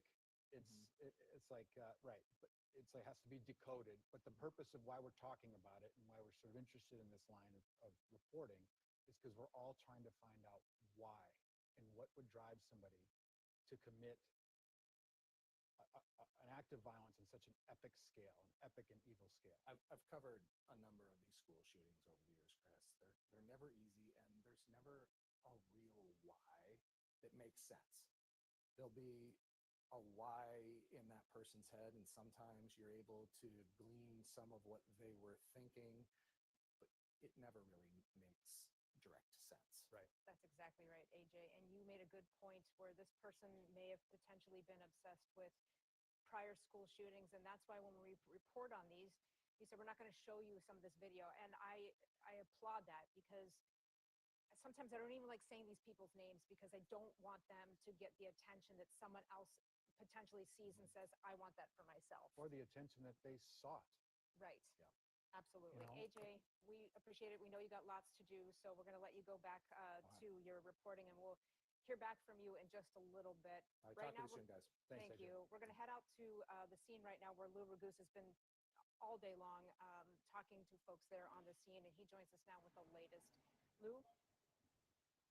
Well, things out here are starting to slow down a little bit, and traffic is starting to resume. The area behind us is still blocked off as police and other investigators continue to work there. One part, amongst the many layers of this that is really unsaid so far is just how hard cases involving kids are on those investigators and first responders who have to, actually deal with it head on, unlike us reporting on it from back here.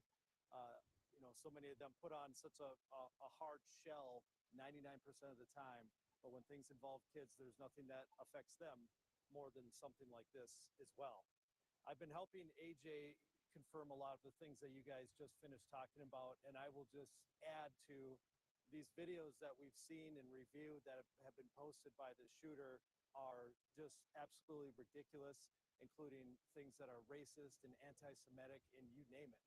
And so there really is no value in us sharing some of these things that we're finding right now. It doesn't explain why he did what he did or anything like that, but I can attest to what AJ was just talking about there. Earlier today, about an hour or so ago, we did this interview with a young boy who was in the church during the shooting, a very emotional interview. And I should emphasize that he approached us with his grandfather and his parents, and they all wanted to talk and gave us permission to talk to him. It wasn't as if we're pulling kids aside that are running from the school or anything like that. And so the boy's mother is actually, I believe, the head of the PTA, so heavily involved in the school, and happened to be going by and see all the police here. And that's why when you hear Little Weston explain it, that's why his mom was here so early and able to reunite with him so early on as well. But if we have that ready to go, let's take a listen to Weston's interview. Yeah. Did you get reunited with your parents? Yeah, my mom was waiting outside of the church when it happened. Yeah. And What was it like seeing her? I was super happy because like I was scared that I wasn't gonna see her because I didn't know what was happening really. I was just in shock. Was it behind you where it was happening, or in front of you? It was like right beside me. I was like 2 seats away from the stained glass windows. So they were like, the shots were like right next to me. That's scary. Yeah. You went under the pew after that happened? Yeah. And Is then that what everyone tried to do? I think I got like gunpowder on my neck. Yeah. When you heard the shots, what went through your head? I was like, the first one, I was like, what is that? I thought it was just something. Then when I heard it again, I just ran under the pew. And then I covered my head. And of course, that image of those children hiding under the pews, covering their heads, is something that I personally can't get out of my mind. I'm sure many of you can't either. Another thing that Weston added is that a friend of his helped protect him by covering him up, and that friend was wounded and is now recovering at the hospital. Weston wanted to extend his prayers to his friend and to everyone else who's recovering at the hospital right now. We also have short interviews with his grandpa and his dad, so we'll start turning around those clips so that we can share them on the broadcast as well. And we will have much more as the day goes on. Just to give you an idea of what some other people are working on, I do have the latest address of this shooter, and we have a crew over there to try to talk to the shooter's neighbors and so forth and see what's going on at that location. And that's, for now, a lot of people are kind of, finally taking a break to get something to eat and drink here as they continue to work throughout this horrific scene. Back to you. Yeah, Lou, listen, man, thank you for that report. I know that you were emotionally twisted, when you were talking to him. You have a son the same age, same name, and how can anybody not have their heart turned upside down when you hear that sweet, innocent voice talk so casually about gunpowder on your neck and seeing your colleague shot? Just thank you. And also, as Rena mentioned to me while you were chatting, thanks for being clear about the situation. We're not the type of TV station, and you're not certainly not the type of reporter to go chasing kids, experience some trauma. They approached you, and thanks for being clear about that. But what else did you, real quick before you go, what else did you take away from that interview? Because I know we didn't hear all of it, but it just must have. Well, just on that note, I'll tell you that all of our friends at the other news outlets here are being very respectful as well. And there happens to be a larger media presence than there otherwise would be because of the DNC meetings going on. A lot of the national news were already here in town for that. And so there are even, you can imagine there's a lot of news people here. There's even more because of that. I just, from that interview, you're right to notice kind of the nonchalant way that he recounts that thing. And I'm sure, having kids in school right now, when we were kids, we had tornado drills and fire drills at school. Our grandparents, maybe even our parents, had those old nuclear bomb drills. Well, kids today have active shooter drills. And it's just heartbreaking that they have to have such a thing. I think of that every single time that my kids tell me about it. Thankfully, they do, so that they are as prepared as you possibly can be when something like this happening so close to home here. But just the way that it's a part of their everyday life, and then now that this shooting has happened here, that kids like Weston and all the rest of the student body are going to have to live with that. They're going to have to, at some point, come back to school. And, you just think about the days and weeks and months ahead and how difficult that's going to be. That's just a whole other layer beyond just the immediate recovery that the wounded will have to go through here. Absolutely, Lou. And you hit the nail on the head when you say, other news outlets are being respectful as well, because of course they are. We all live in this community too. I used to live in that neighborhood. We all have kids that go to school, and we shop at the same grocery stores. We go to the same churches. We care deeply about this community, and you showed that wearing your heart on your sleeve today, and we really appreciate it. Absolutely. All right, we'll check back in with Lou a little bit later. We are waiting on a press conference. It should happen in under an hour, about 50 minutes from now. I also want to speak about the bravery of that young man. Oh my gosh. I mean, it's hard. You don't know what you're going to do in that situation, and when you're 10 years old, you certainly don't know what you're going to do in that situation. But what a hero. Think of going through that. You don't understand it.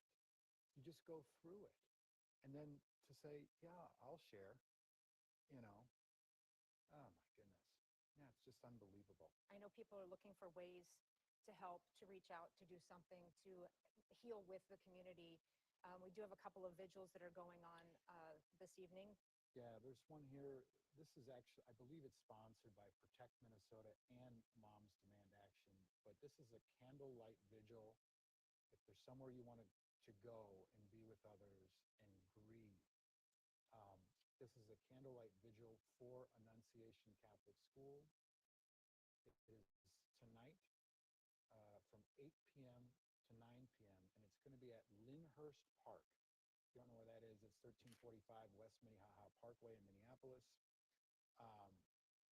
So, you know, if you have this sense that you need to go and be with others in your community, show respect, show support, offer comfort, as you see this state patrol officer did here. This was a poignant video, actually, because so often, you know, you see law enforcement in different situations, but your job to protect and serve, this is service in its purest form. Yeah, he doesn't know that woman probably. No, he's offering a hug, he's offering support in times of chaos. You know, our Jason made a good point earlier today when he was for hours anchoring, bringing you the latest information. You know, we talk about vigils or ways to help out in situations like this when you have victims that need to go to the hospital. He suggested donating blood. And I thought that was an excellent point because there's always a need for blood, even if it's not these folks. It may make you feel like you're doing something to help, and it certainly would be helping the community. As we come upon this 2 o'clock very shortly, we're hoping to get a news conference. Do you want to bring people up to speed what we know at this point? Yeah, let's go through it real quick. If you're just joining us or if you just tuned in a little while ago, we're going to run through the facts. And so these are the facts that were given to us by the mayor and the police chief in Minneapolis, and they're based on what we've heard from witnesses around there. But here's the deal. This morning, this was just before 8:30 a.m. this morning, police got a call to head to the Annunciation Catholic Church, excuse me. That's in the Tangletown neighborhood, by the way. It's in Tangletown, right? So this is between Lyndale and Nicollet. This is like 54th Street. So this is southeast Minneapolis. This is the first week of school there. This is the second day of school. And what they do is have a community welcome mass where all the students and community members join in this mass inside the church. What the chief said is that somebody, and this is who we believe to be Robin Westman, 23-year-old, approached the church outside and began firing gunshots through the stained glass windows into the church, at the pews, and at children and other parishioners who were there. The gunshots continued. We think it's an assault rifle. A rifle was fired, a shotgun was used, and a pistol was used. After the dust settled there, the gunman took his own life, is what we understand, in the back of the church. I don't know if he was inside the church or outside the church, but they said the back of the church. There was a car that the gunman had driven to get there. Again, when the dust settled, 2 children were confirmed dead. 1 8-year-old, 1 10-year-old. 17 other people were injured.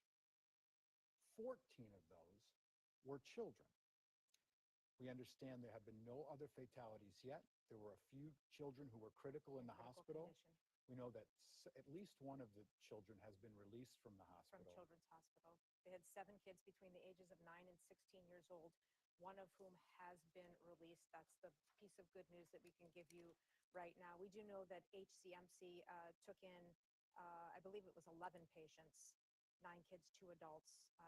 They may have have updated that recently, but 4 operations were needed, no casualties at HCMC. So we do know that those folks going to be okay. Right. And so what you have then, since 8:30, has been sheer panic in that neighborhood in South Minneapolis. You have parents that had to find out that their children passed away. Others had to find out their children were hurt. Others finding out their children and loved ones are okay. And you have that emotional trauma to deal with there at the situation at the place there. Since then, we've been trying to do a little more diligence and find out why, right? Who did this and why? And all we can really share at this point is that we've been able to authenticate some of the messages, some of the videos on social media channels of this alleged shooter. And from what I have seen, considering that those pages are not authenticated, has been nothing but sort of filth, racism, homicidal, maniacal things. We also could confirm that the mother of the alleged shooter worked at Annunciation Church for many years and retired. 2021. We know that there was a manifesto written in some cryptic Russian/English sort of cryptic messaging that we're trying to sort of decode back here with our Russian speaker that we work with. And we don't have any insights. And there doesn't appear to be a relationship between this person being Russian and this person was not from Russia. This person was from here.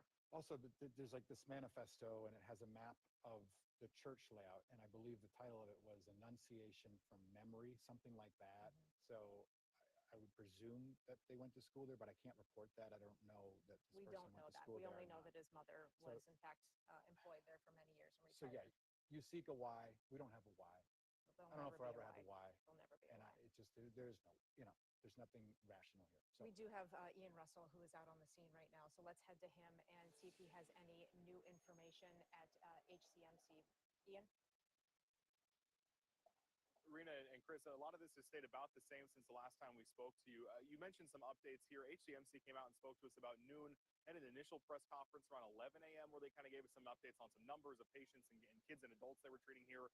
Came out around noon to update that it's now 10 total patients, 1 adult and 6 kids that are in critical condition, and 1 adult and 2 kids that have some non-life-threatening injuries. So 7 and 3, kind of in the split between the two, but 10 total patients that are being treated here. As you mentioned, Children's Minnesota has 7 patients they were treating. 1 of those has been released between the ages of 9 and 16. Here at HCMC, it was between 6 and 14 is what they told us earlier, and 4 of them, I believe, was the number they told us earlier this morning, had to be operated on and treated for some of their injuries as they were coming in here after that shooting this morning. HCMC officials also told us that they set up a reunification center for some of these parents of the kids that are being treated here and for some of the loved ones who are related to the adults that are being treated here, or just for everyone who's being treated here. Across the street from the building you see back behind me, they told me during that noon update when they came out and talked to us that the majority of those families have been able to reconnect or at least get an update on their family members right now and at least have some of that most up-to-date information of what is happening. But obviously, as we kind of heard throughout the day, just a horrific, tragic, terrible scene. The doctors that we talked with earlier spoke about that. It's a sense of you go through these trainings and you kind of understand the process of what something that like this might look like, but you never actually really expect, I think, to actually do it. You go through these trainings, but to actually witness this in person and to actually do it is a whole nother story. And it's hard, it's difficult, it's terrible to work through and to deal with. The doctors told us the initial call and the page for a mass casualty event came around 8:46 this morning. They said within minutes they were able to quickly respond, kind of get their folks mobilized to be able to come in, or the folks that were here to be able to treat the influx of patients that were coming in here. So, obviously, a shout out to them for the quick response and the ability to treat these kids and the adults and the families and everything that's coming through here. So just a massive shout out to them for the hard work to help these kids, but just horrific. I think it's fair to say this happened in the first place. I want to take a moment to tell you how proud I am to work for this organization and the teams that were involved, the resources, again, that were mobilized, our surgical colleagues, our medicine colleagues, our amazing nursing staff, our psychologists that help process these events for us, environmental services, all those involved. Dr. Thomas Wyatt, you heard from there.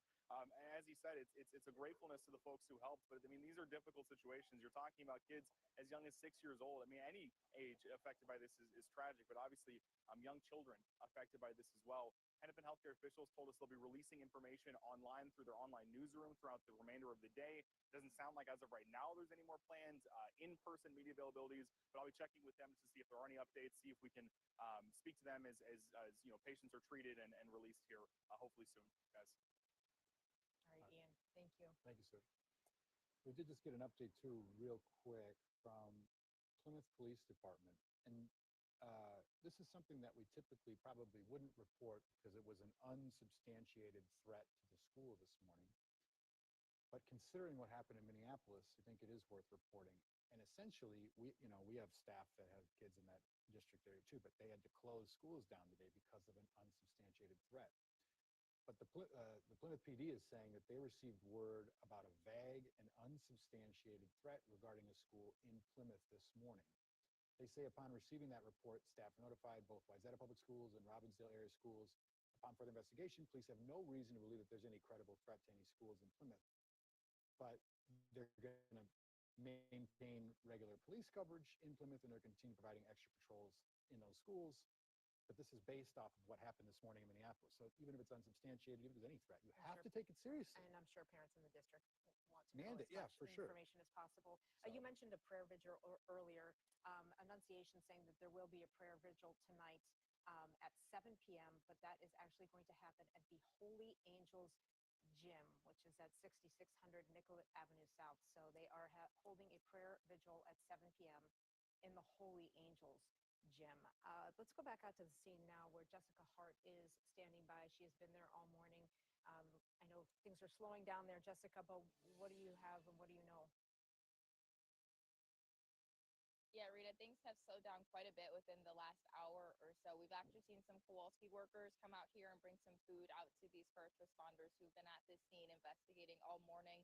There are still people inside the school, actually. We just had another lady kind of in a blue shirt, black pants, just walk out through those front doors. She's talking with officers right now. So there are still some people walking inside the school, answering questions and doing different police work from officers on scene here. But this area has really changed within the past 3 hours. When we got here, there were dozens of people over here just out looking at what was happening. And now it's just a few people left here just looking to see. There's not much has changed here. There were some squad cars parked out front of the school from Minneapolis Parks. They have since left. They've been gone for about 30 minutes or so as crews continue to process this scene. Now, everyone here on scene tells me that they're going to be here for a while. They don't know how long, but they're going to be here for several hours still as they continue to investigate what happened here. And just talking with neighbors who live nearby, many of them just want to know why. They want to know why someone would do this. I talked with one woman whose kids don't go to Annunciation Catholic School, but they do go to Wyndham Public Schools, which isn't too far from here. And they're supposed to go back to school next week, and she's wondering if she needs to be nervous about sending her kids back to school. A lot of people tell me that it's just unimaginable that something like this could happen. You see it happen all the time, and people tell me they feel like they shouldn't be shocked. But whenever it hits really close to home, especially in your neighborhood, it just feels really different. And so it's definitely quieted down here within the last 60 minutes or so, but the emotions are still kind of here as people continue to just sporadically kind of come up and just take a look at the scene. Again, not much happening here right now, so we'll send it back to you. Yeah, Jessica, thanks for the report. And real quick, I just got a question for you. Can you show us behind? I'm trying to figure out exactly where you're standing, where the church is, and sort of where this incident happened. We all visualize it in our head based on the press conference, but I'm just trying to figure out sort of your vantage point right now, if you know more about that. Yeah, so Chris, we're at the intersection of 54th and Lindale, so we're not too far from where the church is. So this is kind of the school right here, and you actually can't see the church from where we're standing. So if the school's right here, the church is right over there. It's kind of next door, and that's where we also seen a lot of police kind of stationing out in front of. So it's really close to the school here, just maybe a block or so that way from our direction, but we're right here at the intersection of 54th and Garfield. If you're near that area, I believe you're standing near the Kowalskis, is that right? Yeah, we're actually in kind of the back lot of the Kowalskis. This is kind of the same spot that we've been in all morning. We actually were kind of down here on the corner, but police have kind of expanded their perimeter throughout the day, so they pushed us back a little bit. So we're just standing along the fence line right here, so we can still give you a visual and kind of keep an eye on what's going on at the front of the school, because every now and again we'll see officers kind of walk in and people walk out. So we are closer to the scene than what we were maybe about 2 hours ago, and they pushed us further back. All right, Jessica, thank you. I know we have some other sound that we want to get to, but I just want to point out real quick that actually Pope Leo XIV sent a telegram here to the United States to Archbishop Bernard Hebda of Minneapolis. The Pope expressed his heartfelt condolences and the assurance of spiritual closeness to all those affected by this terrible tragedy, especially the families now grieving the loss of a child. It goes on to say much more, but we just wanted to let you know that this has gotten all the way to the Pope, and that the Pope is now responding to this terrible tragedy that we are experiencing here in our community. Yeah, certainly. Wow. We know some Yeah, we neighbors. knew that was going to happen. We know some neighbors in the neighborhood there have plenty to say. Right. So we've been talking to some of the witnesses, obviously, and some of the neighbors in that community, and we spoke to them earlier today. Here's what one neighbor had to say. So we live about 2 blocks from here. I was on a call. All the windows of our home were open. I know what gunfire sounds like, and I could tell. I was shocked. I said, "There's no way that could be gunfire." There was so much of it. Well, I'm pastor as well at St. Olaf downtown, and when I got the news of the mass shooting at Annunciation, I thought I'd come down to HCMC to comfort the parents or whoever's here, just to be a presence from the Archdiocese with them. What was your thought when you heard about what happened? It was horrific. And I grew up in that parish, so it's has meaning to me now, but it shouldn't be happening. And what happened on 8th and Hennepin this morning, Lake Street yesterday, something's got to happen here in the city to stop this. And that's the question that everybody is saying. Something's got to happen to stop this. And, it's an incredibly complex and difficult thing to attack. And we will get to this with our coverage, certainly in the coming days. But it's just a theme that you keep hearing because we keep covering these tragedies. Nothing gets done. We keep reporting and we keep saying the same thing, that something needs to get done. Yeah, well, it's a complex thing, and we don't know how this person got his weapons too. We do have a Second Amendment in this country, and we just don't know yet. So it's hard to speculate. We're certainly not going to speculate from here. We do have a tweet, I believe, from former President Barack Obama. I'm reading this cold right now, but here's what he had to say. This is from 1:09 p.m. I don't know if that's East Coast or Central, but it's recent.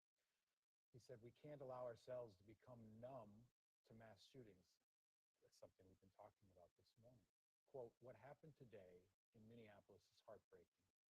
And Michelle and I are praying for the parents who have lost a child who will be sitting at their hospital bedside after yet another act of unspeakable, unnecessary violence." End quote. And that comes from a long list of elected officials and former elected officials who have been talking, and many of them saying similar things. So this is just a statement from current President Donald Trump, who is saying, out of respect for the victims there in the senseless act of violence, he's saying that the flags are going to be at half-staff throughout the United States, appropriately so. And this is a live picture of the White House right now, where they have already taken the steps to do that, as that announcement then goes out to the rest of the country to lower the flags out of respect for what happened here today in Minneapolis. We are hoping to get a news conference, an update from city officials earlier today. It was Chief Brian O'Hara, Minneapolis Mayor Jacob Fry. I assume it'll be the two of them back again to give us an update on this investigation. And sort of probably an update on some of the health concerns of the kids who were shot, obviously. But what we're seeking and what's going to come out over the next few hours and over the next couple of days are the stories of the kids who are in there. And it's worth repeating, and you can't stop thinking about it because it's almost unbelievable. You have an entire congregation of children, students, community, family, all in a church, and they're praying together. And they're experiencing Mass as a community. And then you hear gunshot, you see broken glass, and you witnessed the unspeakable, which is children being shot and murdered. And that happened in this city this morning. We're going to continue reporting the facts. We're bringing the latest that we know, but we're all grieving with you, and we're going to keep going on this story as long as we need to get you covered, the story covered, and give it the proper coverage. We're going to take a quick break. We'll be right back.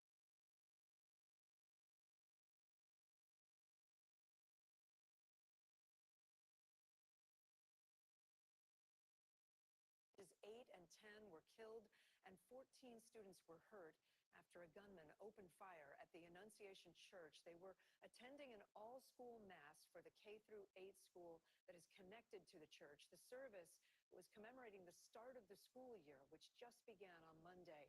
Police say the shooter, identified as Robin Westman, took their own life. They allegedly used multiple weapons, including a rifle, handgun, and shotgun, to fire into the church through the windows. One student who is just 10 years old told us about what he saw inside as the shooting unfolded. Well, it was like shots fired, and then he kind of like got under the pews. It kind of they shot through the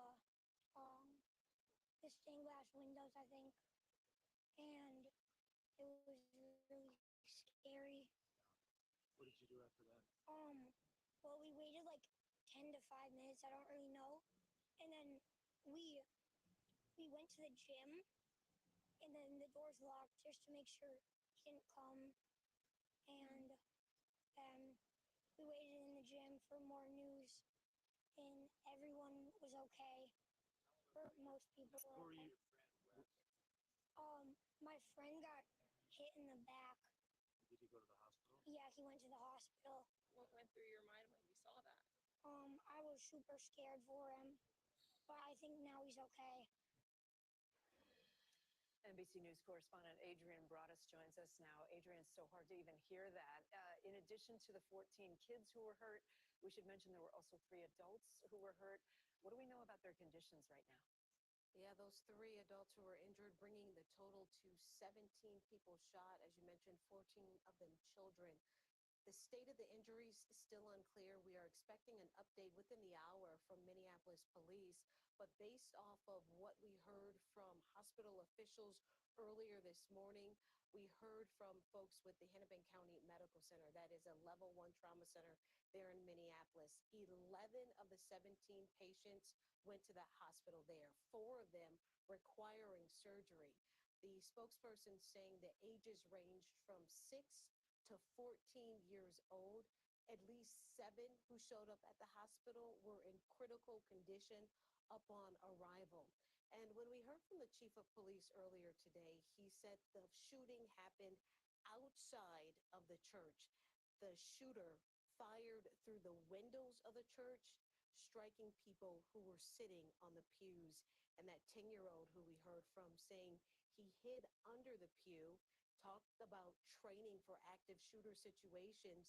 Never at the church, though, always at the school. The school is connected to the church. You can see there on the map here, it's about a block away. It's really like neighbors, the school from my memory, neighbors, the church. And Adrian, we mentioned the shooter's now been identified. What more do we know about that person?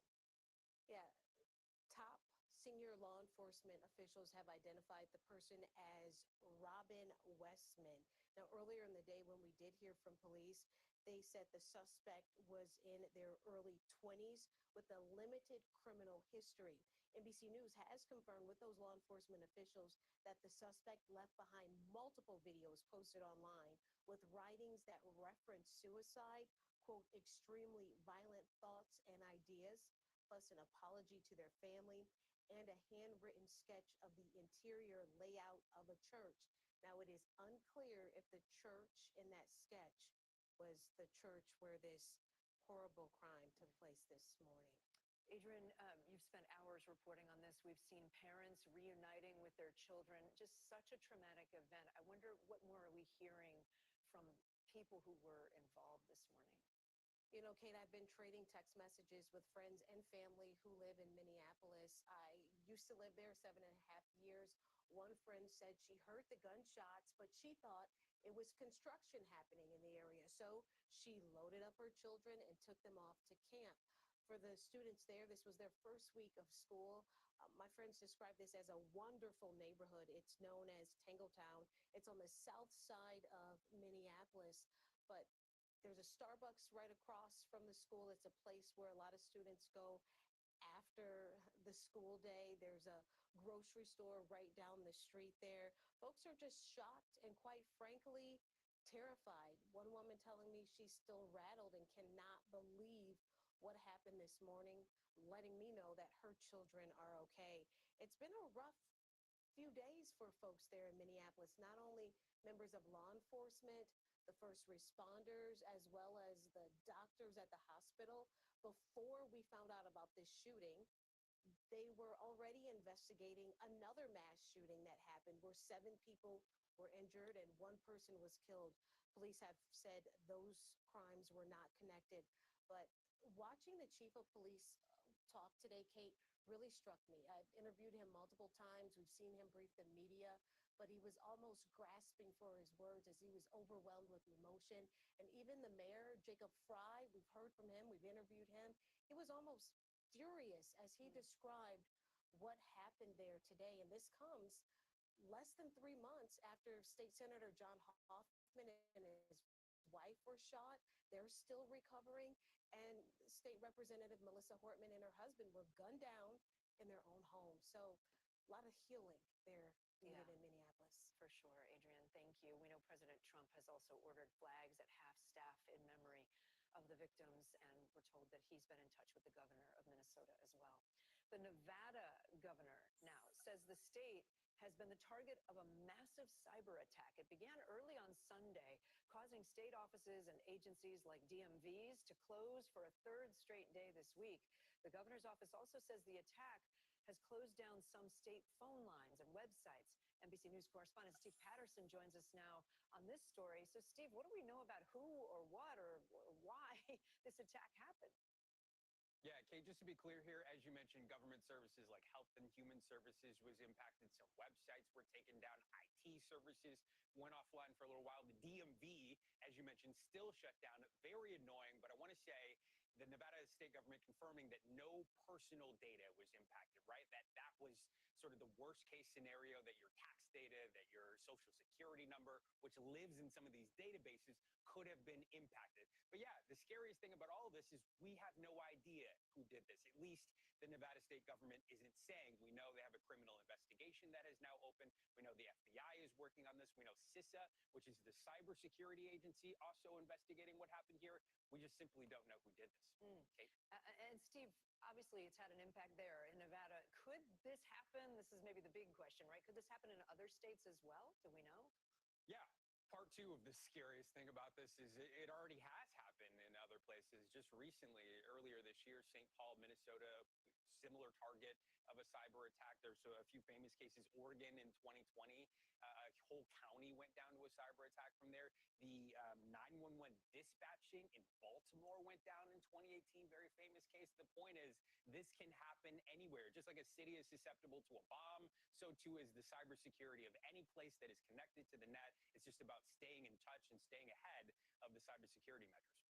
Kate? Yeah, Steve Patterson, I feel like we are reporting on these issues much more often than we used to. Really appreciate it. Thanks so much. Let's turn now to your money. And we mentioned at the top of the show, President Trump putting new pressure on one of America's largest trading partners. Today, exports from India are facing a massive tariff spike, 50% now. The U.S. imports many products from India. That includes textiles, machinery, chemicals, even gems and jewelry.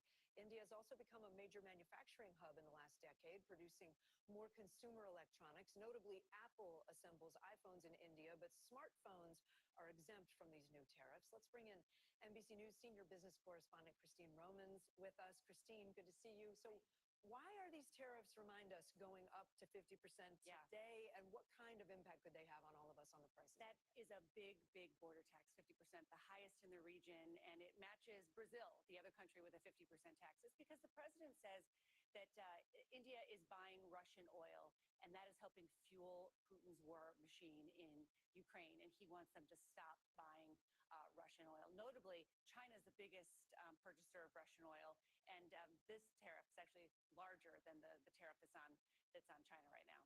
And as far as what's going to be affected, we mentioned iPhones earlier being manufactured. Is that affected or not? Yeah, no, there's an exemption. Apple has an exemption for iPhones. There are other electronics. There have been more manufacturing done there over the past years, as many companies have been moving away from China because of pressure from the U.S. On Chinese production. But I think jeans and medicine and things like that that you might not know are really, prolific. Right. You don't know they're even coming from exactly. India. And a 50% tax, that's a very big number. So it's likely to show up in prices you pay. It's just a matter of like when. And that has been the whole thing, the lag, Kate. A lot of people have been saying it hasn't happened overnight because a lot of companies have been trying to absorb those costs. Christine Romes, always great to have you. Thank you. Let's stay on some consumer news. YouTube is dominating the world of television and streaming, and Apple users mark your calendars for the company's next big event. Mackenzie Sigalos joins us now with today's CNBC Money Minute. Hi, Mackenzie. Hey there, Kate. So YouTube has spent the past 6 months this year as America's top TV distributor, and it widened that lead in July, according to Nielsen. This streaming platform had 13.4% of all TV usage for the month. That's 4 points ahead of the second place Disney, which had 9.4% of all TV viewing last month. Now, another story we're watching is a hacker used an AI chatbot to hack at least 17 companies. Anthropic, company behind the chatbot Claude, said in a report that the hacker convinced Claude Code to automate the whole operation, from finding targets, hacking them, and then writing ransom notes.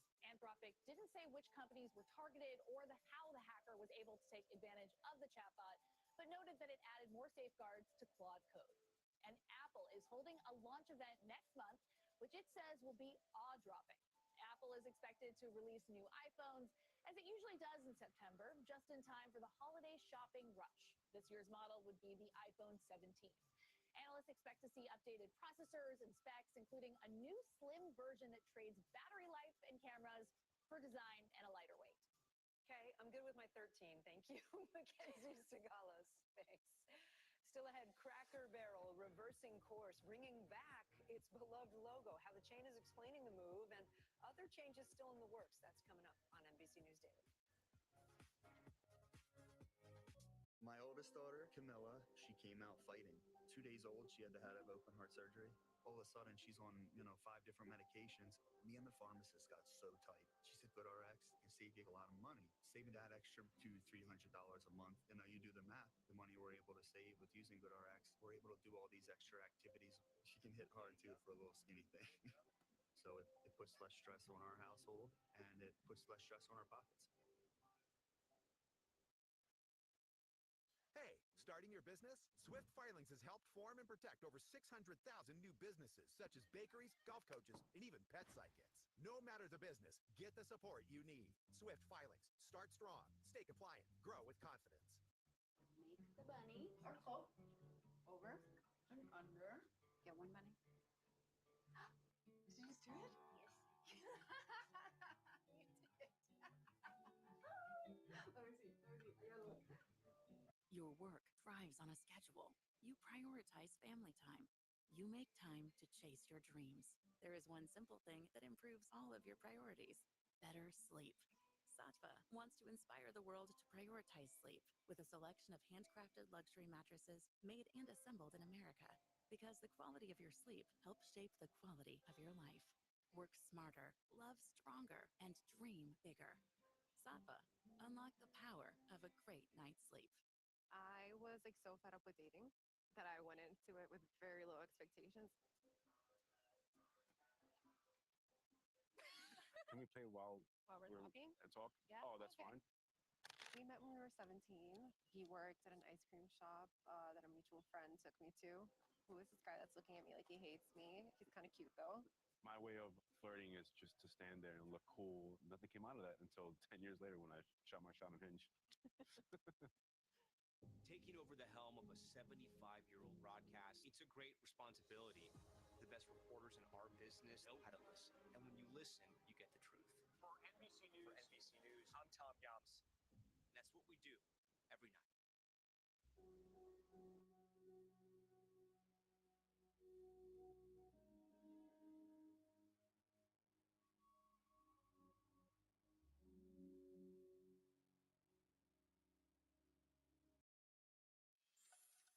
A beloved Southern eatery is barreling through a controversial rebrand. The country-themed restaurant Cracker Barrel announced on Tuesday that it now plans to keep its original logo. The move comes after the restaurant chain, you may have heard, announced a